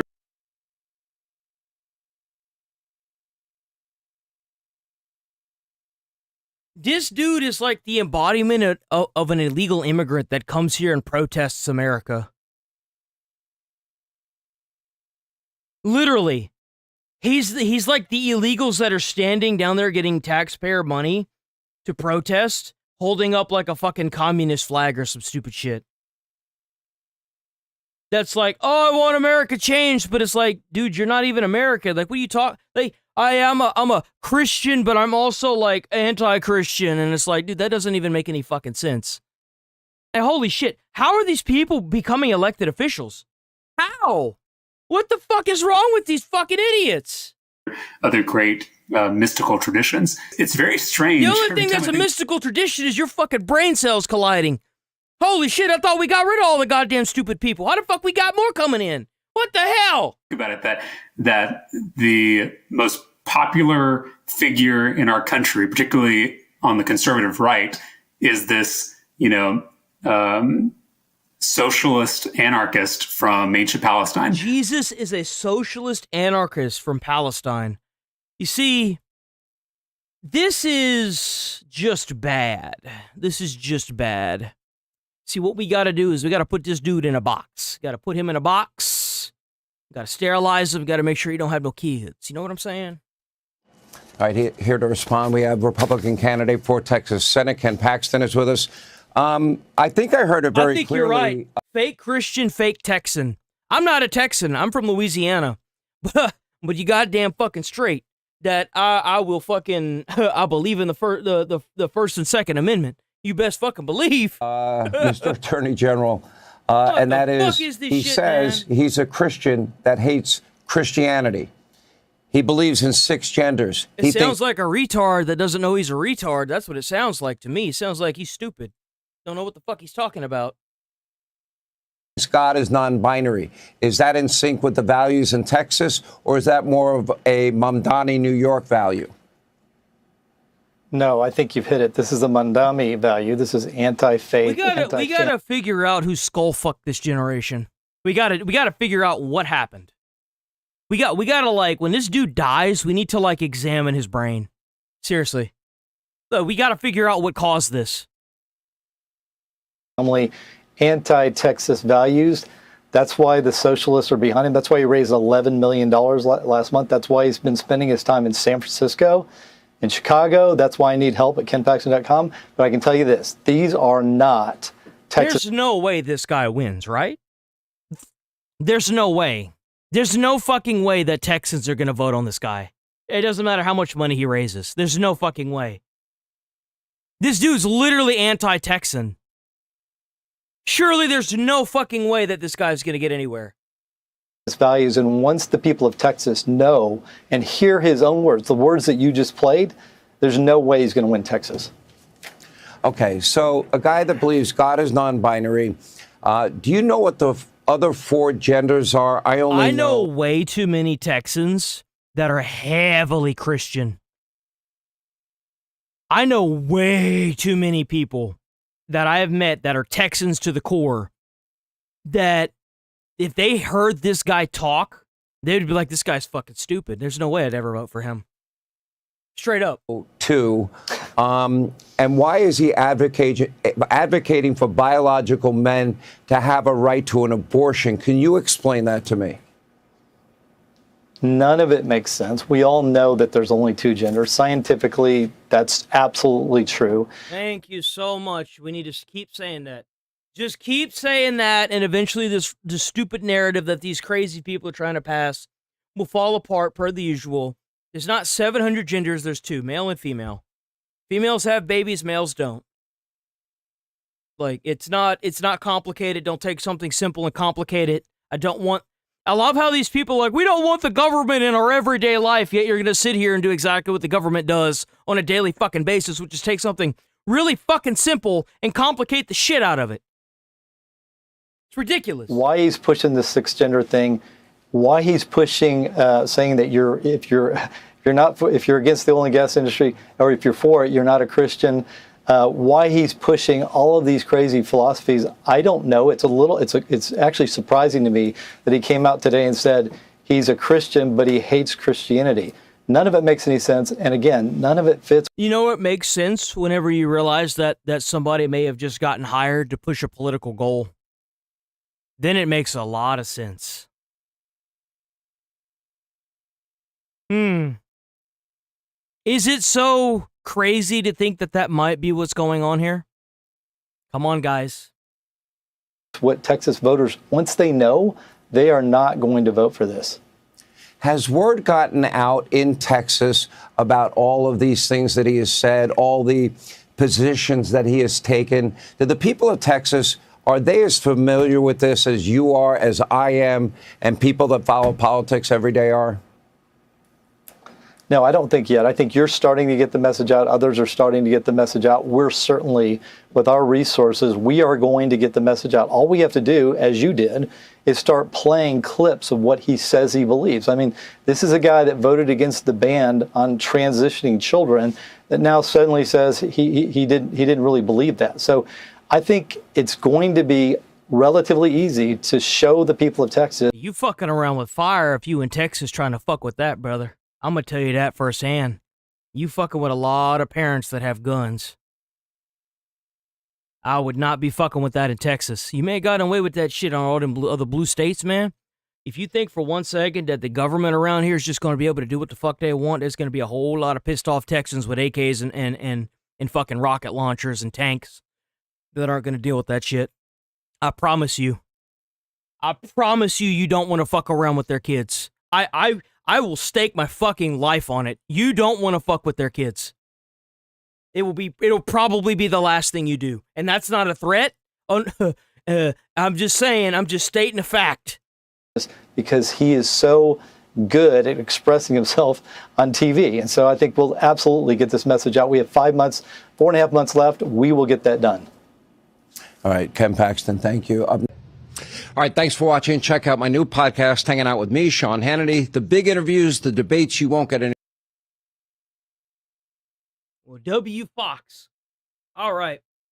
Let's move on from Fox. Let's see what else we got. Let's go ahead and let's see, what do we got today? Mother hides 3 kids, hot car trunk, driver targets cop deploying stop sticks. Ooh, let's watch this one. This one looks like it might be pretty good. Let's get this one.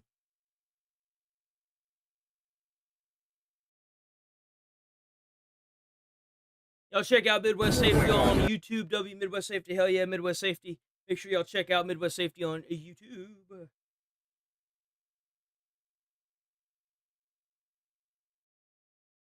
Boom. There you go. He almost ran over an officer. Hello. How you doing, sir? The reason for the stop, your license plate is improperly placed. I know. My mom's for a doctor. 79-year-old mom. I live my water. What's your name? What's your social?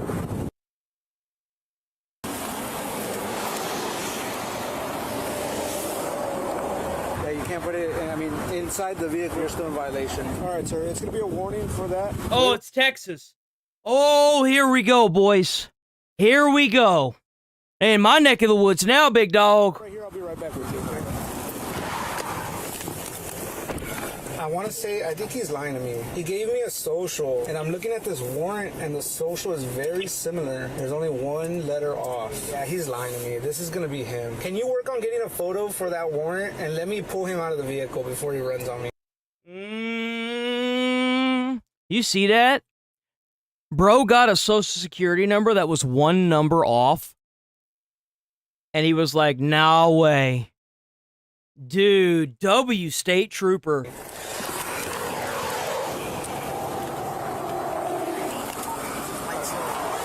I talk to you back here? Armando? No, sir. Let me just talk to you back here. What's up, man? I just want to talk to you back here. What? Are you lying to me about your name? Oh, he gonna drive off. He gonna drive off. I have to take a photo of you. I'm going to confirm who you are. I'm not going to place you under arrest. Don't do this in front of your mom. Do what? Refuse to step out of the vehicle because you're scaring me. No. What's your It don't matter if you're scared, man. They don't give you the right to drive off because you're gonna make the situation 100 times worse. They don't, like, I don't know where this mentality came from where if the police officers are intimidating you or scaring you, you can just drive off. That has never worked in the history of the police across the entire United States.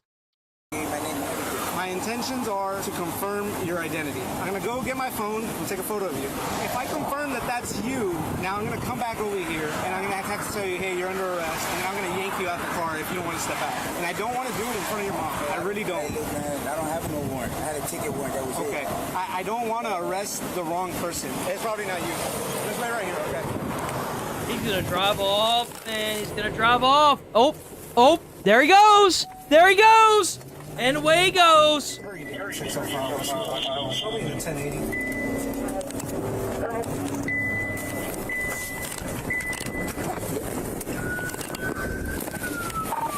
he goes. Let's go. We're going eastbound on Dickard.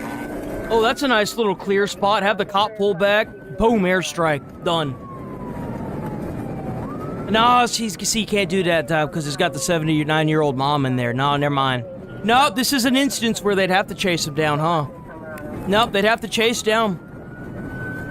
No, airstrike wouldn't work here.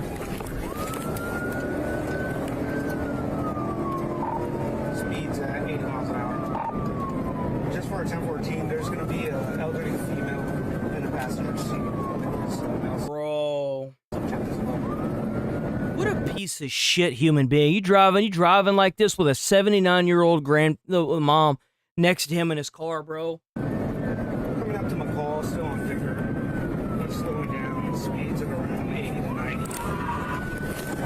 Where the hell is he going? Alright, we're coming up to some heavy traffic. He should be slowing down here shortly. Still eastbound, passing Amarillo Drive.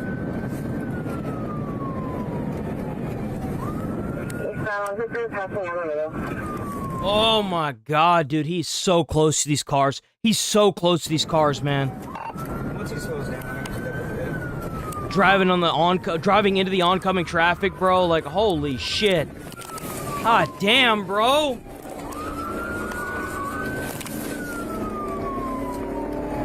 Alright, now we're going northbound on King. Coming up to a Stripes and Juniors. Okay, so... Hey, I like this. This is kind of cool. I like this little thing he's got here. So the spike strips are coming. They're kind of far, though. How do they know the guy's going to be there? How do you know he's not going to turn off? I feel like he's going to turn off.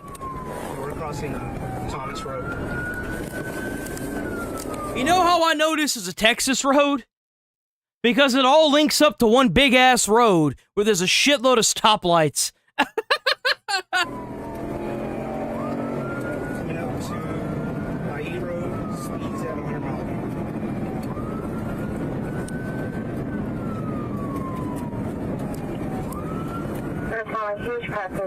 Woo, man!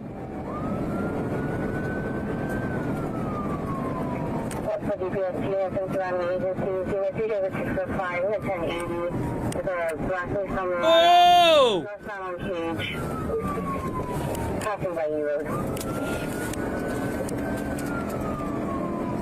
Still northbound cage. Just cleared the levee. Cage. Going up to Rancho.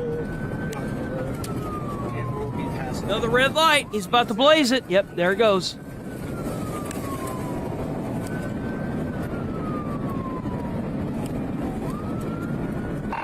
Coming up to Whole Acres. Let you know what he does here. There it goes.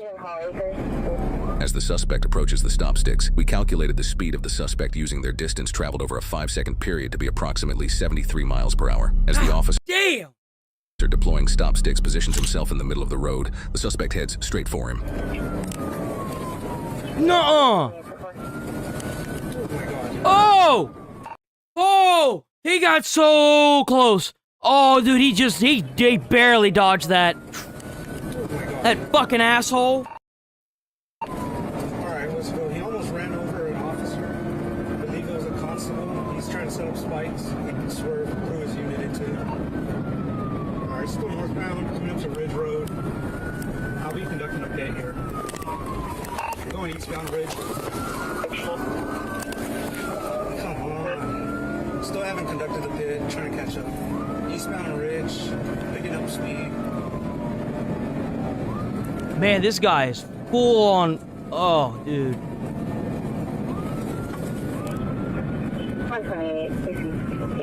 Ooh. Here we go. Here we go. Oh. Oh, you bastard. He tried to brake check me. We're going to be going northbound on the road. Okay.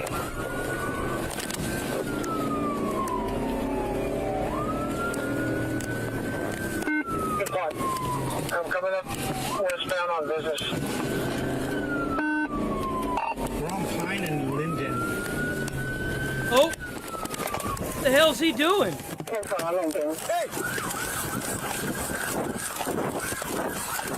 What the hell's he doing? Like, what the fuck?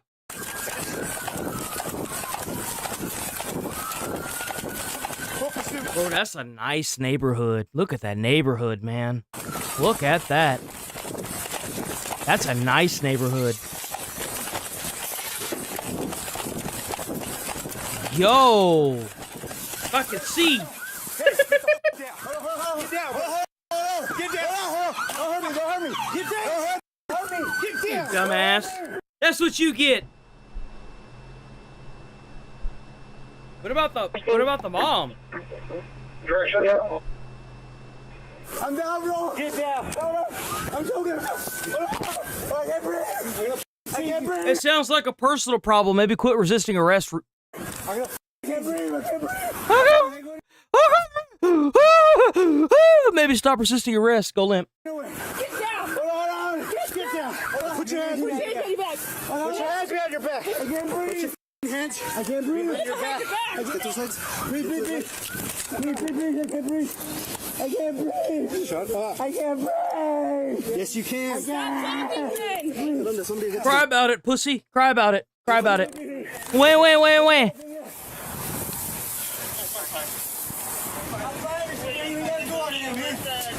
What a piece of shit.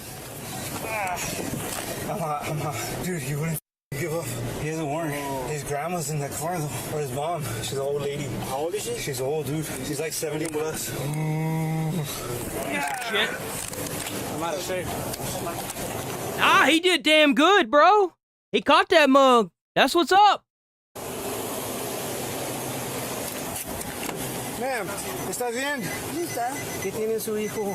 ¿Qué trae o qué? Necesita ayuda. Problemas, sí. Necesita ayuda. Mira, dale gracias a Dios. Dame un momento aquí. Tengo que tomar fotos. Hey, she says she could drive. You want me to get EMS out here? I would get EMS out there to check on her. So, man, it's going to be a 79-year-old. He swerved into you, bro. The spikes got caught. I saw that. I didn't take the little thing out, so I threw the spikes and took the whole and I was like, so it looked like he was going to go around, and then I started coming back and he swerved. Like, if he would have stayed in a straight line, he wouldn't have hit him. There's nothing on your knees? Nah. Hey, relax. You gonna feel good? Listen, whatever happened, happened. Let's start fresh. I'm gonna take you to the hospital. We're gonna get medically cleared. Go ahead, step out. Stand right there. Let me adjust these handcuffs. Yo, W Cop, by the way. W Cop, man. He knows his shit. This is all loose. I'll tell you what, let's walk to my unit. My mom. She's good. We have EMS on the way. Well, because I don't want her driving. The car is damaged. He's driving, boys, just defending. It's also part of evidence now. They need to tow that car and then give it the old-fashioned crump and dump. You know what I'm saying? On the road, man. Don't tow it because my guy ain't got no money. She has to go to work. Turn that car into a nice little cube. I was behind you, man. I swerved into that deputy. Auction it off. The change right there. I swerved away from him. Come on, Mr. Levares. Yo, hold on. Wait a minute. What if they turn the cars into collectible cubes? And then, like, each collectible cube can have its own story. Hold on, wait a minute. Please, man. I never heard one of you guys, man. That was stupid. It's ignorant. You know, I'm scared. Hey, sir, just give that ID. That's my money. It's only $35. That's my money. I just. Can I get my envelope that he has in his hand? Yeah. $35 in there. What's this, cash? Yeah. Okay. You want to take this money with you? Yes. All right. And that envelope too. And he wants that money. That's like her envelope or something like that. So His envelope. It's her envelope. Okay. Because her ID's in there. Okay. Hey, she's claiming that's hers. I said I need it for the county. So I just took it out the bank. Can you talk to my mom, please? Please, sir. Oh man, look at you got my unit all messed up here. Yeah, I bet that mom was like, that little bastard done put me through all this. I want that money. Give me that money. Oh, you got money over there? Yeah, that's my money. That's my money. My money. I'm pit certified. You don't run from us. I'll tell you who tried to kill who. You tried to kill that deputy. No, I did it. I swerved that way from him. That was the scariest thing. I swerved away from him. That was the scariest thing, man. Mom. We're gonna sit her down. Relax. You put her through too much right now. Put your foot in. I'm gonna pour up. This dude really trying to say that the cops tried to kill him? Hey, shut your dumb ass up. Okay. Why do they keep putting these clowns in the front? Are you going to speak to my mom, please? Yes, I am. If you just behave and relax. Can I get this water? Yeah, your back gate was open, so he just ran through the gate. He didn't damage any property or anything like that. Please, can I speak to her, sir? Please. She doesn't want to speak to you, man. Please, sir. Yes, she does. Please, let me speak to her. Listen, what do you want to tell her? Let me get that $35 so I have my money. Okay, I'll tell her to put it in your books. I'm not releasing this car to her. I'm sure she's shook up. Yeah. Hey, we're calling family members. They're going to take you money. Those $35, she's going to take them to you at the jail. I swear to God. I can't because she's getting checked out. She is very shook up. Can you go outside and just tell her something out the window? Just something real quick. Oh, my God. Dude, seriously. Tell her something. Hey, guys, can he yell something at her? Mamá, te amo. Hey. Ese dinerito, déjame llevarlo por acá. Seriously, dude. Gracias, ma.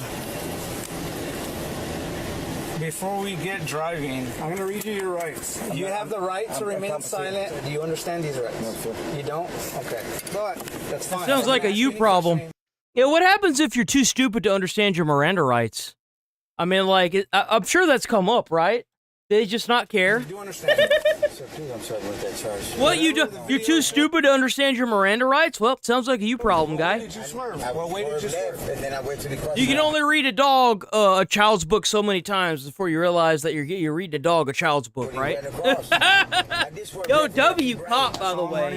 Hell yeah. No. He went to throw the thing, and then when he started to run right, that's when I went that way so I could miss the change. Come on, Mr. Olivares, don't put that on me, man. I'm already going back to prison because of my parole. Please, sir. That's why you got the fucking warrant, dipshit. It's because you violated your parole. There it is, right there. I've never harmed an officer. All you had to do. Something tells me he's got a suspended license. I wonder if he's got a suspended license. Get out, man. It would explain the reason why he doesn't have a goddamn license. All you had to do was get out. I gave you a chance. I told you what was going to happen. I was super transparent with you, man. Super transparent. That's fine. I don't care about the charge. That's fine. I'm not going to put you to charge. Whatever you want, man. No, please. whatever you want. Are you being This serious? is you're the one in charge here right now. No, you are, sir. I don't know. You are, sir. I'm just where. talking to you about it. Stop begging me for that. You're pissing me off. Okay. You put so many lives at risk. Oh right? yeah. So many. Look at this. School hours. Kids coming out of school. You got your mom hell no. in the passenger seat. Just got scared. I don't know why I got scared. I'm sober. There's no. All it was a simple warrant. Bro, that's crazy. The suspect's 79-year-old mother was checked by EMS at the scene. Bro, you got fucked because you fucked around with state troopers, bro. You fucked around with state troopers. And later calmed down. The suspect, identified as Jose Rivera, was already wanted on an outstanding warrant related to a previous DUI offense. Bruh. Bruh! Bruh!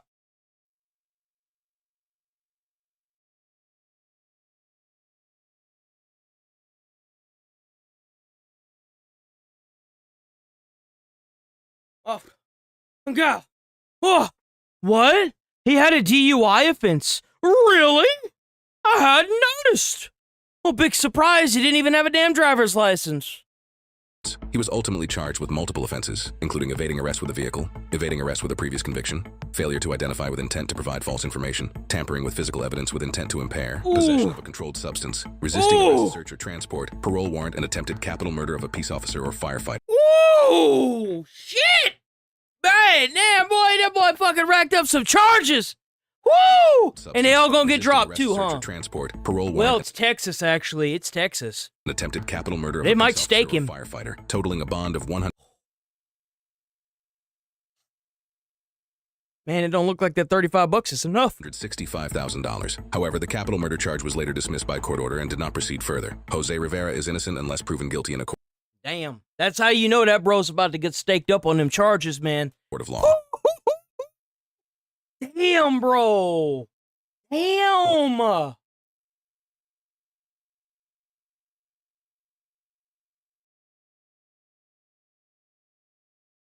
right. We gonna roll up out of here.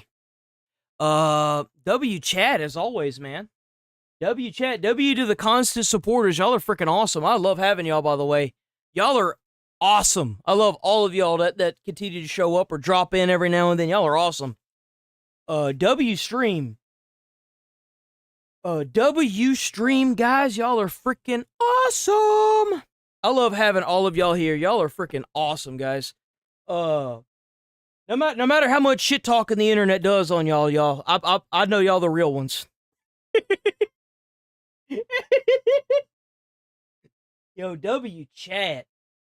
As always, chat. It's always fun to be a part of the stream with you guys here. As always. Hold on, let me get some music going. Come on, you piece of shit. Damn, they really fucked me. This stream is going to have 258 views total. We're not even hitting thousands anymore, guys. Not even hitting the thousands mark anymore. Is that about fucking right? But that's all right. We got the constants up in here, and that's all that matters, guys. That's all that matters. Oh, W 99 cents from what is that?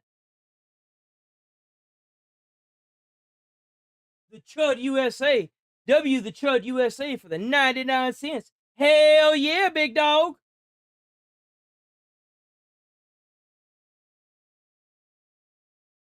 All right, guys, we're going to be rolling up out of here. We'll be back on bright and early first thing tomorrow. Y'all stay safe out there. Stay away from crazy people.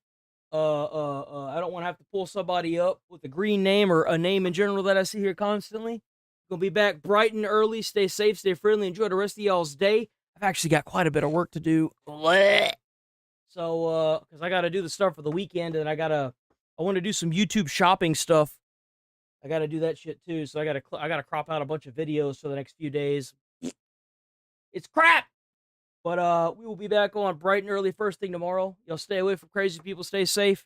Try to put a smile on someone's face. Y'all might change their whole life or their whole day. You never know. Their whole day or their whole life. You never know. And I'll see you awesome peeps tomorrow. Please keep showing up. You guys are awesome. I love having y'all. Let's go. Thank you so much, I chat. wake up to a little bit of drool on my pillow, feel like it's gonna be a bad day. Yeah, I'm tired of shit, and the coffee ain't hit yet, damn, ain't that great. I don't wanna go to work, cause my boss is a jerk, and I'm not even that paid. I need a change in my life, cause I don't feel alive, and there's nothing that makes me happy. Hold my beer for a minute, I'm about to quit my job, cash in for a ticket. I'm going on a trip, and I don't plan to visit. I'm gonna stay there till I feel like I'm winning, and this is just the beginning.